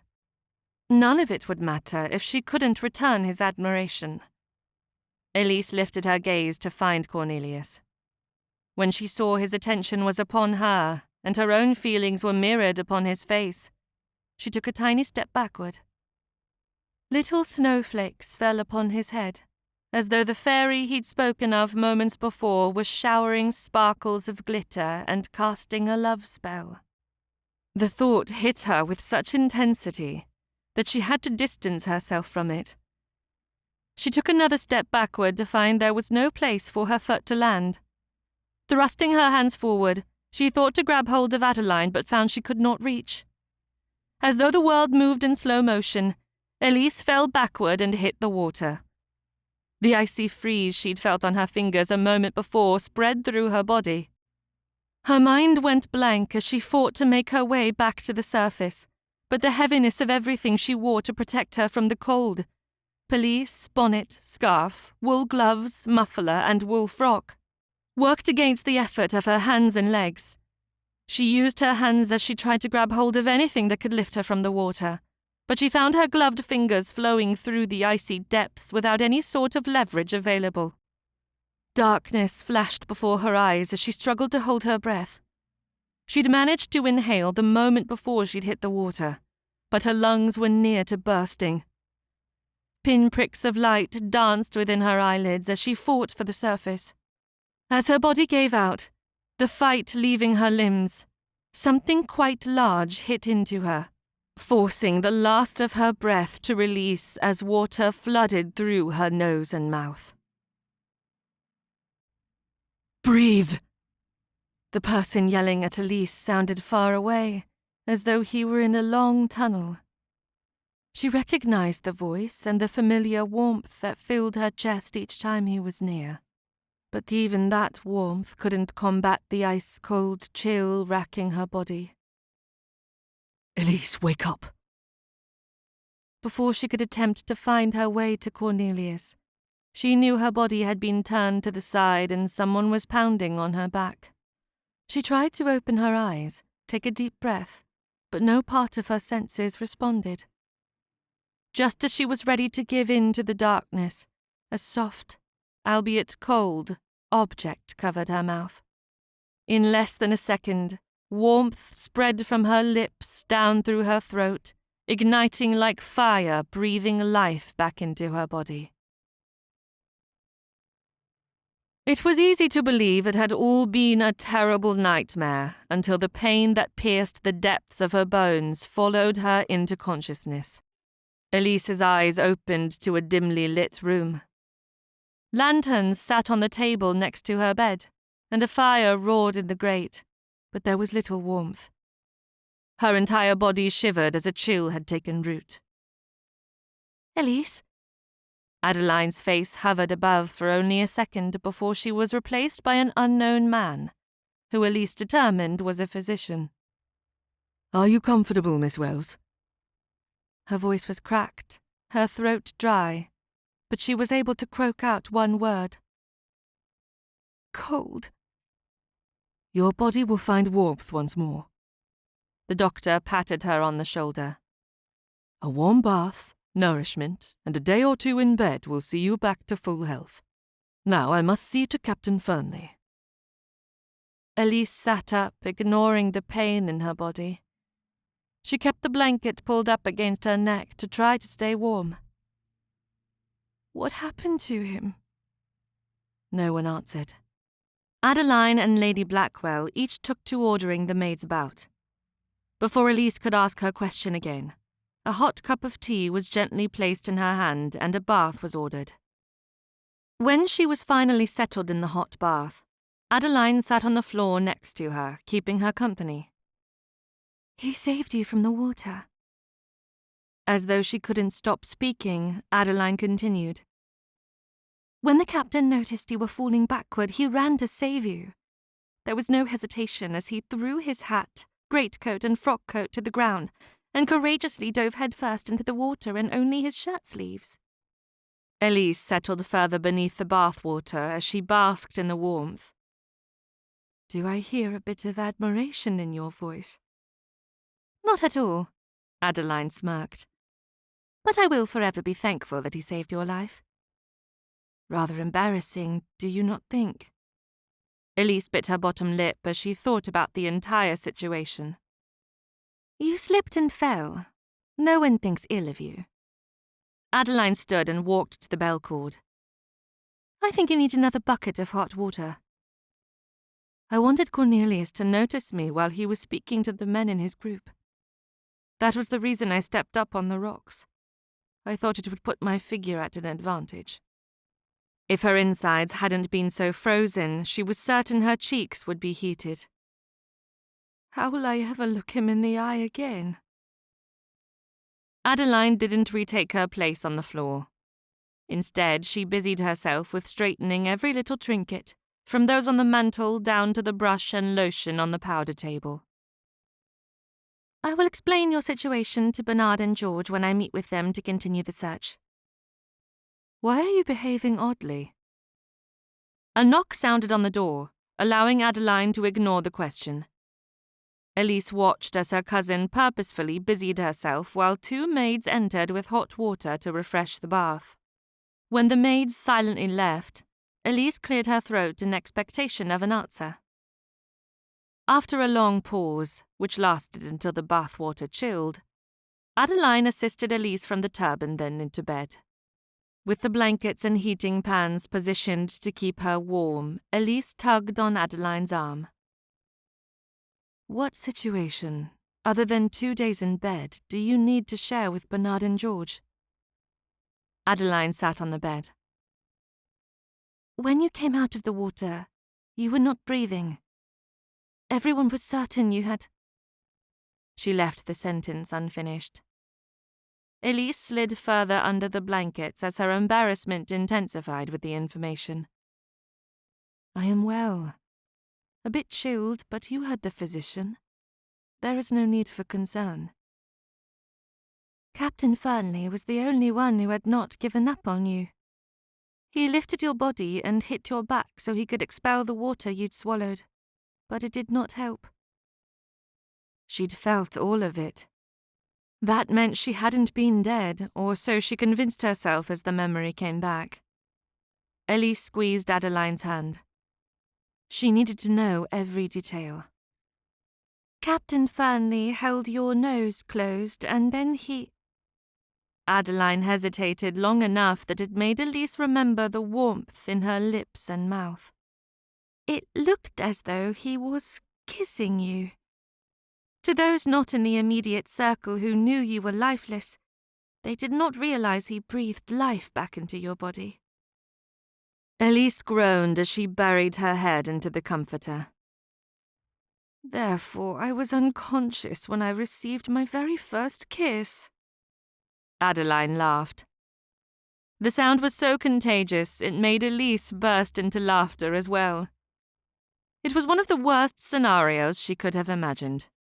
The war hero, now turned hero of damsels caught in distressing situations, had saved her life by kissing her. It was too much for her to bear without enjoying the absurdity. When she finally calmed her laughter, Elise closed her eyes to consider the entirety of the situation. Please tell me no one believes it was a kiss. Lord Blackwell said he would calm the gossip. Adeline fussed with the bedcovers once more. If he is not able to do so, and your reputation suffers, I dare say you would not mind marrying Captain Fernley. He has already requested my hand in marriage. Have you accepted? When Elise shook her head, Adeline continued. What of your commitment to me? I need a companion on my assignments. Elise sighed.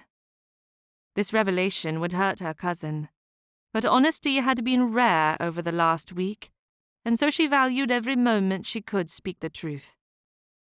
I would gladly give up a lifetime of adventures to spend the rest of my life with the man I love. Then you have feelings for Captain Fernley? I am confused, but yes, I believe I do. Adeline frowned. Then even though he saved your life, I cannot ever forgive him for taking you away from me. You are my dearest friend, and I refuse to lose you so easily. I must dislike him upon principle. There is no understanding at this point. I have left him without an answer both times he has asked. If you love him, why do you delay? Elise didn't give an answer. Instead, she snuggled further beneath the blankets to fight away the cold. Adeline tucked the blankets back around Elise's shoulders. You must rest. I will stay until it is time to meet with Bernard and George. Will you find out details of Cornelius's condition? I do not think I will sleep until the doctor declares he is healthy. As Adeline left, Elise thought about the heroic actions Cornelius had taken to keep her from death. He was in every way a true hero. She turned onto her side to stare into the roaring fire as her imagination took flight. Thoughts of a future together offered a calmness she hadn't yet experienced since he'd asked for her hand. She watched the dancing flames and listened to the crackle of burning wood until it lulled her into a deep slumber filled with dreams of Cornelius. Chapter 23. As the clock chimed 3 o'clock in the morning, Cornelius slipped out of the warmth of his bed to resume his assignment to uncover the leader of the Cavaliers. Even though he didn't expect visitors, he knew Elise had a penchant for visiting the library in the early hours of the morning. If she chose to forego the physician's advice and leave the comfort of the heating pans and roaring fire in the grate, he would be terribly embarrassed not to be fully dressed. So Cornelius dressed as though he were preparing for the morning meal. A dim light flickered under the doorway of the den, giving Cornelius pause. He slowly made his way to the library instead, relieved to find the door had not been fully closed after the last occupant had left. He snuffed out his candle and pushed the door open. As luck would have it, the connecting door to the den was open far enough for him to listen in on the conversation taking place in the other room. "Is there new correspondence from headquarters?" The person speaking was unknown to Cornelius. His voice was squeaky and almost youthful. Lord Blackwell responded. "They have been unusually silent. This message needs to be placed in the General's hand by morning." "Yes, my lord." Cornelius stood stiffly against the wall until the candles in Lord Blackwell's den were carried out by the two occupants. Intercepting the correspondence was of the utmost importance. Not only would it give him insight into the Cavaliers' operation, but it would reveal the identity of the man he sought. He feared the general was a high-ranking military officer. If any of the members of this dissident group were military generals, the prince was in more danger than he currently knew. When it was safe to leave his position, Cornelius crept out of the library, down the hall and out the servants' exit leading to the stable. The cold, misty night air seeped into his body, reminding him of his dip in the river that morning. Ignoring the violent shivers that renewed throughout his body, he ran the distance between the castle and the stables. With the swiftness of his training, he saddled Verity and charged out of the yard, hoping no one stood watch. The full moon cast shadows within the tree line as he urged his horse along the country lane. The clatter of hooves echoed in his wake as he narrowed the distance between himself and the courier. With his gloved hands grasping the reins, Cornelius leaned forward, pressing into the chase. As he spotted the messenger, he knew he had to disguise his identity. This man might be a servant in the Marquess's home. With one hand tightly clutching the reins, he used the other to remove his cravat as he wrapped it around his face, much like a medical bandage. It took less than an hour for Cornelius to overtake the messenger. He rode up on the left side of the courier, matching the speed of the other horse before he lunged to the side and tackled the man to the ground. As they hit the frozen earth, Cornelius drew his hand back, clenching it in a fist before he threw a punch and knocked the man unconscious. Searching through the man's greatcoat, he found the letter with Blackwell's seal. With the letter safely in his pocket, Cornelius lifted the man from the ground and threw him over the horse. When the messenger woke, he would divulge everything he knew about the Cavaliers. Cornelius would not rest until the man had spilled every last secret. Cornelius nudged the courier with his boot as he broke the seal on the letter. As the young man regained consciousness, Cornelius stepped back to stand far enough away that his features wouldn't be recognizable under the cravat. One look at the man revealed his identity. He was Lord Blackwell's valet, Mr. Jonathan Meeks. Disguising his voice, Cornelius asked his first question. "Who is the general?" I have no knowledge of a general. Meeks rubbed his backside as he tried to sit up. Cornelius wasn't ready to let the man escape. Stepping forward, he used his boot to push Meeks back to the ground. He held the letter out to show he knew about the situation. What is the direction for this missive? Meeks shook his head. I cannot say. Cornelius narrowed his eyes and clenched his jaw. Saving the Prince Regent and the crown was his duty. He would not be thwarted so easily. Pressing his boot on Meeks's hand, he singled out the pointer finger. Reveal your secrets, or I will not hesitate to break your fingers. It will be slow and painful. Do your worst, sir. Transferring his weight, Cornelius knew the exact moment Meeks's finger would break. He didn't want to torture the man, but he had vowed to do what was necessary. I will give you one more opportunity to divulge what you know about the General and the Cavaliers. If not, I will ensure you never again close the buttons on Lord Blackwell's waistcoat. I wouldn't be sad about that. You think he will keep you in his employ if you return with broken fingers? One look at your condition and he will suspect you sang like a little girl. Meeks tried to pull his hand out from under Cornelius's boot, but was woefully unsuccessful. Lord Blackwell is aware of my dedication to the cause. I have proven myself worthy of his inner circle. As Cornelius pressed down on Meeks's knuckles, the man cried out and begged him to stop. He slightly released the pressure. The only way you leave this spot with your fingers intact is to answer my questions with honesty. You might as well break my fingers. If I say anything about the Cavaliers, Blackwell would dispose of me. I can ensure your safety. Agree to work for the crown, and you will save your fingers and your life. Very well. You win. The level of devotion Blackwell's valet showed said everything about the strength of the Cavaliers. If everyone was as fickle as Meeks, the Foreign Office would win the fight without weapons and loss of life.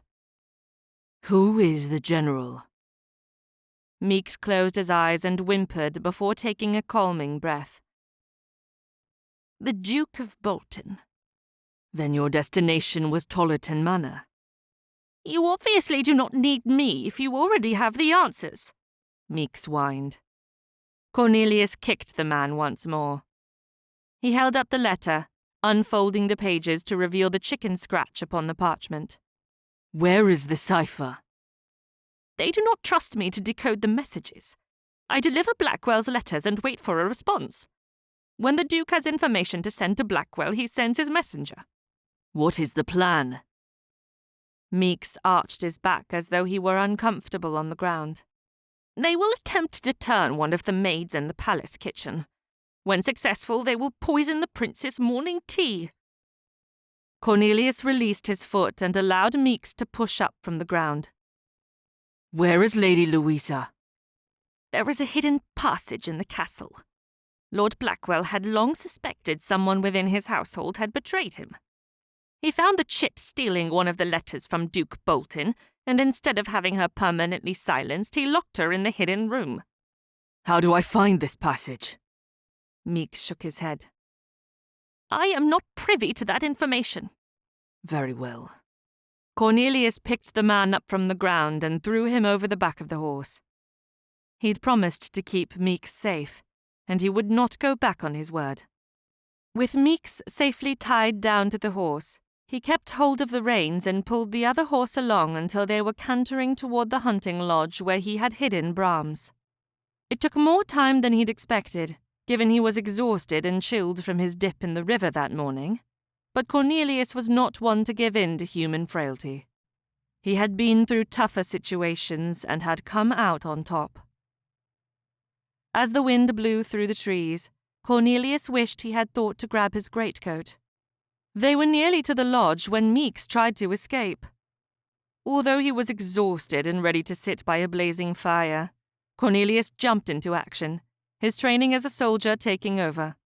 He pulled Meeks off the horse once more and then dragged his prisoner to the lodge. Cornelius charged into the parlor and threw Meeks to the floor. In his state of exhaustion, he failed to care about Meeks's comfort. With all the noise he made, it wasn't long before Brahms and the servants were standing in the parlour waiting for an explanation. Interrogate him about the Cavaliers. When he finally shares everything, transport him to London and hand him over to the Prince. Brahms shivered with excitement. The Prince was right about you, Captain. He knew you would not fail in this assignment. Meeks has already tried to escape. Lock him in a room and nail the windows shut. We cannot risk exposure. Cornelius didn't wait for any further comments. He had to make the return trip to Blackwell Castle in half the time it should take. Quickening his step, he mounted his horse and sped toward the castle. Verity was a well-trained horse, but even she had limits. Hunched forward in the saddle, he knew his weight was the biggest obstacle to returning to the castle before any of his servants woke for morning chores. When he arrived in the stables, the moon was still high enough in the sky that he believed all was well. Cautiously, he untacked his horse, performed a lousy rubbing down as he apologized profusely to Verity, and then ran across the yard and through the servants' door to find all was yet silent within the house. Once he was in his bedchamber, he replaced his outer clothing with his nightwear much faster than he had ever done in the past. Cornelius slid beneath the covers and blew out his candle seconds before the maid entered to stoke the fire and empty the chamber pot. Chapter 24. Cornelius's clandestine activities of the night before replayed through his dreams just before he woke with a start.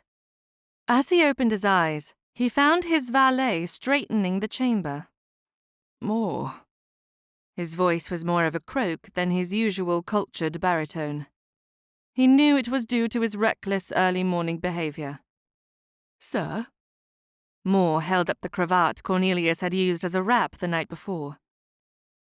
Did it offend you in some way? Not at all. Cornelius sat up and rushed to hush his valet's response. Do not bring attention to any of the clothing I ruined last night. Throw whatever you cannot repair into the fire. I will see to it, sir. Cornelius pointed to the cravat. No one can know about this. I understand. If anyone asks, I am looking after the clothing you wore when you jumped into the waterfall, sir. Cornelius nodded. Excellent. Settling beneath the covers once more, Cornelius found his body was weak. The last time he'd been completely feeble was when he'd taken a bullet in the shoulder. That had been many years before, when he'd been in the States. He'd been wounded in a small skirmish that had left a large enough scar to help him remember every moment. He was almost comfortably resettled in bed when a knock sounded at the door. Enter. As the doctor and Lord Blackwell filed into the room, Cornelius pushed himself up from the bed. The doctor rushed over and forced him back under the covers. No need to cause strain upon your body, Captain. Cornelius patiently waited while the doctor conducted his assessment. He noticed Lord Blackwell poking around the room as though he were searching for something out of place. It was far too soon for him to know his messenger had failed in the delivery. Other than that, he could think of no reason for Blackwell to pry into his room. It seems a night of rest has not done you any favours, Captain. I insist you keep to this bed. The doctor frowned as he placed a hand on Cornelius's forehead. A small fever has taken hold. Before it festers, I would like you to drink willow bark tea. Cornelius put his hand to his forehead and was surprised to find it was a little warm. Perhaps it is the fire and the heating pans that have done this. As though his body needed to issue a disagreement, a shiver ran from his neck down to his feet.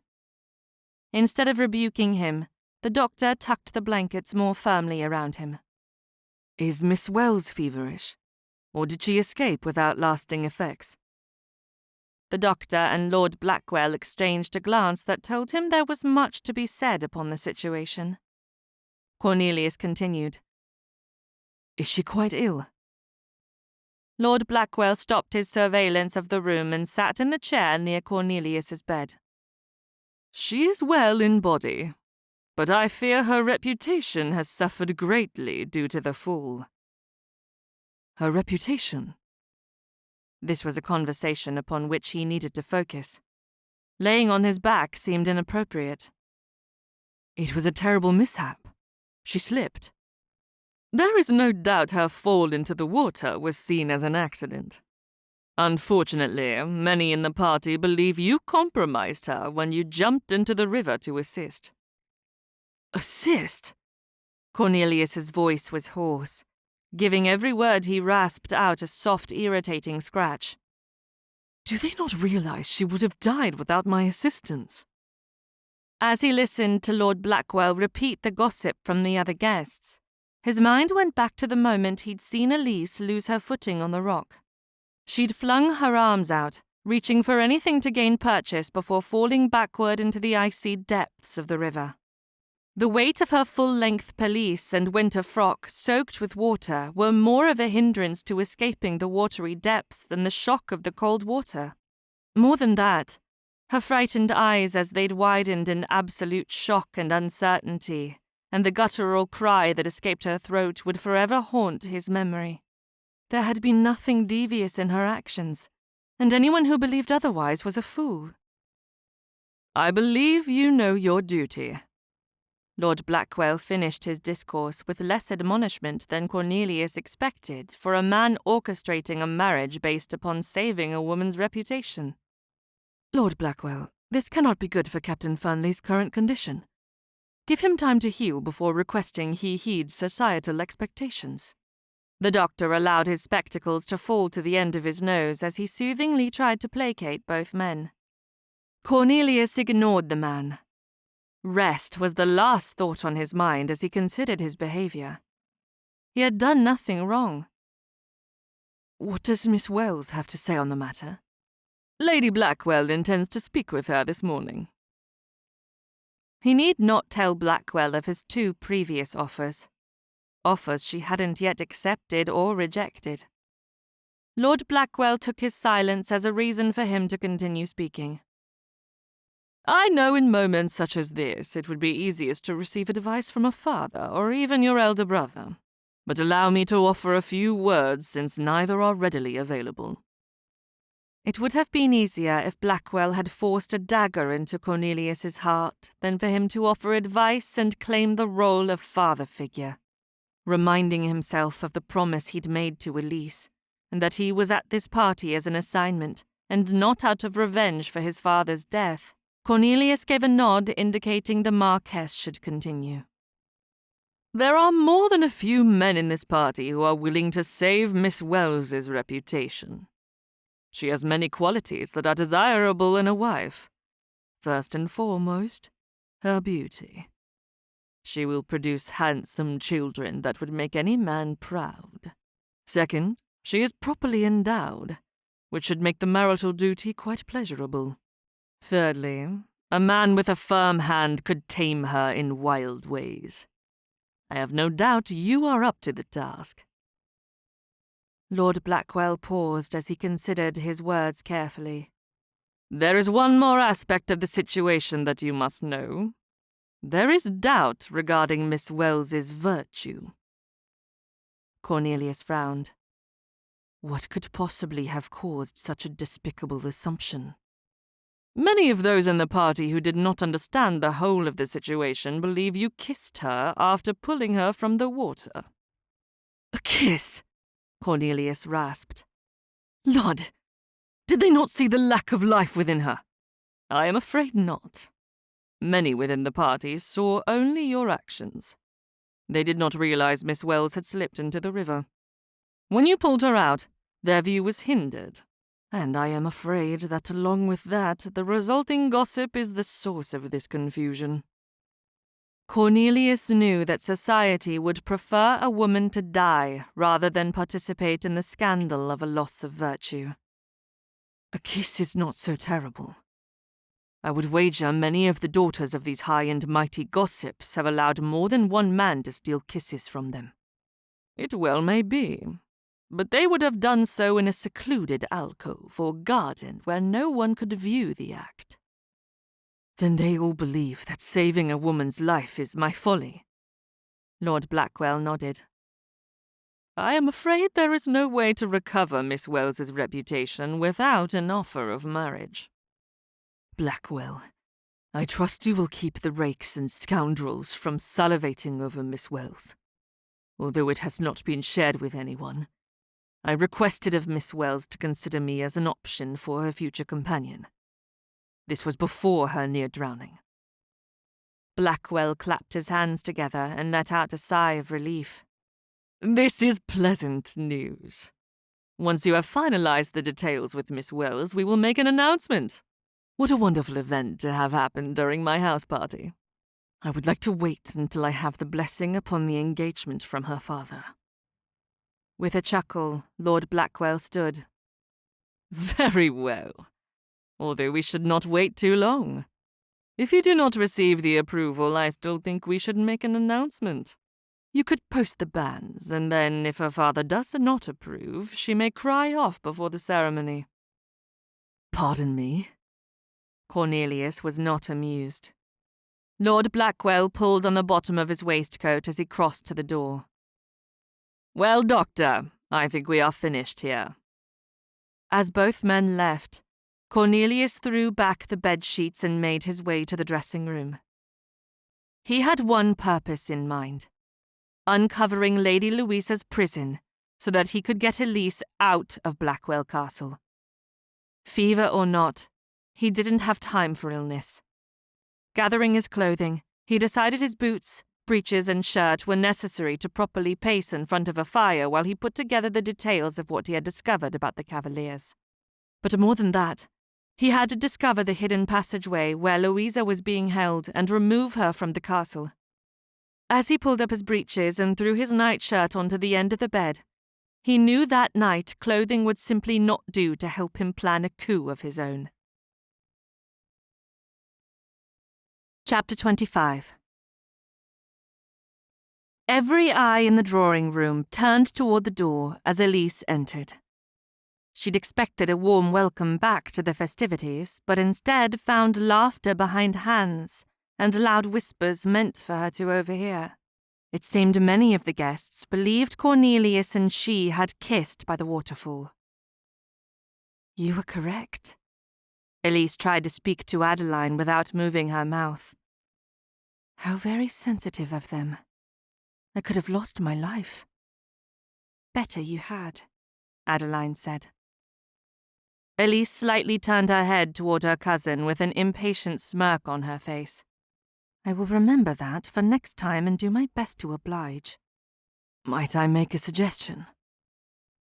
The low, raspy voice behind her didn't sound exactly like Cornelius, but it was enough for her to recognize him without turning around. Heat rushed into her cheeks as she responded, her attention seemingly focused on the occupants of the room and not on the man standing behind her. That depends on what you have to say, Captain. Ignore the ignorant comments.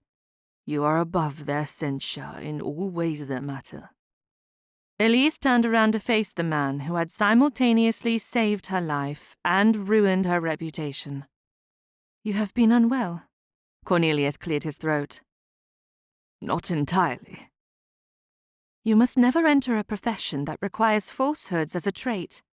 You are terrible at it. What sort of profession would require such deceptive behavior? Elise tried not to smile, but it was difficult when she saw the innocent look on his face. Are you certain you have spent your time in the military? Yes, Miss Wells.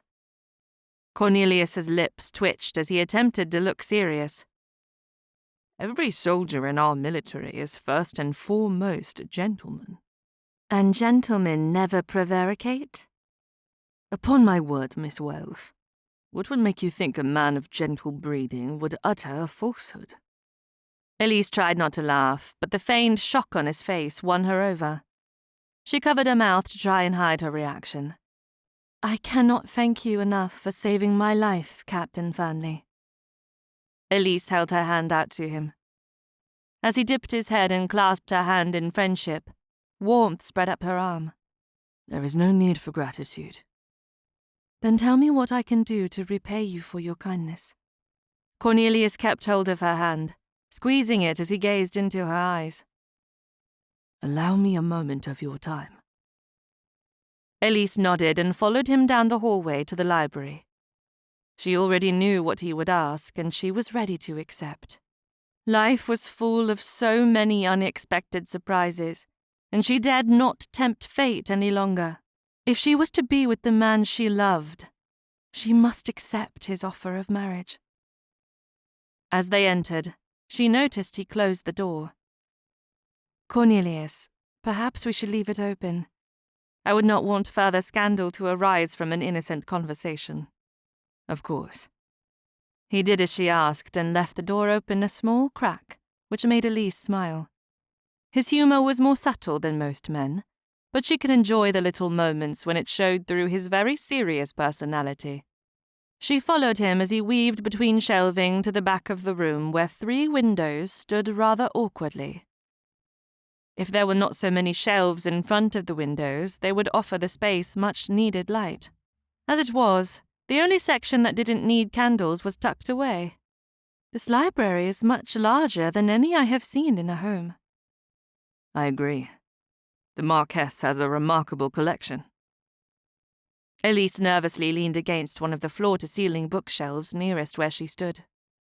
We are sufficiently hidden from prying eyes. Cornelius's jaw tightened. For a moment she thought he might be bothered with her comment, but as she watched him struggle to speak, she realized he was nervous. This was a completely different side to the enigmatic soldier. Elise, as you are aware, we have unfortunately found ourselves at the center of a scandal. Elise didn't respond. There was no need to agree with him. The response of those in the drawing room had been enough to warn her that an arrangement to save her reputation was necessary. The only problem was, she wanted to accept his previous offer of marriage, not a new one that forced her hand. Before she could tell him as much, Cornelius continued. I have 2 options for your consideration. You know I have asked for your answer to my proposal in the garden. But I have realized it is possible it lacked the refinement necessary for a woman of your intellect and beauty. I have loved you since the first moment I came upon your carriage on the road. Perhaps that was not actual love. It started as more of an infatuation, but it has grown quite readily into the purest of intentions. I spend my days thinking of you. My dreams are filled with the beauty of your presence, and I can honestly declare that I love you. She wanted to burst out with a resounding yes and declare herself in love, but she could see he wasn't finished with his offer. So she patiently waited for him to say everything he had not said in their prior conversations. Cornelius ran a hand through his hair as he paced the small space before her. I failed to inform you that as a member of the King's army, I am rarely in country. I spend most of my time on assignment with my regiment. If we are married, I would prefer to leave you in the care of my elder brother, the Earl of Grafton. Elise narrowed her eyes and clutched her hands together in front of her. Living with his brother was not the sort of marriage she had in mind. She quickly had to remind herself that he simply didn't understand she was a spy and would not need to stay with Lord and Lady Grafton. Your hesitance in accepting my first proposal has not gone unnoticed. If your feelings are not reflective of mine and you would prefer a less complicated marriage, I will understand. For that option, I have found an alternative to save you from the gossip that would surely ruin your reputation. This was an interesting turn in the conversation. Elise rested a little more easily against the bookshelves as she waited for the second option. You met my family, and it seemed you had a splendid time speaking with Oliver regarding music. He is closer to your age. He is popular amongst the women in London, which is quite a shock given he is the youngest of 7 sons. Oliver is a talented musician, as you well know. He is settled in London, and during the fashionable season he tutors the children of the wealthiest amongst the ton. He also has a stipend of £300 a year from our father's estate. If you would like to explore this option, I am happy to invite you and Miss Mayfield to Primrose Hall for the remainder of the year so that you can know him better before posting the bans. Oliver will be happy to pay court to you. I must also note he has smartly invested his funds and is well situated to support a wife and children." Her mouth moved, but nothing came out.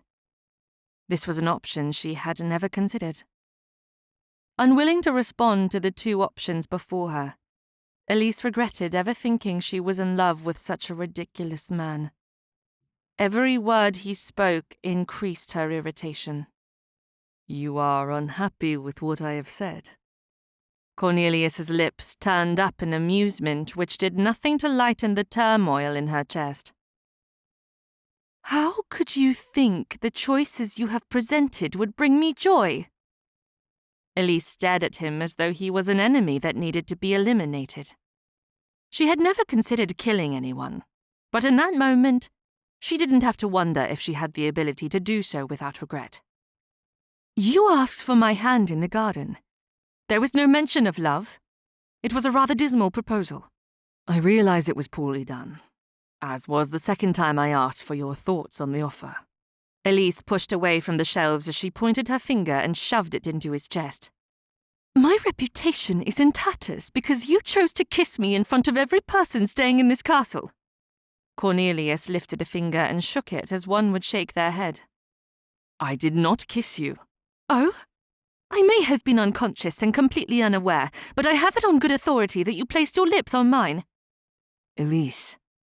He stepped forward, her finger still firmly pressed against his chest, forcing her to take a step backward. "If I were to kiss you, there would be no question about what was occurring." "It does not matter, for I will never allow you to kiss me." "You are a contradiction, my dear." Cornelius took another step forward, causing her back to press against the shelf. He leaned closer by placing his hand next to her head where it rested against the shelf. Elise refused to look at him. She'd expected so much more from an offer of marriage. "How preposterous! What evidence do you have of that?" "Your eyes are begging for a kiss, while that crease between your eyebrows is threatening to commit murder." Her hand flew to the exact spot where the crease had appeared without her permission. She smoothed it out and softened her jaw to keep it from appearing once more. "There is no crease." "Perhaps not now." Although his voice was still raspy, a deep, seductive undertone sent a thrill of excitement down her back. Elise placed her hand on his chest and pushed. When he didn't move away, she allowed her hand to travel to the arm that was pressed against the bookshelf. As she ran her fingers down the sleeve of his frock coat, she could feel the definition in his muscles. Her breath caught in her throat, making her next words sound quite airy. "What is your delay?" "I await your permission." The heat of his breath met her lips as he hovered less than an inch above. There was only one certainty in Elise's mind. If she denied his kiss, she would regret it for eternity. One kiss in the privacy of the library wouldn't hurt. Closing the distance between them, Elise slightly touched his lips with hers. "I have one stipulation." He raised his hand and ran his thumb along her chin. "I would be most obliged to hear." "Where you go, I go." "Pardon me." Elise put her hand around his neck, ready to pull him closer. "If your regiment is sent to Antarctica to colonize a penguin's nest, you will take me with you." "As your husband, your safety would be my top priority. You will stay at Primrose Hall with my family." "This is non-negotiable." His lips tickled hers as he responded. "You are being unreasonable." "Yet you will readily agree." "What makes you believe that?" Elise ran her hand along his neck and down to his chest to find his heart was rapidly beating. "You are a contradiction, Cornelius. The pounding of your heart is begging for me to accept your offer of marriage, yet your words are trying to convince me to refuse and accept your brother." Cornelius growled. "You will stay out of danger." "I promise." Elise closed her eyes, expecting he would take that as her permission, but he didn't. When she could wait no longer, she finally whispered, "You may kiss me." He cupped her cheek and tilted her head before he gently brushed his lips across hers with a tenderness so delicate it whispered of the affection he'd declared. Elise embraced the sweet serenade as her heart unfolded like the petals of a tender rose, revealing the depth of her love. Each kiss multiplied like the collection of books surrounding them, as the first kiss turned into a second, followed by a third. She surrendered to the enchantment of each tender touch, as the 3 kisses turned into 1,000, each distinctly different from the one before. When she had decided the moment couldn't be more breathtaking, Cornelius surprised her by deepening their connection. This kiss spoke of a promise of love that would endure beyond that very moment into eternity. When he pulled away, Elise immediately yearned for the warmth of his touch. A satisfied sigh escaped as she allowed him to pull her into his embrace. She wanted to declare her feelings, but it wasn't proper. She smiled and nuzzled her face against his neck. "Will you post the banns, or should we marry by special license?" "The moment I have your father's blessing, I will post the banns." They stayed in the privacy of the library for only a few more moments before he escorted her back to the drawing room. He paused in the hallway. "Although I want to share our engagement with everyone, it doesn't seem right to do so without a response from your father." "You are right." Elise removed her arm from his. "Until then, we should keep everything proper and not allow for speculation." She walked ahead of him and entered the room alone. As she approached Adeline, she bit her bottom lip so her newly kissed lips weren't displayed. Adeline took one look at her before whispering a comment about swollen lips and flushed cheeks. Elise wouldn't allow anything to ruin that moment, not even her cousin's bitter comments. When Cornelius finally walked through the door and met her eyes, her heart leapt, and once more heat pierced her cheeks. Love hadn't been her intention, but it was far more exciting than anything she'd ever experienced. Chapter 26. The party was nearing its close, so Cornelius chose not to join the other guests for another day of shooting. His voice was still raspy, which gave him the perfect excuse to stay indoors. The women were in the drawing room working on their sewing projects and designing their masks for the ball, which didn't interest Cornelius. The perfect excuse was set. He would spend the morning reading in the library while he waited for his voice to return. Once he heard the men riding away from the castle, Cornelius slipped through the door connecting the library and den to continue his search. His first course of action would be to place the letters he'd stolen and deciphered back into their hiding place. With that task completed, he would search for a hidden room. An edifice as big as Blackwell Castle was expected to have hidden rooms that only the family would know about. Cornelius expected Blackwell would have taken care to build out a passageway in his den for the secretive activities of the Cavaliers. Unfortunately, nothing seemed out of place. There were no scuff marks on the floor or loose floorboards that would indicate an entrance. As he was ready to give up and search another area of the house, he turned to find the same door he'd entered moments before blocked by Elise. He hadn't been alone with her since the night before, and he had missed her terribly. "Neglecting your mask, I see." Elise held her hands behind her back as she glided toward him. There is nothing so boring on a beautiful morning as sitting in the house trying to make a mask look like a swan. What do you propose we do about that? You could read a book to me, although it might tire out your already weak voice. He made a few squeaks that put a smile on her face. Then you may have to read to me. Elise walked past him, slowly twisting side to side in a most alluring fashion. We could do that. Or there may be a better option. I'm listening. His arm ached to hold her as she teased him with her continued movements. Elise circled around the desk as she made her way back to stand in front of him. Would it not be a better use of our time for us to practice kissing? Practice? He liked the idea of that, but he wasn't ready to give in just yet. He could tell Elise was not the sort of woman who wanted a man to do exactly as she said. She wanted intrigue. He could give her that. Teasing her, he reached out his hand and pulled one of the pins out of her coiffure. Elise's eyes went wide as the curly locks of hair fell against her neck and down her back. Cornelius Fernley, how shall I punish you for that? I will have to call a maid to repair my hair.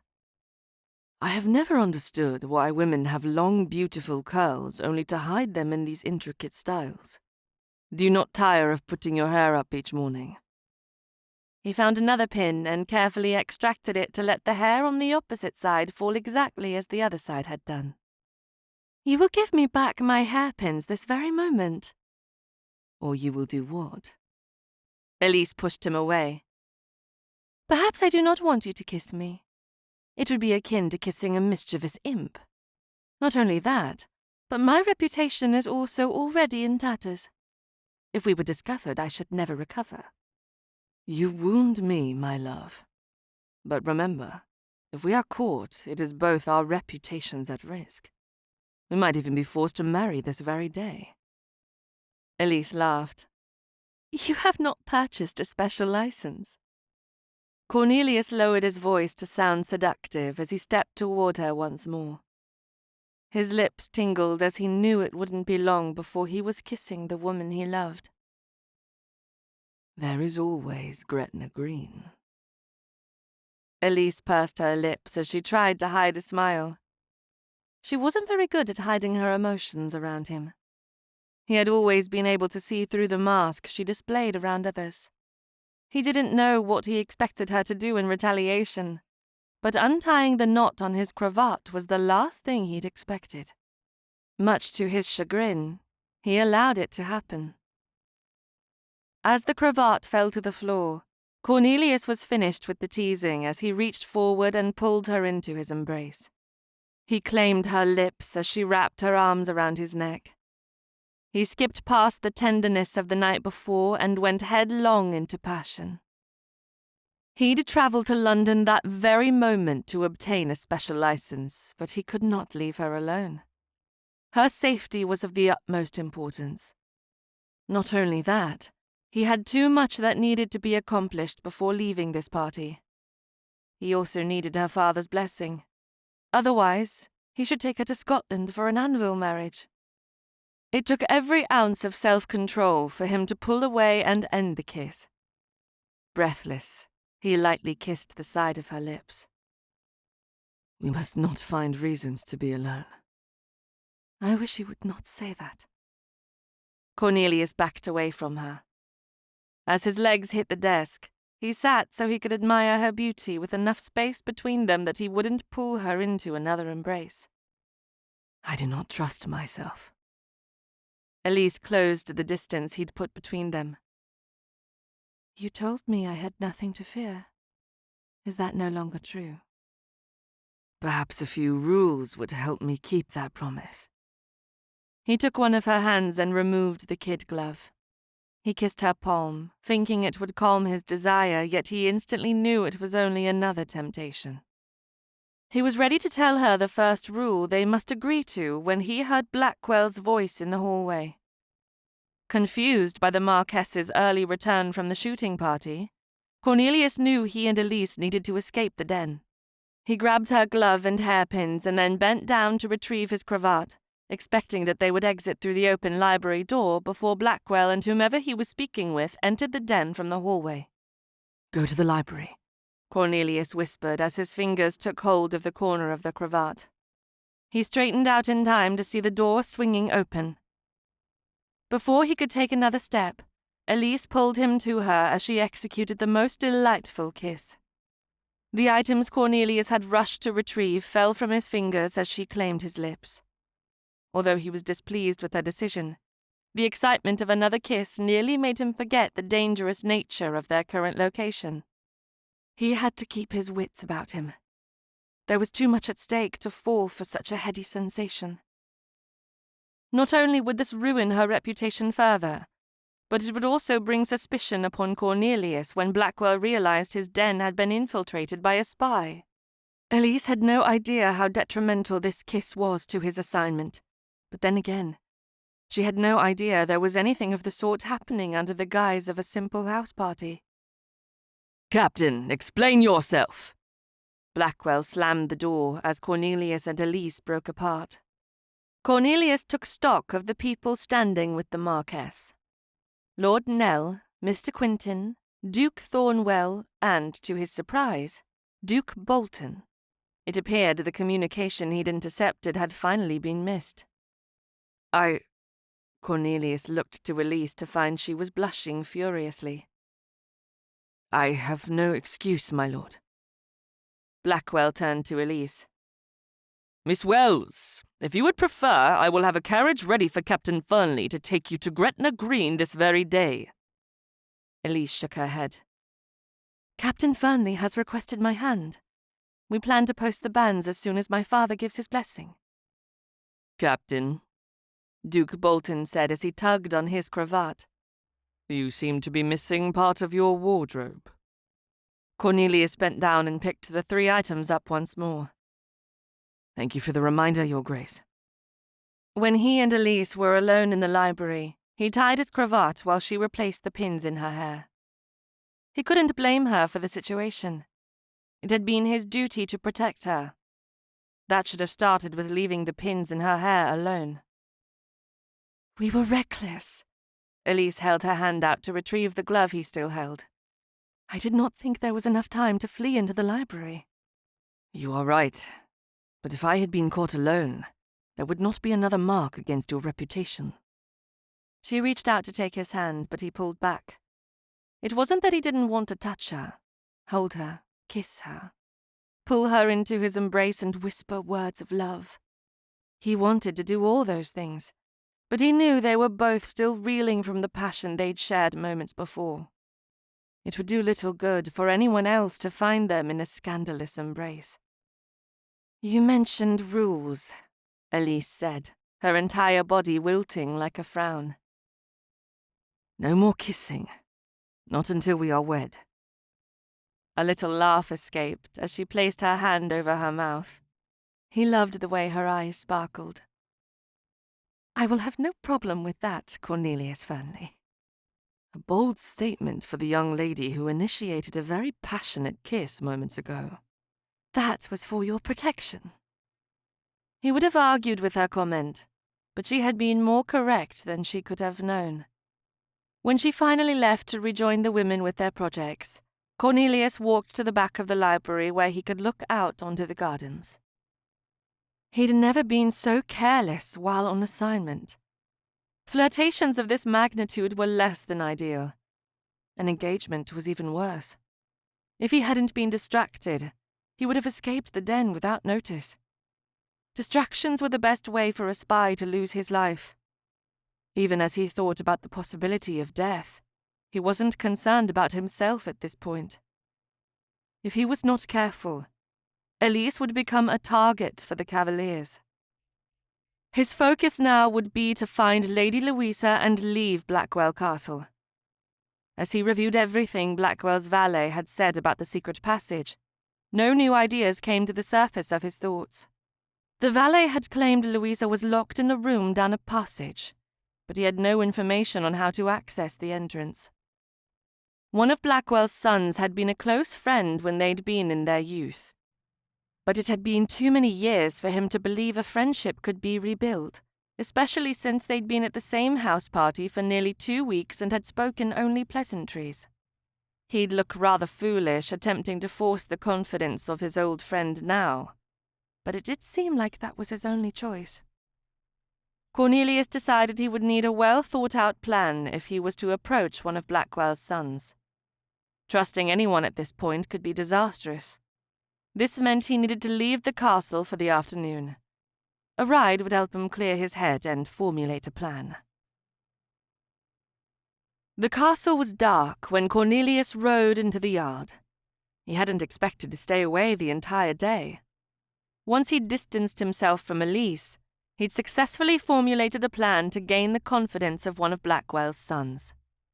He entered through the servants' entrance, the same one that he'd used the night he had followed Blackwell's messenger. The door to the billiard room was open, the air thick with the rich aroma of aged tobacco leaves. A heavy layer of smoke wafted into the corridor, mixing with the scents of whatever they'd eaten for supper. Instead of rushing past, Cornelius stood at the door, watching as Blackwell placed his cigar on a tray before he bent over the table to line up his next shot. Not wanting to incur the Marquess's displeasure, Cornelius stayed silent until the shot had been completed. Blackwell paused to take up his cigar once more, which opened the moment for Cornelius to enter. "Captain, do you realize the hour?" Blackwell asked. Cornelius nodded to each of the men in the room. He wasn't surprised to see the same group of men who had interrupted his and Elise's assassination in the den. Forcing a sheepish smile upon his face, he made his planned apology. "I apologize, my lord. After this morning, I needed time to consider my actions. I owe both you and Lady Blackwell my sincerest apologies. In the morning, I will speak with Miss Wells and request she join me in leaving for Gretna Green. I expect our absence will restore a level of respectability to this party." Blackwell took a long drag on his cigar before releasing swirling wisps of smoke into the air. "You are young. Mistakes are known to happen at parties such as this. I do wonder, Captain, how well do you know Miss Wells?" "Although I only met her at the start of this party, I feel as though we have always been acquainted." Blackwell turned to the other men, a knowing look upon his face. "Do you see what I mean?"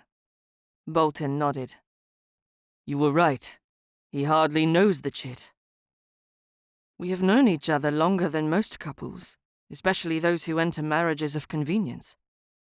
He didn't know what they suspected, but he would put on an air of misunderstanding as long as possible. Nell barked out a laugh. His heightened sneer left the impression he thought Cornelius was a simpleton. "Have your valet take a tray to your room, Captain. There is no need to lose sleep over your actions. Lud, I ruined more than one woman at this party within the first 48 hours. Cornelius wasn't amused with Nell's comment, but he seemed to be the only one who found the Viscount reprehensible. As the men burst into laughter, he excused himself. In the morning he would seek out the youngest of Blackwell's sons and convince him to reveal the hidden door. Once Louisa was safe, he would convince Elise to leave the castle. They would be safe and away from this place, and within the week, the prince would order the arrest of every man involved with the coup. He took the stairs 2 at a time before he stopped at the entrance of the west wing. Out of habit, he waited, listening for any movement. With the sound of a clicking lock below stairs, Cornelius slipped behind an old medieval suit of armor. Footsteps sounded on the marble staircase he'd just ascended. He closed his eyes, reminding himself it wouldn't be long before he was in bed. The day had gone quite unexpectedly, but he wouldn't change any of it. When he was finally away from Blackwell Castle, he planned to sleep for days to make up for all the lost hours during this assignment. Slowing his breathing, Cornelius adjusted his stance so he was fully hidden behind the armor as the small group entered the west wing and stood directly in front of his chosen hiding place. "The way is clear." Miss Mayfield's whisper drifted to him. He couldn't see any of the people she was with, but that wasn't necessary for him to know who stood just beyond the suit of armor. George and I will check the stables in the morning. There could be a hidden room or a trap door that Blackwell uses for situations like this. He recognized Bernard's voice from the one time he'd visited them in the sick room. Unlike his last conversation with Bernard, the man spoke with the cultured tongue of the upper class. He was not a coachman as he'd led Cornelius to believe. Do not fret, Bernard. Elise's voice was soft. The tenderness of her tone was similar to the way she had spoken to him once they'd both declared their feelings. The memory of how she'd touched his arms and run her hands across his chest as they had kissed made bile rise in Cornelius's chest, leaving a burning sensation in his throat as he imagined her doing the same with Bernard. If he weren't in a hidden position already, he would have confronted the situation without delay. But he was too exhausted to think up an excuse for having hidden behind a suit of armor this late at night. Instead, he employed the tactics he'd learned as an agent to stay calm. When she spoke again, he was surprised. We will find Louisa, George cheerfully added. You and Louisa will be wed before our next assignment. Everyone at the Home Office is dedicated to finding her before Blackwell can do her harm. The wave of jealousy he'd experienced seconds before dissipated with the knowledge of an engagement between Bernard and Louisa, but the sensation that replaced it was anything but relief. He continued to listen as words stuck out like a broken limb. Home Office, agents, Prince George, Cavaliers, General Mayfield. The knowledge that he hadn't needed to return to the castle hit him like a bag of bricks. If the 4 helpless souls he'd saved from the highwaymen were agents, they could have successfully left the castle without his assistance. How had he not been informed there was another group of spies operating at this party? Pressing his fingers to his temples, he realized he was likely the rogue spy. Prinny's eagerness to control the situation would have made him act irrationally.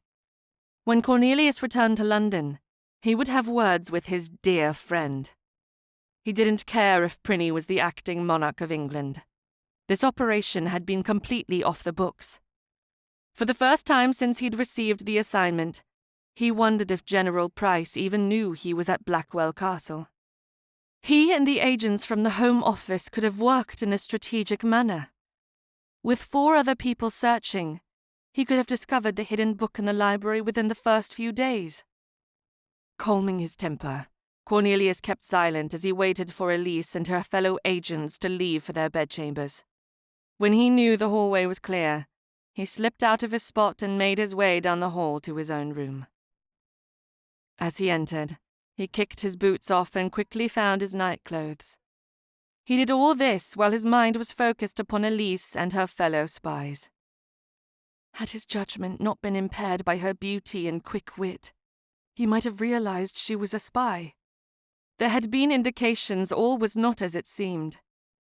She hadn't hesitated to sneak down to the library to flirt with him each night. Her flirting techniques had been masterful, well above the average gently bred woman. And then there were the conversations he'd overheard between her and Miss Mayfield. He'd remembered Miss Mayfield claiming they could have handled the highwaymen on their own. He now understood that it was very much the truth. None of it would have bothered him if he wasn't madly in love with Elise. He knew spies had to keep their identities a mystery. It was part of the role they played in society. Standing at the window, he placed his forehead against the cool glass. He could continue to berate himself for not noticing the signs at a later date. At that moment, his main concern was focused on his heart. Had any of her words been true? The way she had gazed at him so tenderly made him believe there had to be honest feelings involved. But it worried him that he'd been deceived on more than one account with Miss Elise Wells. Now he needed to know if the time he had spent with Elise had been real, or an assignment from her team leader. Chapter 27. The last morning at the castle was turning out to be awful. The women were busy with final preparations for the masquerade, which interested Elise very little. Her mind was consumed with thoughts of Cornelius. He had left the castle directly after their interlude in the den, and as far as she knew, he hadn't returned. Elise entered the library to find it empty. She weaved between the shelving, hoping that by the time she found her way to the back of the room, she would also discover Cornelius waiting for her. But as she sat upon the window seat, she was faced with the possibility that he had left and might not return. It was very possible he had left for Primrose Hall, but would he abandon her after declaring his love? Had they not agreed to be married? Closing her eyes to calm her doubts and fears, Elise knew his love was true. Doubting him was unnecessary. As she opened her eyes, she was startled to see Adeline standing by the shelves in front of her. "You gave me a fright." "I know you are concerned about Captain Fernley." Elise's eyes dropped to the floor near Adeline's feet. "I am." "Then you will be relieved to hear he is in the dining hall breaking his fast." "Thank you for delivering such happy news." She wanted to run to the dining hall and demand he never leave again, unless he told her of his plans, but she paused as her eyes caught upon the curious flaw in the wood flooring. Elise stepped toward her cousin, her focus solely upon the floorboards. "When you searched the library, did you notice this flaw in the flooring? It is similar to one in my father's den at Avondale." Adeline followed her gaze and knelt next to the shelving. "I had not noticed it. It looks as though the shelf had been moved." Elise's worries over Cornelius were suddenly pushed to the side as her heart sped up with the realization that they had discovered a hidden passage. Removing her gloves, she lifted the floorboard to reveal a lever. "It opens a hidden corridor." Adeline put her hand over Elise's to stop her from releasing the shelf. "We must wait for Bernard and George." "You wish to delay until this evening? With the masquerade, we will risk having to leave the castle before we are able to determine if this will lead us to Lady Louisa." Adeline took the floorboard from Elise and placed it securely in its rightful place. "Bernard and George are in the stables. We will bring them here." Elise nodded. She twirled her fingers around a lock of hair. This day would not be as horrible as she'd originally thought. With a bit of juggling, she could complete 2 necessary tasks. First, she would assist the agents in finishing their assignment. After that, she would convince Cornelius to leave the castle before Blackwell approached him regarding the coup. She wanted to keep him safe and completely ignorant of what she had been doing at Blackwell Castle. "I will speak with Cornelius. He should not be at the castle when we find Louisa. I do not want him mixed up in our assignment." "What will you tell him?" Biting her lower lip, Elise made a quick decision. "I will convince him to leave for London to obtain a special license." "Elise," Adeline said as she took hold of her arms, "if Lady Louisa is within this chamber, you will be leaving Blackwell Castle. You must end this engagement now. Break the captain's heart and keep your word to support me in this assignment." "But if she is there, then the assignment will be over." "We must take her to safety. Once Blackwell discovers his daughter is missing, the castle will not be safe for anyone." Elise knew her cousin was right, but it didn't make her decision any easier. She watched as Adeline ran from the library to find Bernard and George. They would return soon, and so she needed to decide exactly what to say to Cornelius. Elise stood outside the dining room, waiting for Cornelius. She had made 2 promises to 2 different people, and both had to be kept.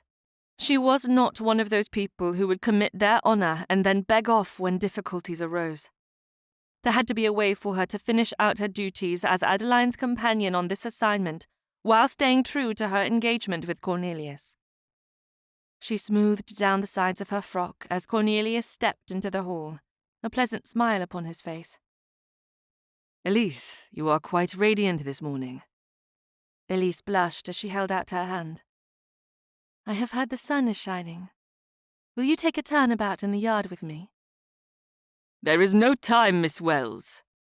Lord Blackwell placed a hand on Cornelius's shoulder as he interrupted their tete-a-tete. Captain Fernley has agreed to join me for a ride. I have already sent to the stables to have our horses saddled. I'm afraid it is true, Cornelius said, his eyes still focused upon her. Might we speak once I return? I should very much like that. Elise knew she would not be there once he returned. It would be a bit of a shock, but Cornelius was a man of action. She was certain their little group would not be out of Yorkshire before they were reunited. Cornelius lifted her hand and kissed her knuckles. His jaw was tight, features guarded as he spoke. Do not fret, my love.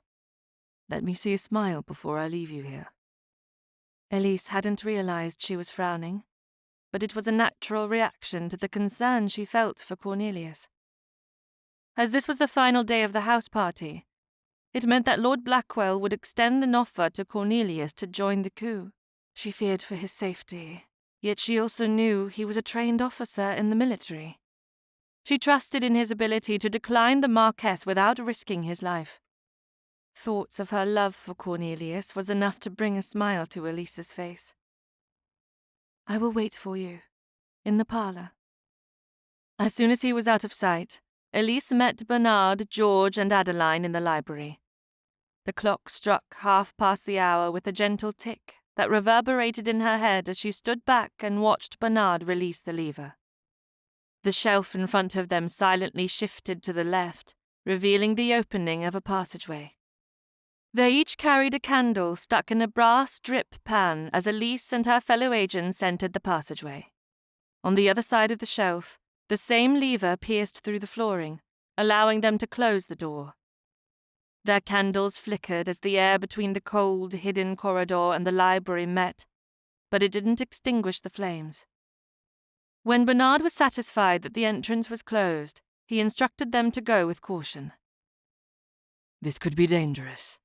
I will take the lead, but stay vigilant. Her mouth was dry.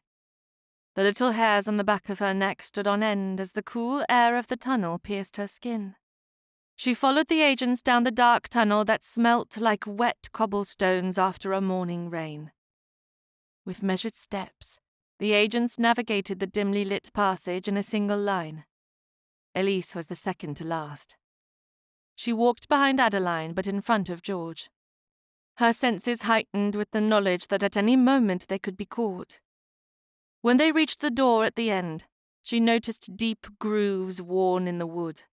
The flame flickered, and a glint of silver caught her eyes.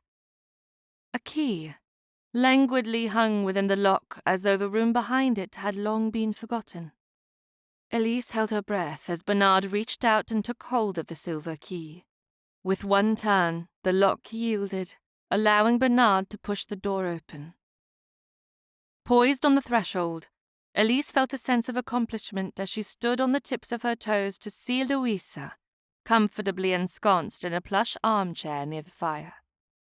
Bernard kept his voice just above a whisper so it didn't echo. He gasped out her name with an emotion that proved how desperately he'd sought her location. Louisa! Louisa bounced out of the chair and ran to Bernard, throwing her arms around his neck. He instantly picked her up and held her in a tight embrace as they kissed. There had been a time when Elise would have looked away from such a scene, but tears instantly welled up in her eyes as she watched the tender reunion. She couldn't help but take hold of Adeline's arm and lean into her cousin for support. I never imagined anyone would find me. How did you discover this room? Louisa pulled away but kept her arms wrapped around Bernard's neck. Are you real, or part of my imagination? Absolutely real.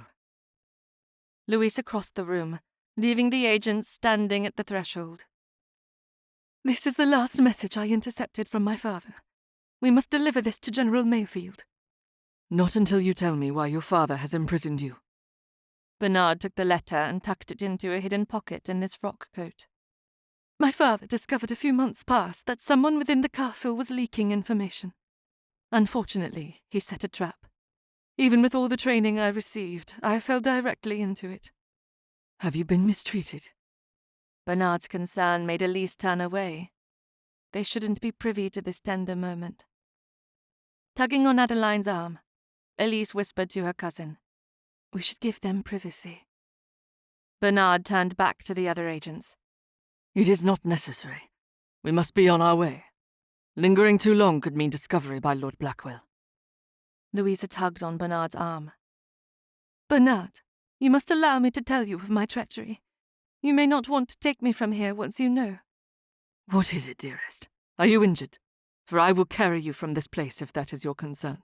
But do not misplace my love for you. Nothing you could ever do or say would make me leave you in this dungeon." Louisa shook her head. "I have not been mistreated. My father has seen to my every need, and he even spends an hour each day speaking with me." Louisa pursed her lips, considering what more she should say. With a deep sigh, she looked at each of the agents standing before her with an air of caution. "I have not shared anyone's given name, but I slipped and told him the agent who recruited me was called Yodeler." It took Bernard a moment to process what she had said. His face contorted as he opened and closed his mouth numerous times without speaking. "I was not aware you knew Yodeler." Bernard paced into the room as he ran a hand through his hair. "Yodeler is the one who convinced you to report on your father?" "Yes, and it is not important how I know that particular agent. What is important is that if this agent has learned that I am missing, he will not stop to consider the consequences of rescuing me from Blackwell Castle. He is an honourable man. He would be in danger if my father discovered his identity." Bernard took her hands in his. "Yodeler is a ghost. No one knows his identity. I doubt the Prince Regent himself is aware of that agent's given name." Louisa put a hand over her mouth as a small cry of relief escaped. "Then you believe he will be safe?" Bernard narrowed his eyes at her. "You know that agent's identity?" "Yes, but I have not spoken his name in many years. I took a vow of silence where his identity is concerned. I am never to speak his name and his code name in the same conversation." George stepped forward, interrupting the discussion. "This reunion has taken too long. Every moment we spend discussing what could happen gives Blackwell greater opportunity to discover we are agents. We must leave Blackwell Castle, now." Louisa turned away from Bernard, her focus upon George. "How do you plan to get me out?" Chapter 28. Yodeler. The code name didn't sit well with Elise. After a rushed introduction to Lady Louisa, she stayed in the passageway with her as George, Adeline, and Bernard checked to ensure the way was clear. "Lady Louisa," Elise said, "this man known as Yodeler, how did you come to know him?" Lady Louisa pursed her lips as she considered her response. "It is not important."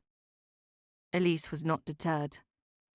"I ask because I recently learned that a very dear friend of mine might have that talent, and it seems rather strange for anyone raised in England to know how to yodel."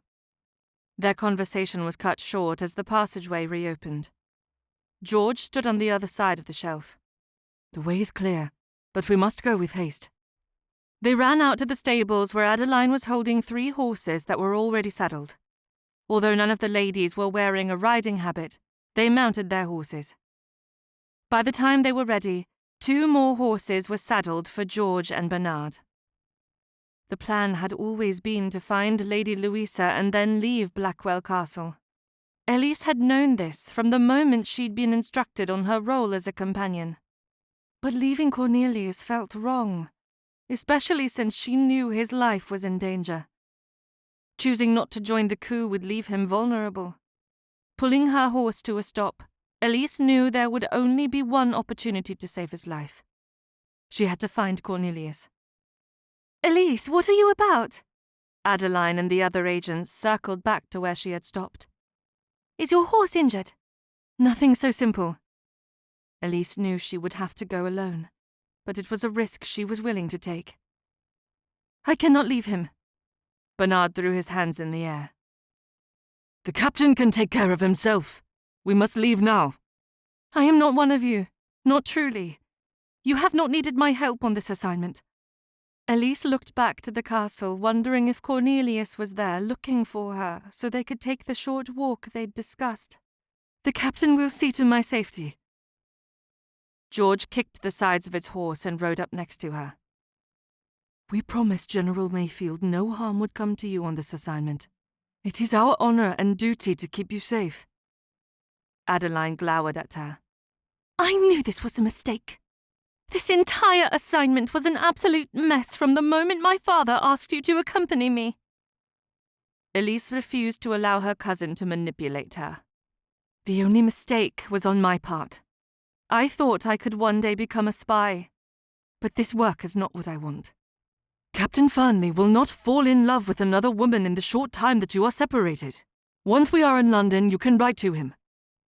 George reached out to take her reins, but Elise held tightly, pulling them away from him.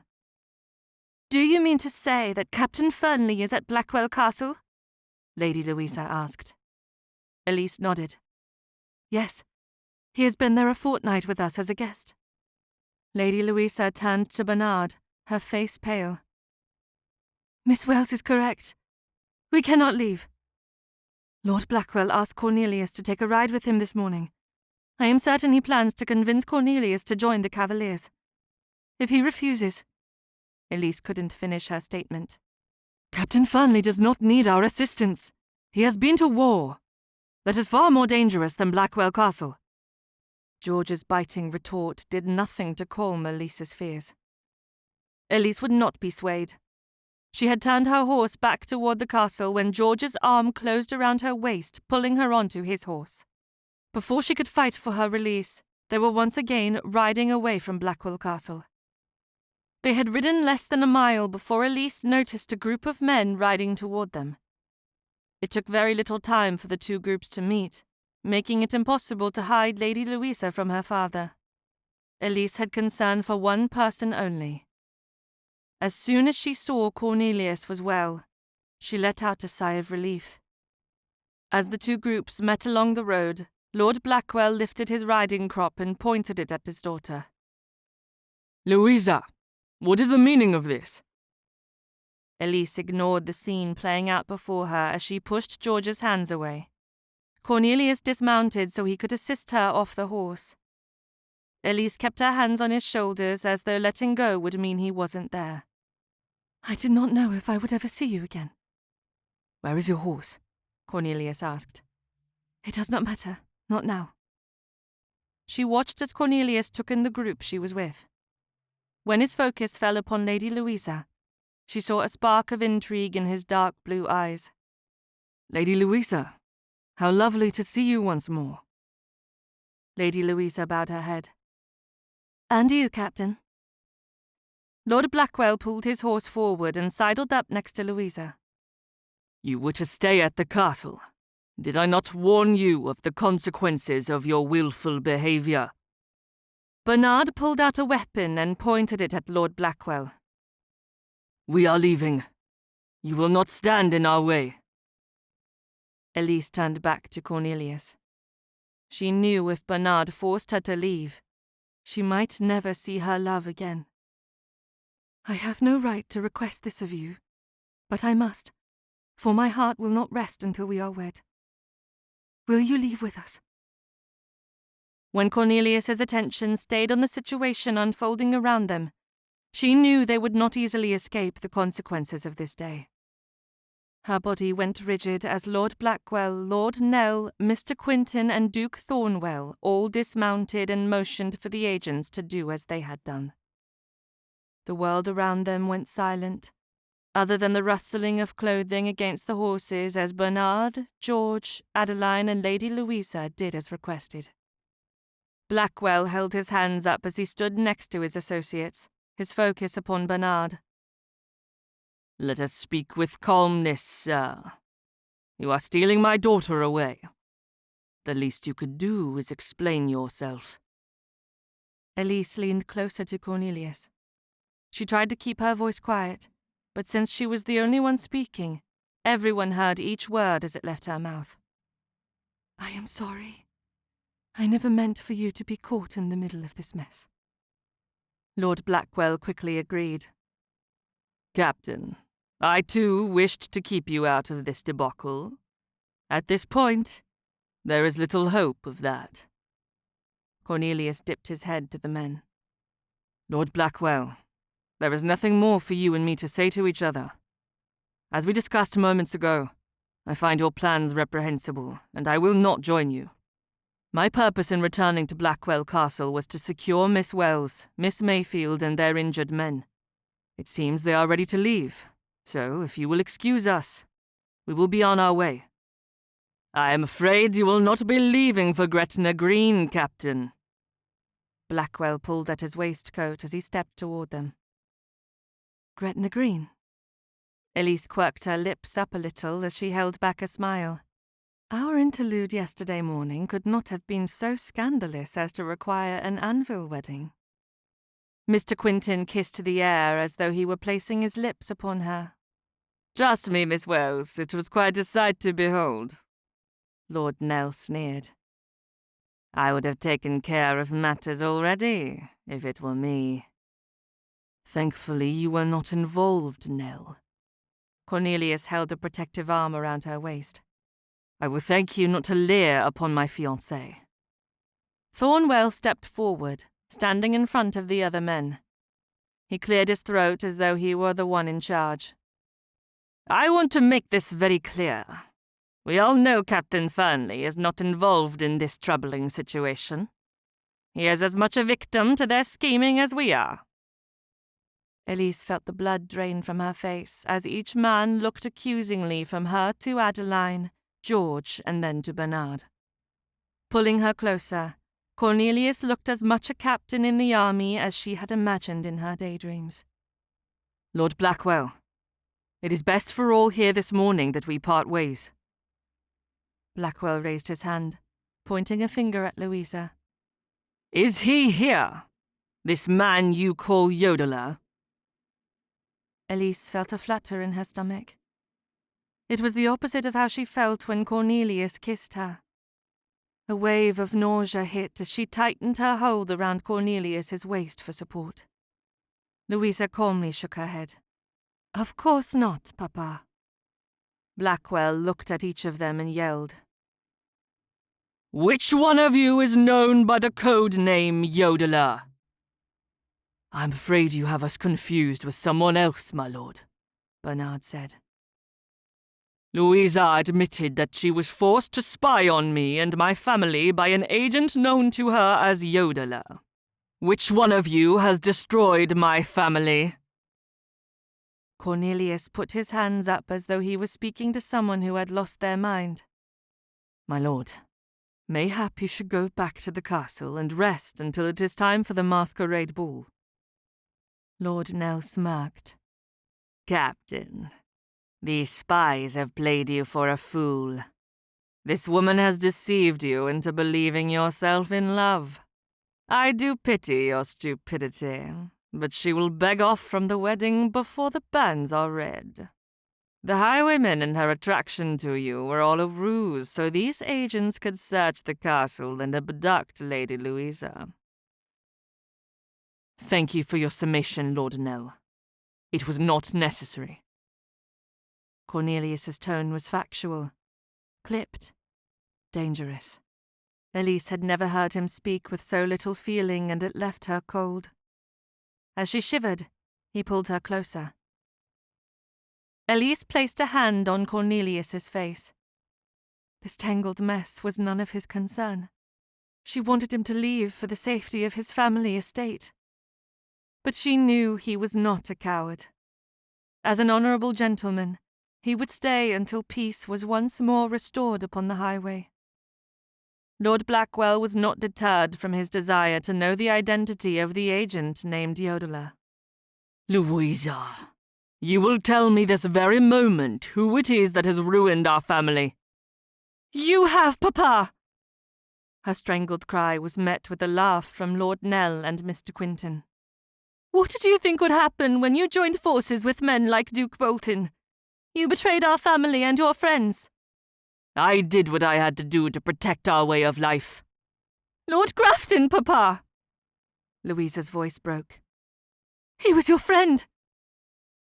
Cornelius released his hold on Elise as his father's title was spoken. He stepped forward and placed a hand on Louisa's arm. It is of little use, Louisa. If you have no place to go, you are welcome to stay at Primrose Hall. I will escort you and your associates to the estate. Baxter will send a servant for your things. Louisa shook her head at him. He killed your father to protect himself. Does it not make you angry to learn of this? I should have told you years ago, but like a coward I kept silent. Cornelius dipped his head. I am aware, Louisa. It will not be long before my family receives justice. But this highway is not where convictions happen. We will see him in a courtroom where he will answer to his crimes. Lud Fernley, I thought you were more intelligent than your father. Lord Blackwell lunged forward and yanked the pistol out of Bernard's hand. Elise saw a glint of light from the morning sun flash upon the short barrel as Lord Blackwell and Bernard fought over the weapon. Cornelius protectively pulled Elise out of harm's way before a sharp crack reverberated around them, echoing through the clear blue sky as it floated across the fields. The horses jolted, and Elise's vision blurred as Lord Blackwell, Duke Thornwell, Mr. Quinton and Lord Nell ran toward their horses. Duke Thornwell mounted his horse and left before the others had even one foot in the stirrup. As they set their horses galloping back toward Blackwell Castle, Elise turned her attention to Cornelius. He put his hands on her shoulders and a little laugh escaped. You were not hit? No. Elise had barely said the word as his knees buckled. She tried to grab his arm to keep him from collapsing, but it was of little use. In her effort, she fell to the ground beside him, pulling at his greatcoat and then the frock coat to discover where he'd been hit. Cornelius. Her voice sounded like an echo in her own ears as she noticed the pool of blood forming on his starched white shirt. She frantically untied his cravat to press it against his wound, then tried to find something other than her hands to hold it in place. Her hands shook as she fumbled with the hem of her chemise, unable to tear it. Bernard, Louisa, and Adeline knelt next to her, pushing her hands away from the wound and allowing her to focus on Cornelius. His eyes were open, and he was struggling to say her name. Elise leaned down and went to place her hands on his face, but stopped as she noticed her gloves were saturated with his blood. She instantly removed them and then ran her fingers through his hair. We will find a surgeon. He will be whole before spring. Elise. Cornelius's voice was strained and barely above a whisper. You must go before they return with more men and weapons. Not until you can travel. Elise turned back to Bernard to see him wipe sweat from his forehead with the back of his hand. The front was covered in blood, much like her gloves had been. There is nothing we can do for him. Bernard's words made sense in her mind, but her heart told a completely different story. She was certain that if they could find a good surgeon, all would be well. We are not leaving him to die. Adeline put her hands on Elise's arms. Her voice cracked as she tried to pull Elise to her feet. I will stand for no arguments. They know we are agents for the Crown. We will all end up as Captain Fernley if we do not leave now. You may leave without me. I will stay with Cornelius and take him to safety. Elise pushed Adeline's hands away as she bent back down to kiss Cornelius on the forehead. With a staggering strength that belied his current condition, Cornelius lifted his hand off the ground to grasp hold of Bernard. Primrose Hall. You will be safe. Take Elise and do not let her watch me die. Do not let Blackwell win. Prinny will have the correspondence I sent by now. Go to the palace and relay this message. Echo the falsetto. Echo the falsetto. Bernard turned to Elise and then Adeline and Louisa. When they shook their heads to let him know they were as baffled as he was, he turned back to Cornelius. What does it mean? Prinny will know. Remember to say it with exactness. Echo the falsetto. Bernard stood. We must leave now. No! Elise took hold of Cornelius. She knew if Bernard forced her up from the ground, she would have no way of escaping his hold. She had to appeal to the side of him that had worried over Louisa. I had supported you in the search for Louisa. Not once did I tell you to give up and leave Blackwell Castle. If I had not discovered the passageway this morning, we would not be in this situation. Can we not take Cornelius to his family? Bernard walked away without offering a response. She was certain the moment would come when he would give a command she could not refuse without being considered a traitor. She kissed Cornelius's pale cheeks. He didn't have the strength to return her affections. She lifted his hands and kissed each finger, wanting to keep a memory of him alive forever. Closing her eyes, she held his hand against her heart. There was no way of knowing if the beating within her chest would convince him to continue breathing. But she had to try. We must be quick about this. Bernard knelt next to her and removed her hold on Cornelius's hand. If he can stay on the horse, we will take him to Primrose Hall. For the first time since he had collapsed, Elise realized there was hope. I will ride with him. A very unwise decision. He could pull you off the horse, Adeline said. I will ride in front of him, and he can rest against my back. She would hear no refusals. Bernard, do you have a knife? Why do you need it? Bernard's eyes were wide with concern. I cannot ride astride with the skirt of my dress in this manner. I must cut it. Bernard slightly tilted his head and rolled his eyes as he handed her the knife. Within seconds, she was ready to mount Verity. With Bernard's help, she sat atop, waiting for the moment Cornelius's weakened body would be draped against her back. Once she was certain he wouldn't fall off, she kept one hand on the reins and the other clinging to his wrists as though this would be the only way to save his life. Chapter 29. The distance between the highway where Cornelius had been shot and Primrose Hall seemed much farther than it needed to be. Elise could feel the damp blood seeping through her clothing. She wanted to ignore the sticky wetness and the smell of metal. She convinced herself it was water causing her skin to prickle. When Primrose Hall came into view, she kicked Verity's sides to let the horse know she needed to run faster. The road that led from the gates up to the house was a blur as she entered the yard to find Lord Grafton and two of his brothers standing next to their horses. She couldn't have asked for a better arrival, given the circumstances. Verity skidded to a stop as dust kicked up in front of the men. I need help. Elise's voice was hoarse from the cool air hitting her lungs. Her words came out more like a croak than a plea, but it didn't matter. Within seconds of their arrival, both she and Cornelius were pulled down from the horse. Oliver, go for the surgeon. Lord Grafton barked out orders as Elise collapsed against Verity. She needed to catch her breath and her equilibrium. As the men carried Cornelius into the house, Elise and her fellow agents followed, waiting for the moment when Lord Grafton would ask what had happened. The story was far more fantastical than it needed to be, but every word would be the truth. Instead of taking him to a bedchamber, Cornelius was laid out on a long table which had been positioned near the fire in the parlour. Elise lifted his hand, rubbing warmth back into the limb.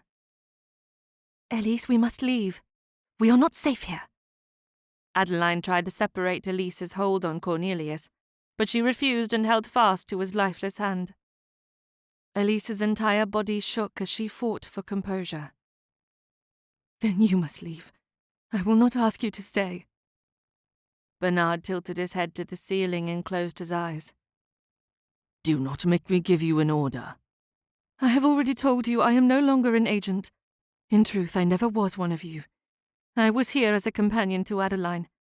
Tell my father or brothers where they can retrieve me. Will someone help us speak some sense into her? Adeline's strangled cry was met with silence. Blackwell will kill her, as he has your brother. Tell her she is not safe anywhere near here. Lord Grafton placed his hand over hers, the one that held Cornelius's weak, unmoving hand. Miss Wells, I am certain my family will never know the details of what occurred this morning, but I do know that Cornelius would not want you injured. If leaving will save your life, then you must do as Miss Mayfield and this man have asked." Bernard gently placed his arm around her. "The last words he spoke were to ask me to not allow you to watch as he died.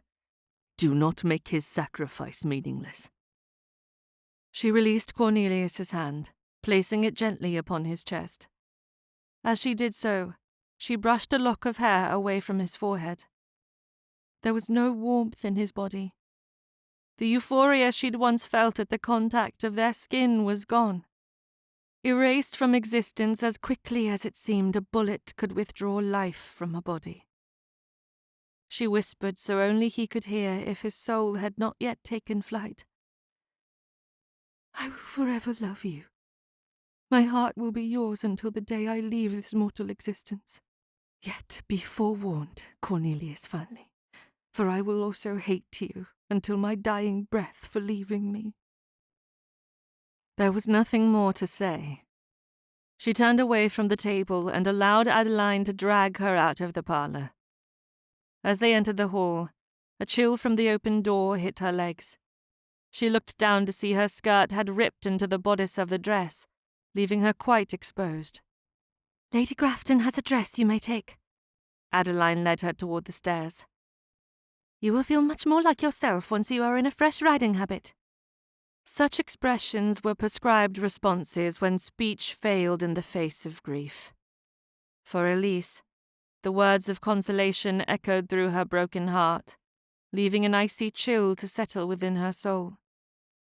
The warmth that had once filled her body was lost, never to be found again. "The green will look lovely with your complexion." Adeline's attempt to pull her out of the overwhelming devastation did nothing to make her think there was a bright side to having a beautiful riding habit.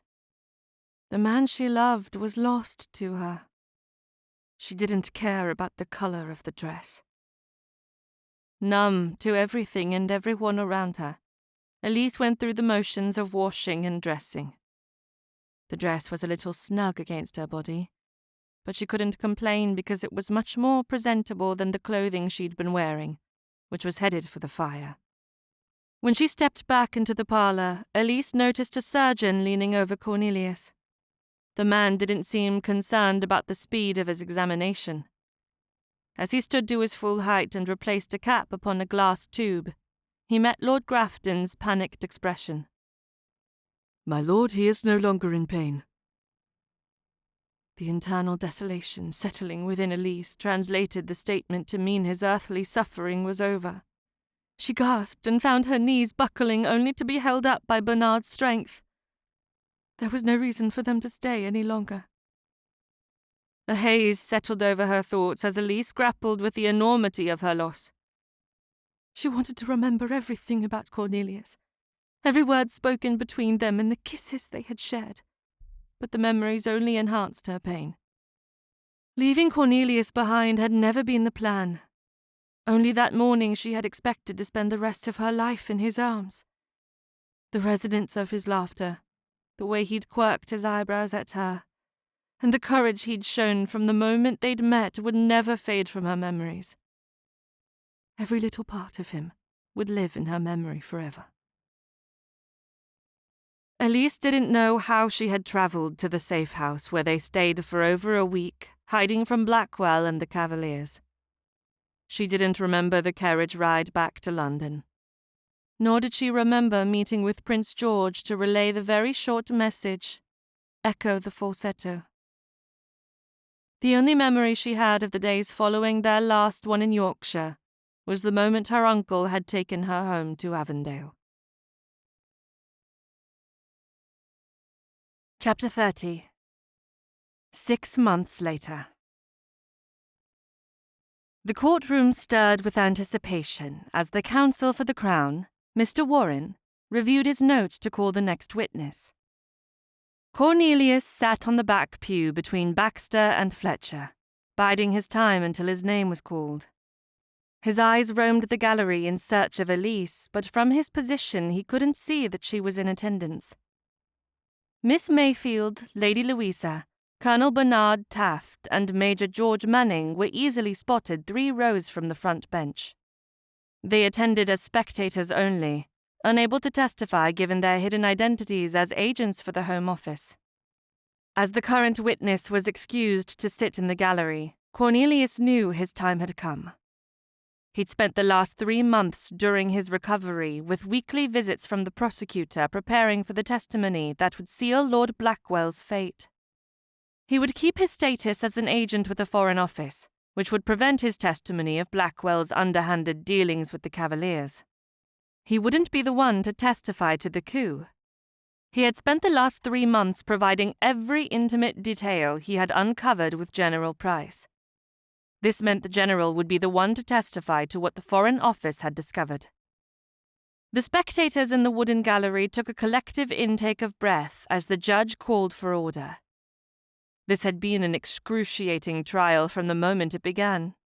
More than one high-ranking member of the Ton had already been found guilty of treason, and it was only a matter of time before Blackwell suffered the same fate. There would be little to celebrate after this day. If Blackwell received the same judgment, he would be executed with the others who had been found guilty.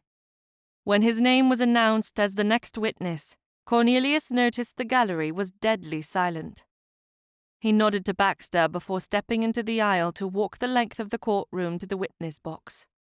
His testimony would cover the fortnight he'd spent at Blackwell Castle, up to the moment when he had been left for dead by the Marquess, the Duke, the Viscount, and their other comrade. His voice echoed through the chamber as he spoke of his decision to join the house party at Blackwell Castle.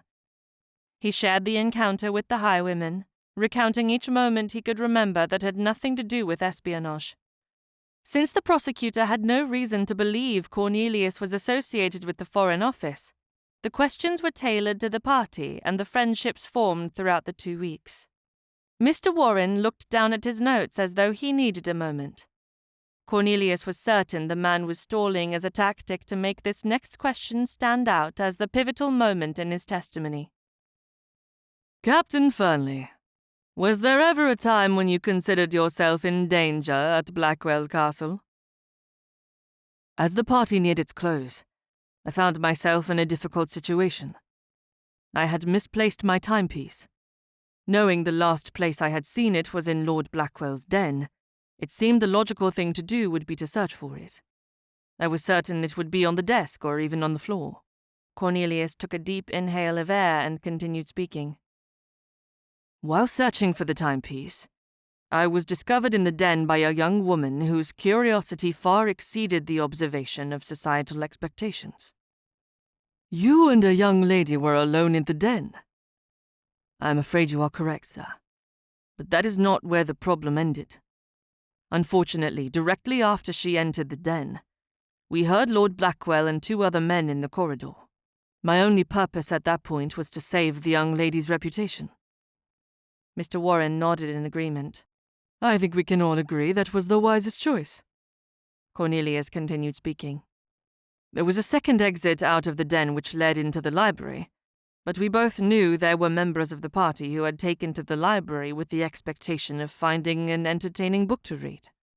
Our only other option was to find a hiding place and wait out the conversation. What did you overhear, Captain? Lord Blackwell admitted to murdering my father, Bradford Fernley, the 5th Earl of Grafton. Cornelius paused as the spectators burst out in shocked conversation. There were demands for an immediate ruling on the trial amongst shouts of disbelief and anger that a Marquess would murder an Earl. Unable to stop himself from looking to his brothers, Cornelius met the frowns of both Baxter and Fletcher. He'd known this information would be shared as part of his testimony. It was important that Blackwell's list of crimes include the death of his father. The revelation of the murder had brought on a new wave of mourning for Gigi and his brothers. It had been a senseless killing, and their father's death at the hands of a former friend hurt more than the previous assumption that he had passed away after experiencing an acute illness. If he could have protected the family from this knowledge, he gladly would have done so. But justice had to be met. As the judge called for order once more, Cornelius continued speaking. It was at that point that Lord Nell and Mr. Quinton questioned Lord Blackwell's decision to include me in their plotting against the Crown. Blackwell stated that he did not wish to end my life, but he agreed that if I refused to join in with the coup, I should suffer the same fate as my father. Mr. Warren quickly asked the next question, tying the last part of Cornelius's statement to the near-fateful shooting. What occurred on the last day of your stay at the castle? He hadn't expected for the muscles in his body to tense or for his heart to increase in speed as he spoke of that day, yet his body reacted without permission. Although he wouldn't share the most intimate moments of that dreadful morning, he would forever remember the moment his father's spirit had knelt beside him and let him know it was his choice to live or to die. In his weakened and confused state, he hadn't known which option to take. The comfort of his father's presence had tempted him to give up the ghost. As he'd wavered between life and death, the tranquility of paradise an arm's reach away, his final decision had been made as he was lying on a cold, hard table, with little more than a drop of blood left in his veins. The moment the hair on his neck had stood on end as his chilled body had received a whisper of warmth from Elise's breath and given him the strength to hold on to his body, it was as though his spirit had dug its fingernails into the muscles and tendons to keep from rising and entering paradise. He missed his father, but his love for Elise was worth the pain and suffering of fighting for life. Cornelius gave the facts with controlled emotion. Blackwell deserved to hang for his crimes. From his position in the witness box, he was able to see the Marquess's head held high with a strained expression. There was little else Cornelius could say, and so he stopped speaking and turned back to the prosecutor, waiting for another question. Instead, Mr. Warren retook his seat, allowing the counsel for the defendant, Mr. Talbot, to pose his questions. Mr. Talbot adjusted his wig before pacing across the court, stopping directly in front of the witness box. As an agent for the Foreign Office, what were your duties? Cornelius pulled his face into a quizzical look he'd perfected over many years. I have never been an agent, sir. Tell us the last of your 3 assignments. I was assigned with my regiment to fight on the Iberian Peninsula up until this last year. Before that, I was allowed a year furlough for the death of my father. My assignment before that was with my regiment in the States. You willfully misunderstood my question, Captain. What were your last 3 assignments as an agent? As I said before, Mr. Talbot, I am not an agent. My profession is with the military. Mr. Talbot turned to the judge. Can you not force him to answer? The judge gave an unamused scowl as he pointed his gavel at the barrister. Captain Fernley has provided the answer. I suggest you accept it and move forward in your questioning. Pointing to the 3rd row where the other agents sat, the barrister continued with his questions. Are the other agents who assisted in your antics at Blackwell Castle in attendance today? Cornelius allowed confusion to spread across his face, narrowing his eyes just enough that his reaction could only be considered genuine.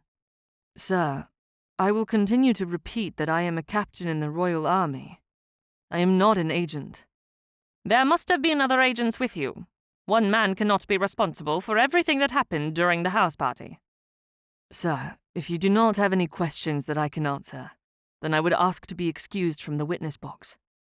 You may have missed that I was nearly killed 6 months ago, and although I have healed rather significantly, the loss of blood still has an effect when I stand for long periods. My physician was quite put out with this court for summoning me to London. He believes I should still be convalescing at Primrose Hall. The barrister steepled his fingers under his chin. Can you not give a straight answer? I have, sir. Very well. Who is this young lady you claim was with you in Lord Blackwell's den? Her reputation should not be in ruin due to Blackwell's misdeeds. I will not divulge her identity. Pointing once more to Colonel Bernard Taft, the barrister made an accusation that caused the spectators to gasp. "This man here is the agent known as Yodeler, is he not?" Cornelius kept his face impassive as he pointedly looked at the colonel. He wasn't surprised to see Bernard and George dressed as servants once more. "No, sir. He is a carriage driver. The man next to him is a footman.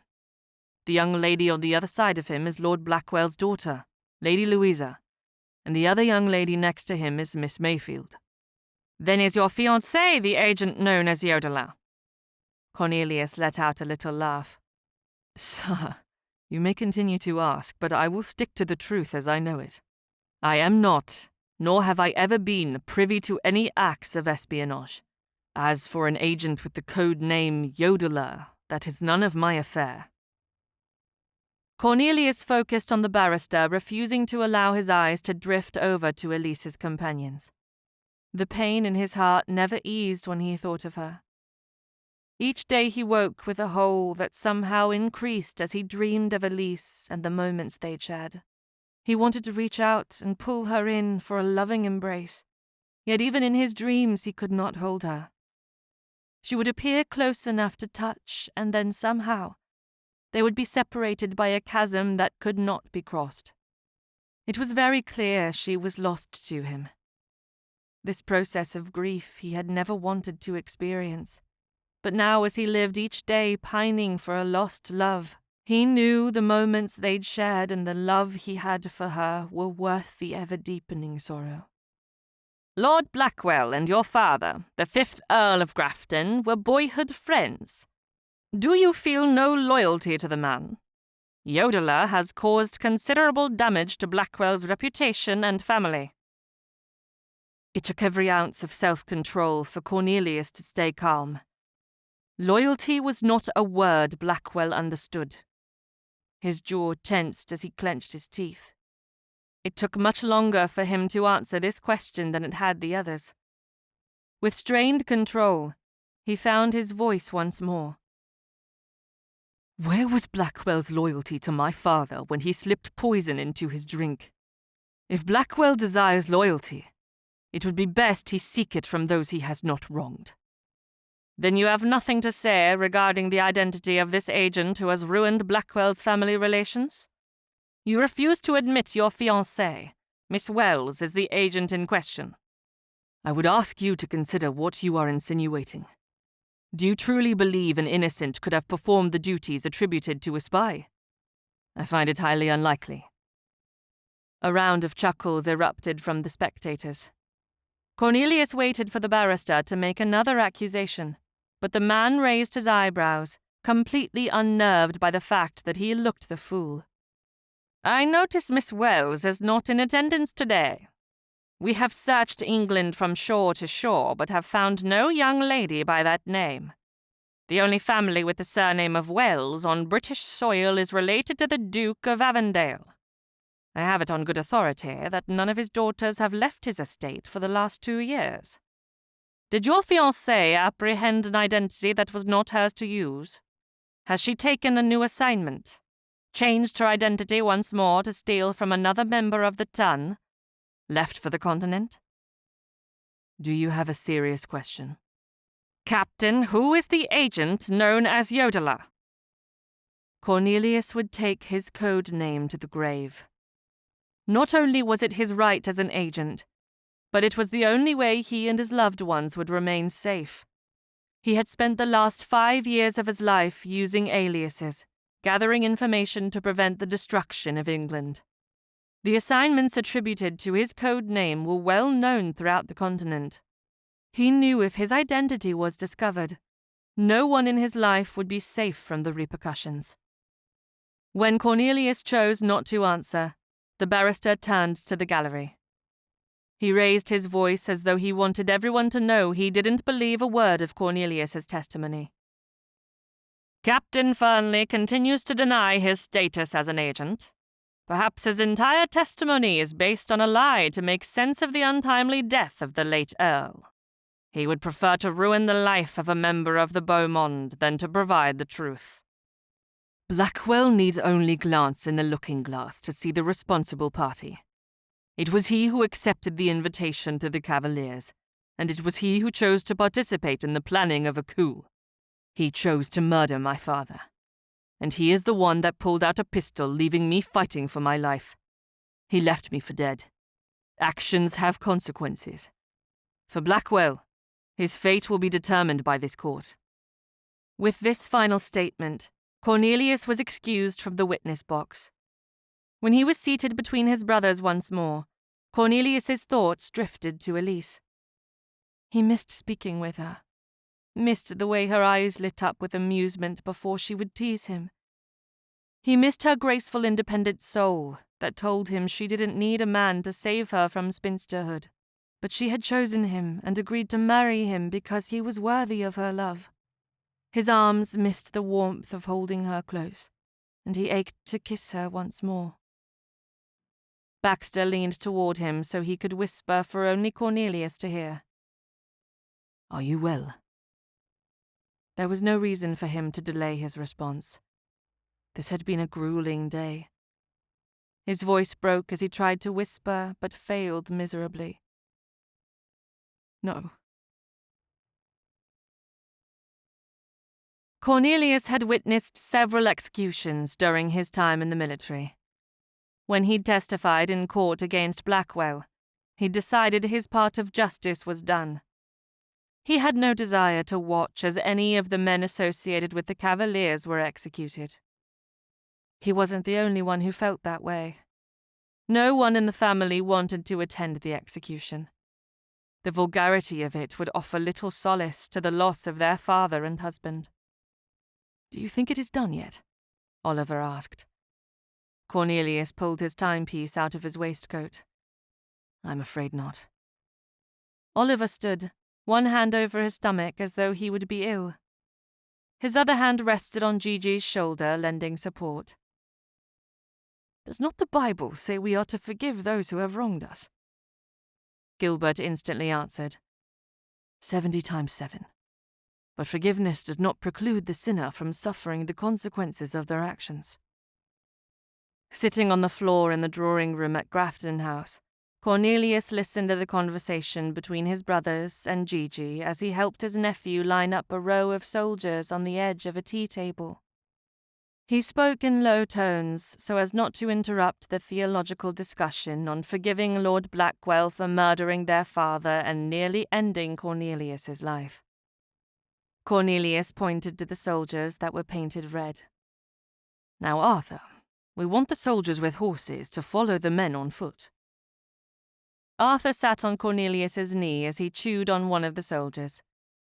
Cornelius pointed to the soldiers on the opposite side of the table. "Those men belong to Napoleon. He is the enemy, and we will destroy him." It was obvious by the way Arthur bounced up and down and knocked the soldiers over with his tiny hands that he was not invested in the game of war. That didn't deter Cornelius from explaining that the soldiers in red coats were duty-bound to defeat the enemy in the name of King George III. As Arthur grabbed the soldier that had been named Napoleon, Cornelius nodded his approval. "A strategic move. You have saved your men from a terrible fate by removing the enemy. Not a single shot fired." Cornelius accepted the soldier as Arthur handed it to him, along with the one he'd previously held in his mouth. He was repositioning the toys when the butler cleared his throat. "My lord, I am mindful that your instructions were for all visitors to be informed that the family is not home. But the guest at the door has requested you reconsider as he is leaving London this afternoon and has an urgent matter to discuss with Captain Fernley." Baxter nodded. "Show him in. Do let him know that he will have to discuss the matter with the entire family present. We are not to be separated this day." When he and his brothers had decided not to attend the execution, they had made an agreement that the day would be spent as a family in honor of their late father's memory. Cornelius had agreed to it, so he waited with his family to find out who his impatient guest could be. "His Grace, the Duke of Avondale." The butler's announcement was unexpected, but only because of the person he was presenting into the drawing room. Cornelius lifted Arthur, passing him over to Briar as he stood to greet the Duke. Not having had a prior introduction to the man, this visit was quite intriguing. Your Grace, do forgive my intrusion. I understand your reasons for turning away guests this day. The Duke greeted each member of the family as Baxter went through introductions. I shall order tea. Your Grace, will you join us? Briar asked. The Duke smiled appreciatively. Thank you, Lady Grafton. Perhaps another time. I am on my way out of town. My estate is in Cornwall, and it is quite the distance.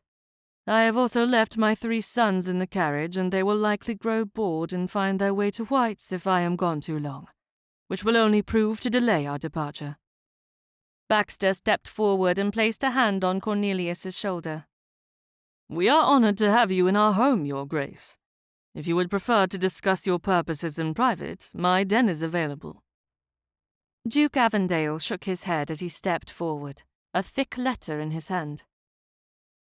Captain, I learned of a letter you sent to me by way of my daughter.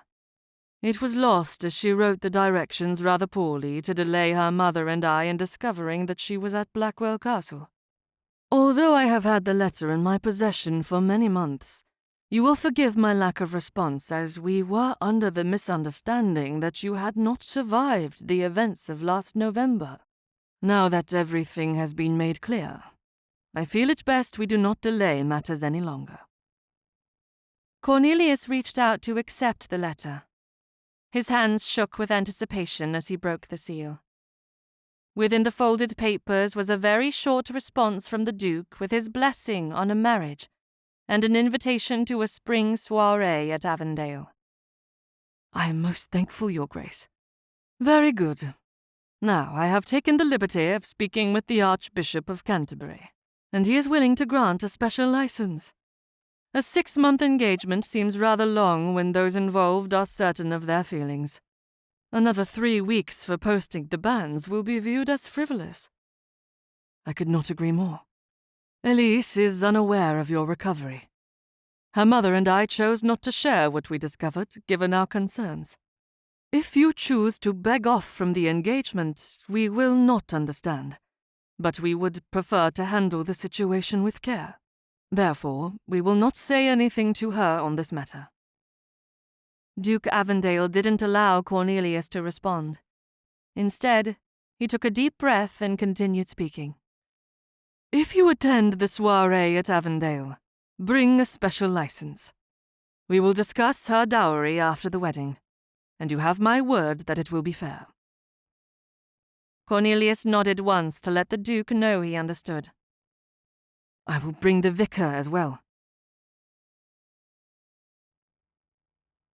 Chapter 31.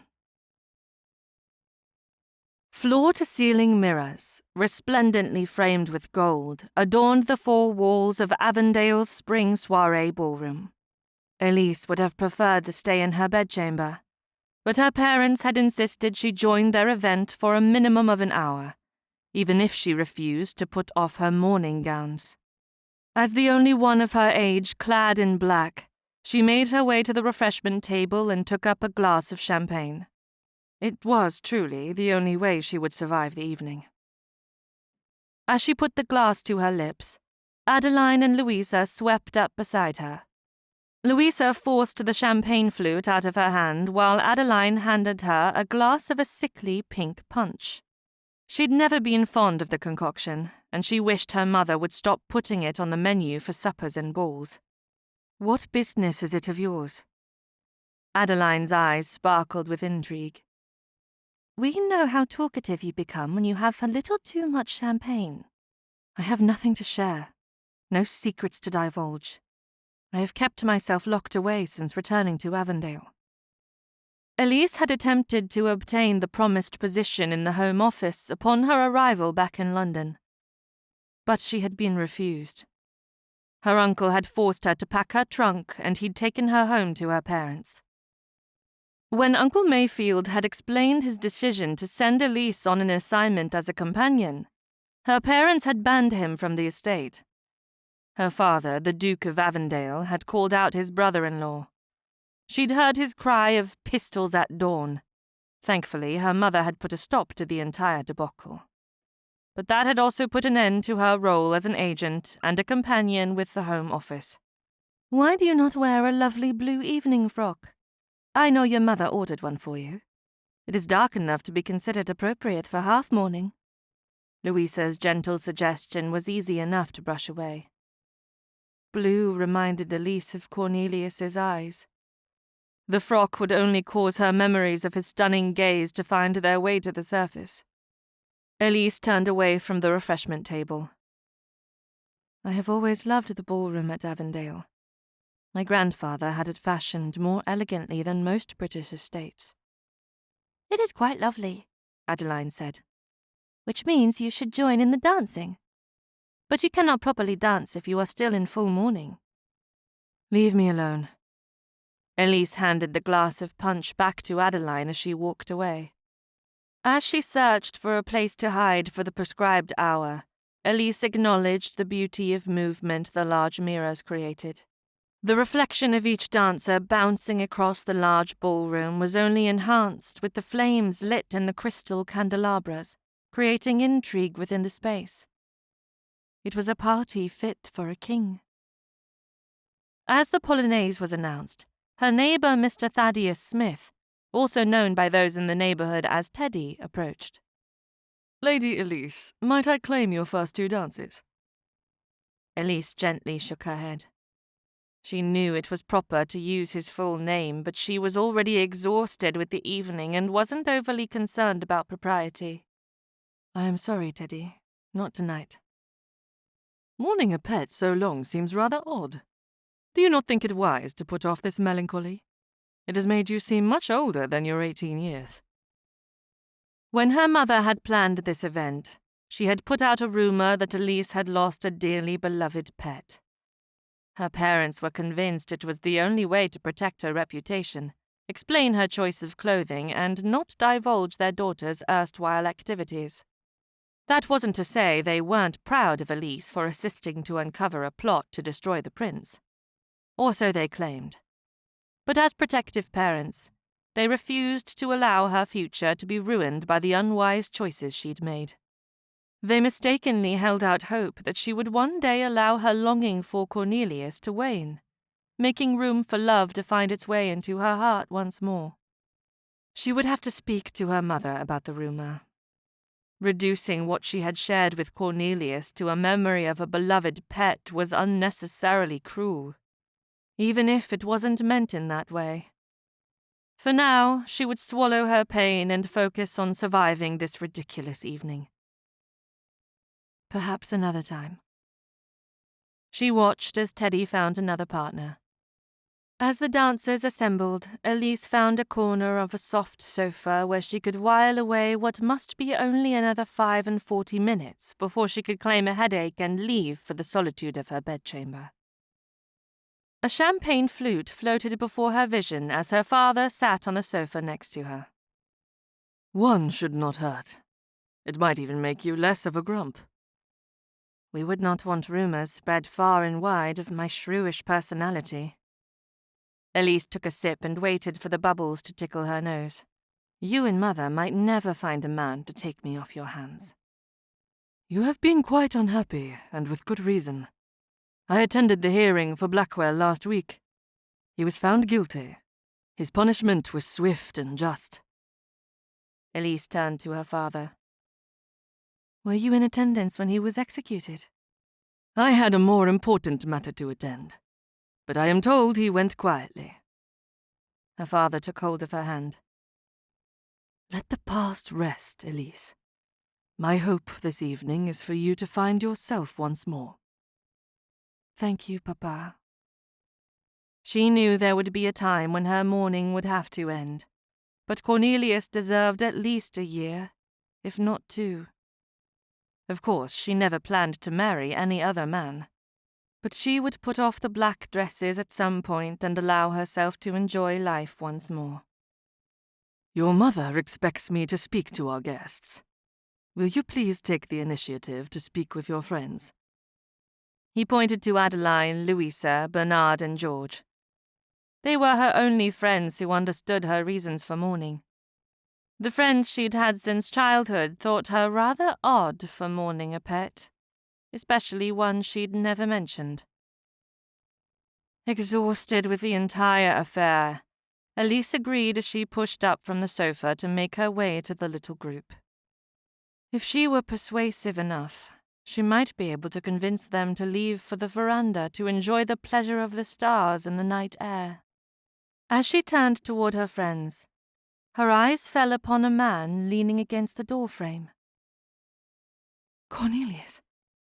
Her breath caught in her throat as she fought to keep her composure. She turned to see if her father had noticed her reaction, but he had already left to join her mother. Elise looked back at the wisp of memory to see he was stalwartly looking upon her with those blue eyes she loved so deeply. This was not the first time she'd seen him since that fateful day. The rational part of her brain told her this was only her imagination. Her insensible heart had convinced her that Cornelius knew she needed him nearby for her survival. There were times when she had felt protected in her grief, and other times when she had been certain her imagination was torturing her with what could have been a wonderful life filled with love. His spirit was always in the distance, tenderly gazing upon her, exactly as he had every time they had locked eyes at Blackwell Castle. This very moment, his glorious blue eyes were soft, and his jaw was relaxed with a desire that spoke of a kiss. The first time she'd seen him after his death, she'd foolishly run across the drawing room, only to discover he wasn't there. She'd woken from dreams when they'd walked through snow-covered fields, only to have her heart break all over again with the memory of her final moments by his side. She wished these fanciful moments would end. Yet, as time had passed, the separation had not dulled her love. Instead, it had increased to a near suffocating point that left her grasping for something to heal the ache deep inside. Elise closed her eyes and shook her head. He is gone. Buried in the churchyard in that quaint little village. These fanciful daydreams would do nothing for her peace of mind. She had separated herself from everyone who cared about her well-being, if only so she wouldn't drown in the pain of having lost her only love. Allowing herself to become unhinged at this point would expose her to debilitating grief and leave her crumbling in front of the honored guests her parents had invited. Instead of joining her friends, Elise decided another glass of champagne would calm her nerves, since the first had done nothing to help with her imagination. She opened her eyes to find Cornelius was still there, but instead of the relaxed pose of moments before, he had taken a step toward her. Then another. When she didn't immediately follow his lead, the ghost of her beloved stopped at the edge of the dance floor and reached out a hand as though he were asking her to join him. She had heard the belief that when a person was on the cusp of death, their loved ones who had previously passed into the afterlife would return to escort the person to paradise. Although this concept had never been shared by any of the vicars where she'd attended services, she knew Cornelius would not allow her body and spirit to separate without guiding her through the veil. There had been no indication of death. At least, she hadn't noticed anything. She considered the possibility that her drink had been poisoned.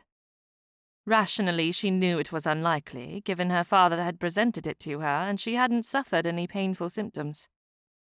Her breathing quickened as she considered what could have caused the apparition to stay in the ballroom after she'd wished he would leave. Even though she could feel her feet, legs, arms, and the rapid beating of her heart, Elise turned back to the sofa to ensure her body was not lifelessly waiting upon the light pink cushion for someone to discover she had died. Elise turned back to the figure of Cornelius to find he was patiently waiting. She would give everything she had to bask in the comfort of his embrace. Letting go of the desire to run from her grief, she took a tentative step forward.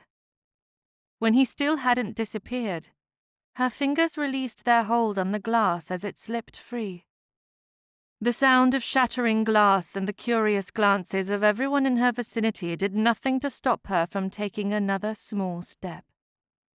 As though everyone had noticed she'd suffered a bout of hysteria, the orchestra stopped playing, and the dancers paused mid-step, creating a path for her to cross the distance. Elise knew this moment could very well land her in an asylum, but it was worth the risk. Her lonely, insensible heart kept her feet moving forward. She envisioned dashing straight through the apparition to find it had all been another flight of fancy. But when they met halfway through the throng of dancers, Elise felt the familiarity of his presence and the warmth of his embrace as he raised her from the floor, and with an ardour befitting their reuniting, he claimed her lips with his own. Chapter 32. Holding Elise in his arms once more nearly made their separation seem less grueling now that they were together. Cornelius pulled away from the kiss so he could see she was truly the one he held in his embrace. "I have missed you, my love." "Then why did you stop kissing me?" The little pout that formed on her lips made him laugh. He would have instantly done her bidding and kissed her once more if they hadn't been standing in the center of a ballroom. "I have never enjoyed an audience in matters of the heart." He was pleased when she didn't pull away, even as her cheeks lit up with embarrassment. "Are you real?" "Quite so." The whispered shock of those around them did nothing to make him release her from his hold. 6 months of mourning would take a great amount of time to heal. Both their hearts had taken a beating neither was likely to forget. She removed one of her elbow-length gloves and then ran her hands along his face. "You are not an apparition come to watch over me? You are truly here." He had known his arrival would be a shock, but he hadn't expected her love for him to have stayed so true. He'd unwittingly believed her final words to him before she left Primrose Hall. He'd expected her to berate him at least once for nearly dying. Yet there was not even a sliver of hesitation in her admiration. Her eyes sparkled with a fiercer love than they'd conveyed previously. Before they could say another word, Duke Avondale placed his hand on Cornelius's shoulder. "I expected you earlier, Captain. I hope your delay was uneventful." Cornelius hoped his reasons would calm the Duke's irritation. "I apologize, Your Grace. Prince George insisted he join my family on this trip. He can be a bit of a prima donna when traveling. Worse than the children." Prinny called out as he stepped into the ballroom, causing the guests to bow and curtsy as one. "I heard that, Cornelius." Having spent the last 3 days travelling with the prince's entourage, Cornelius kept his hold on Elise and did not turn to his old friend. He dared not remove his eyes from Elise for fear she would slip away from him once more. Prinny continued speaking. "I have enough time to see you and Lady Elise married. Then on the morrow I must leave for Brighton." "Married?" Elise pulled away from him with a genuine frown upon her face. Cornelius's heart instantly fell to the pit of his stomach as he was certain she was ready to beg off from their engagement. It made no sense. She had returned his affections with vigour. Elise took hold of the material on her dress. She turned to her father and then her mother. "I cannot be married in black. This is an awful dress." Duchess Avondale laughed. "There is no need for concern. The blue dress I begged you to wear this evening was meant for this purpose." She turned to leave with her mother, but then stopped and walked back to him. "You will not leave?" "I will stay in the very spot if you wish." With all the suffering he'd been through, he was loath to realize Elise had experienced something far worse. This was the embodiment of the fears that had kept him from connecting with anyone outside his family. It was a pain much like what he saw in his mother each time she knelt at his father's grave. Before he and Elise were married, He needed to let her know he was not worth a lifetime of mourning. Cornelius followed Elise out into the corridor. He passed by Prinny and his family without explanation.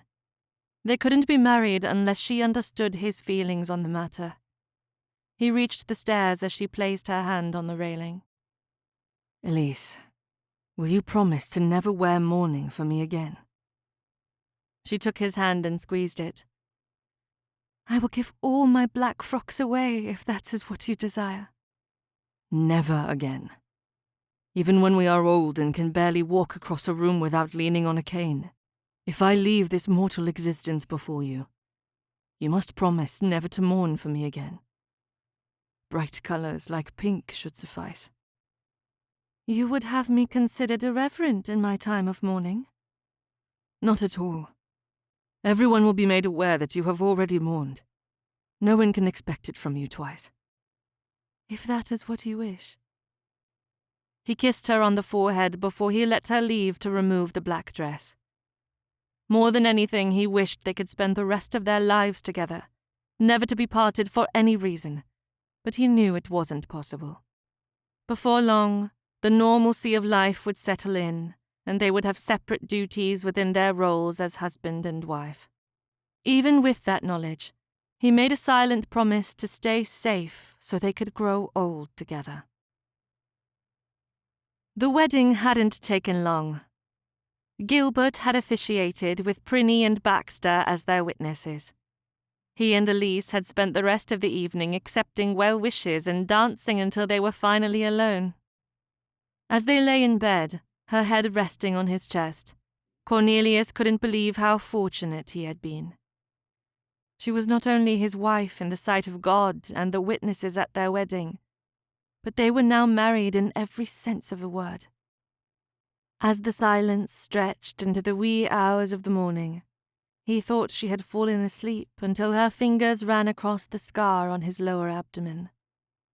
He placed his hand over hers to try and soothe her concern. It will always be there, a wretched sight to behold. Does it still cause you pain? Not at all. Elise lifted her head and turned to face him. The light of the moon shone through the windows, allowing him to see concern in her expression. He waited until she was ready to speak. May I ask you something that has bothered me deeply for some time now? Ask whatever you must. Cornelius tucked her curls behind her ears. He planned to kiss her at least one more time that night. You will not tell a falsehood? Of course not, my dear. Elise narrowed her eyes at him. I have reason to believe you were not honest with me on this subject in the past. Cornelius playfully growled at her. Ask your question, my lady. Do you or do you not know how to yodel? As quickly and as gently as he could, he rolled Elise onto her back.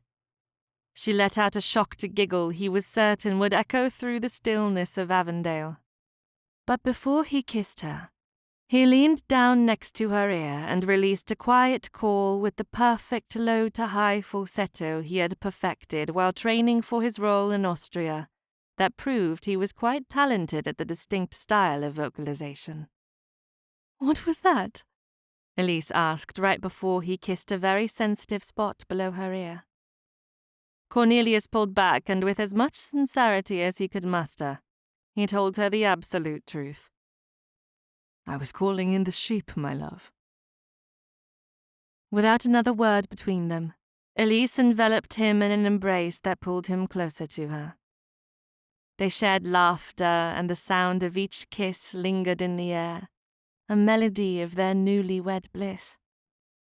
The world outside their room was unpredictable and fast-paced, fraught with challenges they would have to face at another time. For now, time stood still. This was a peaceful night, unburdened by the weight of uncertainties that lay beyond the very moment. The worries that had kept them secretive and estranged were currently out of their reach, and under the watchful eye of the many agents actively working for the crown. Epilogue. Prinny often held lavish balls, but there was something different about the tension within the royal court as Cornelius escorted his wife onto the grounds. There was an air of expectation. People were chatting as usual, but everyone stood as though they were waiting for an announcement. He noticed the Duke and Duchess of Avondale standing next to his own family, surprised to see them in attendance.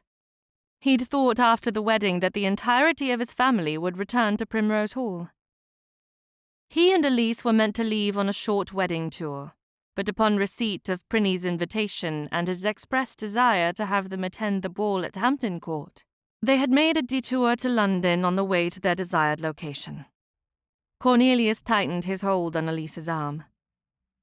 Have I been convalescing so long that every shadow against the shrubbery makes me wonder who was lurking behind it? No, my dear, Elise whispered so only he could hear. There is an undertone of intrigue here this evening. We should have left on our wedding tour and sent our apologies. Elise instantly agreed. It is not too late. The prince is not yet here, and our family has not yet noticed us. She had barely finished her statement before she groaned. What is it? Cornelius looked around for an indication of what had caused her displeasure to find Duke Avondale waving. We have been spotted. There is no escaping now. A bit of strain released from his chest as they joined their family. The conversation was light-hearted enough that Cornelius was certain he had misinterpreted the tension upon their arrival. As the orchestra tuned their instruments, Cornelius led Elise to the cue. He knew she loved to dance, and he would gladly stand up with her for every quadrille, country dance, and waltz that was called out that evening. He didn't care about the expectation in society that a man and woman could not dance more than twice in one ball. They were married, and although some of the more elite within the ton might consider them vulgar, he planned to spend the rest of his life finding ways to make his wife happier than she had been the day before. After the third dance, Cornelius led Elise to the refreshment table. He chose a glass of punch before taking her to a nearby bench. Are you happy? Elise kissed his cheek. I am. Cornelius teasingly poked at her side to make her laugh. We will be censured for our impolite behavior if we continue on this way. Then we should likely leave for our wedding tour. We have made an appearance. That is all the prince requested. She was right. Prinny's invitation had requested an appearance at the event. They had been there for 3 dances and conversation before that. I will request our carriage. He stood and held out his hand for Elise as her expression froze on something behind him. Cornelius turned to find General Price and General Mayfield standing far enough away that they were not intruding, but close enough to let him know a conversation was requested. Neither he nor Elise moved from their spot. Cornelius moved his hand slightly in a gesture he'd long perfected to let other agents know the area was safe. General Mayfield embraced his niece, then shook Cornelius's hand. Captain, I have long wanted to make your acquaintance. General Price took Elise's hand and bowed over it. Lady Elise, may I wish you joy? Thank you, General. Price turned his attention to Cornelius, and instead of a handshake, he passed a folded letter between them. It will make more sense once Prince George arrives. Cornelius's training came back to him much faster than he'd imagined it would. His eyes roamed the area, looking for anything out of the ordinary. All was completely clear until he saw Duke Avondale and his brother Baxter watching the exchange. He had warned both Elise's father and his own family that his assignments would not be postponed once he'd been declared fit for duty. This was the life to which he had agreed. Long before he had met Elise and had fallen in love, he had chosen to protect the crown. Yet there was one big difference in his life now. He would not keep his work a complete secret. He had a wife who understood what he was required to do, and she would be his confidant. Breaking the seal, he turned his attention to the letter. An unsatisfied frown grew heavy on his face. I am on permanent leave from both the Foreign Office and the military. What am I to do with myself? I am certain you will find a way to cope. For now, you should focus on your wedding tour. Take your time and do not rush your return, General Price said. After all I have given to my king and country, I have been removed from the Foreign Office. This was a discussion he would have preferred to have in the privacy of General Price's office.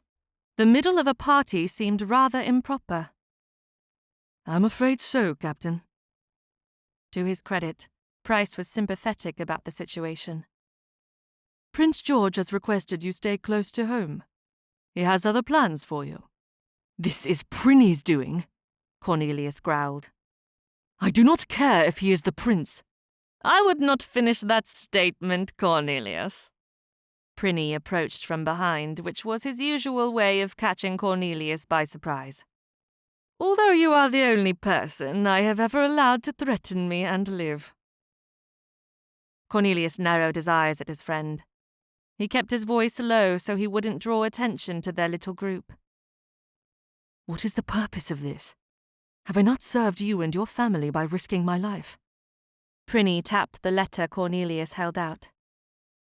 This is a way for you to stay near your beautiful wife. You should be thankful. This is the reason you delayed our wedding tour? Elise asked. Her tone caught the little group by surprise, especially Prinny, who paused his speech to admire her ire. A firecracker, if ever I saw one. He leaned forward and tapped Elise on the nose. I do wish I had found you first. Prinny. Cornelius was not amused. He'd received quite a shock by losing both his professions only moments before. I will break your fingers if you touch my wife once more. Prinny burst into laughter, drawing the attention of everyone within the garden. If we were not such great friends, I might consider that a viable threat. Elise placed her hand on Cornelius's arm. The tender gesture allowed his irritation with Prinny and the two generals to slightly ease. She made her remarks to the prince. Your Highness, thank you for your sincere kindness. We are eager to leave for our wedding tour. I must insist you stay a bit longer. There is one more matter to settle this evening. Prinny waved to Brahms, which set the man in motion, pushing the entirety of the throng into the vast palace. Cornelius followed the prince into the palace and then found his family amongst the throng. His throat tightened as he handed the letter to Baxter. As the head of the family, Baxter would inform everyone of the situation. Cornelius only hoped the discussion would be worn out by the time he and Elise returned from their trip. The chatter quieted as the prince stood at the head of the ballroom. Cornelius didn't know what to expect, but he was certain it would be dramatic. Prince George was naturally talented at providing an evening of excess. My esteemed countrymen, I thank you for joining me on this most extraordinary evening to celebrate the triumph over our latest threat against the monarchy. My father, King George III, wishes he could be here this evening, but as he is unwell, it is my duty to stand before you as a most humbled man. It is with greatest humility that I announce we have rooted out this latest evil, and our country is stronger than ever. Cornelius kept his jaw tight as he watched the performance of their prince. He was convinced Prince George should have been in the theatre if only he hadn't been born a royal. Although everything Prinny said was truth, he lent an air of arrogance that made it sound as though he'd had a hand in exposing the coup. The prince continued his speech. Many years from now, our children and their children will be taught about the man who foiled a plot to destroy our way of life. They will learn that our heritage is one of indefinable spirit forged from love of king and country. It is the duty of every person to rise in loyalty to the crown. Cornelius's heart sped up as he considered every word of this lengthy speech. He'd attended one other grandiose party such as this, The previous year, when the prince had awarded one of his friends with an exotic collection of rare spices for services rendered. Those services had never been divulged, but the lavish gift had made the man very happy. As your Prince Regent, it is my duty to recognize outstanding acts of valor. But it is not within my purview, or the powers associated with my rank, to present the appropriate award to the man who uncovered the plot to oust me from my duties as regent. Therefore, I have made a request of our king, my father. In a moment of clarity, he understood the sincerity of my request, and has seen fit to bestow a most wonderful gift to Captain Cornelius Fernley. Prinny held out his hand as though he expected Cornelius to appear before him. When Cornelius didn't move, he felt a push on his back propelling him forward. He wasn't surprised to find Baxter and Archie standing behind him. Slowly stepping out of the crowd, Cornelius walked to the front of the room to stand before the prince. He bowed, expecting to be told what he should do next, but there was no instruction. With a step to the side, Cornelius distracted himself by focusing on the elaborate tassels hanging off Prinny's shoulders.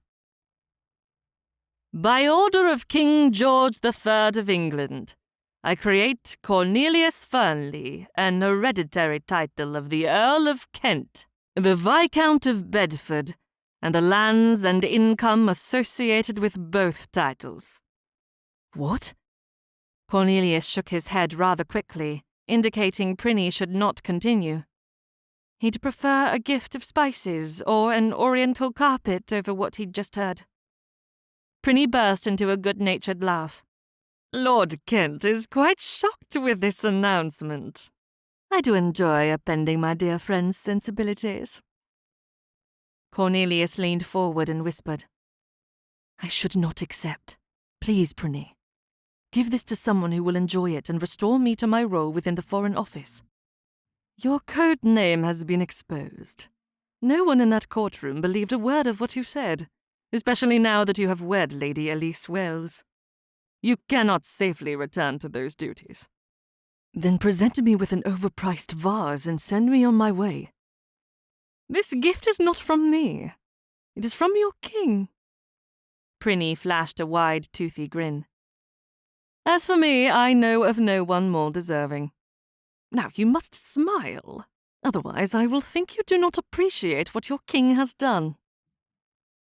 Cornelius bowed once more and then turned to the audience with a forced look of gratitude devoid of the sentiment that usually followed such happy news. This smile was everything that was expected, without the delight. When he was allowed to rejoin his family, he noticed the frown on Elise's face. As the crowd dispersed, Duke Avondale commented, Neither of you appear happy over this esteemed honor. The earldom is too much. An agent does not expect lavish gifts for his... He put his arm around Elise and pulled her close. Or her service. Avondale focused on Elise. Why are you unhappy about the situation? My worries are for the forced smile upon my husband's face. Unlike him, I think he deserves the honor. Cornelius adjusted his smile so that it didn't look so hesitant. Better? A playful glint sparkled in her eyes as she shook her head. Not quite there yet. She traced her fingers gently along his jawline as she corrected the corners of his mouth. A touch more, darling, and add a bit of mischief to your eyes. If they had been alone, he would have pulled her into his embrace and kissed her deeply as a way to show her exactly how much he loved her. Despite his dismay, he accepted her opinion. She believed that he had done enough to earn the titles and lands. Her support meant more than the gift itself. His lips twitched before a genuine expression of happiness spread across his face. It was their shared love that made him happy. Is not an earl supposed to be formidable? Elise playfully tapped her fan on his shoulder. Not around his wife. Cornelius quirked an eyebrow at her. You will not grow weary of having me underfoot? Never. The grandeur of Hampton Court faded from his view as he devoted his attention solely upon his wife. The watchful eye of society and the whispers of onlookers mattered very little as he realized he had been given the greatest gift from his king. It wasn't the titles or the lands he had received. That was all an appendage to the gift of uninterrupted time with the woman he loved, his wife. Lord and Lady Kent, he began, the title lingering between them, waiting for their acceptance. Do you trust in my ability to bear the mantle? Her gentle support never wavered. I most certainly do, my lord. A tenderness settled deep inside, pushing the earlier tension clean out of his body. He twisted his fingers around a tendril of hair that had escaped her carefully arranged coiffure. Then, my love, we will do so together. One day at a time. For the rest of our lives. In the recesses of his mind, he knew their happiness could one day be interrupted by another threat to the crown. The skills he'd polished over years of experience might once more be necessary, even if it was only to train a new generation of spies. He would be ready. But until his king needed him, he would keep the solemn promise he'd made on their wedding day to ensure his wife had a life filled with pure, unblemished felicity. This has been The Captain and the Spy, Book 6 in the Fernley family series. Written by Angela E. Johnson. Narrated by Grace Noble. Copyright 2024 by Angela Johnson. Production copyright by Angela Johnson. Thank you for listening.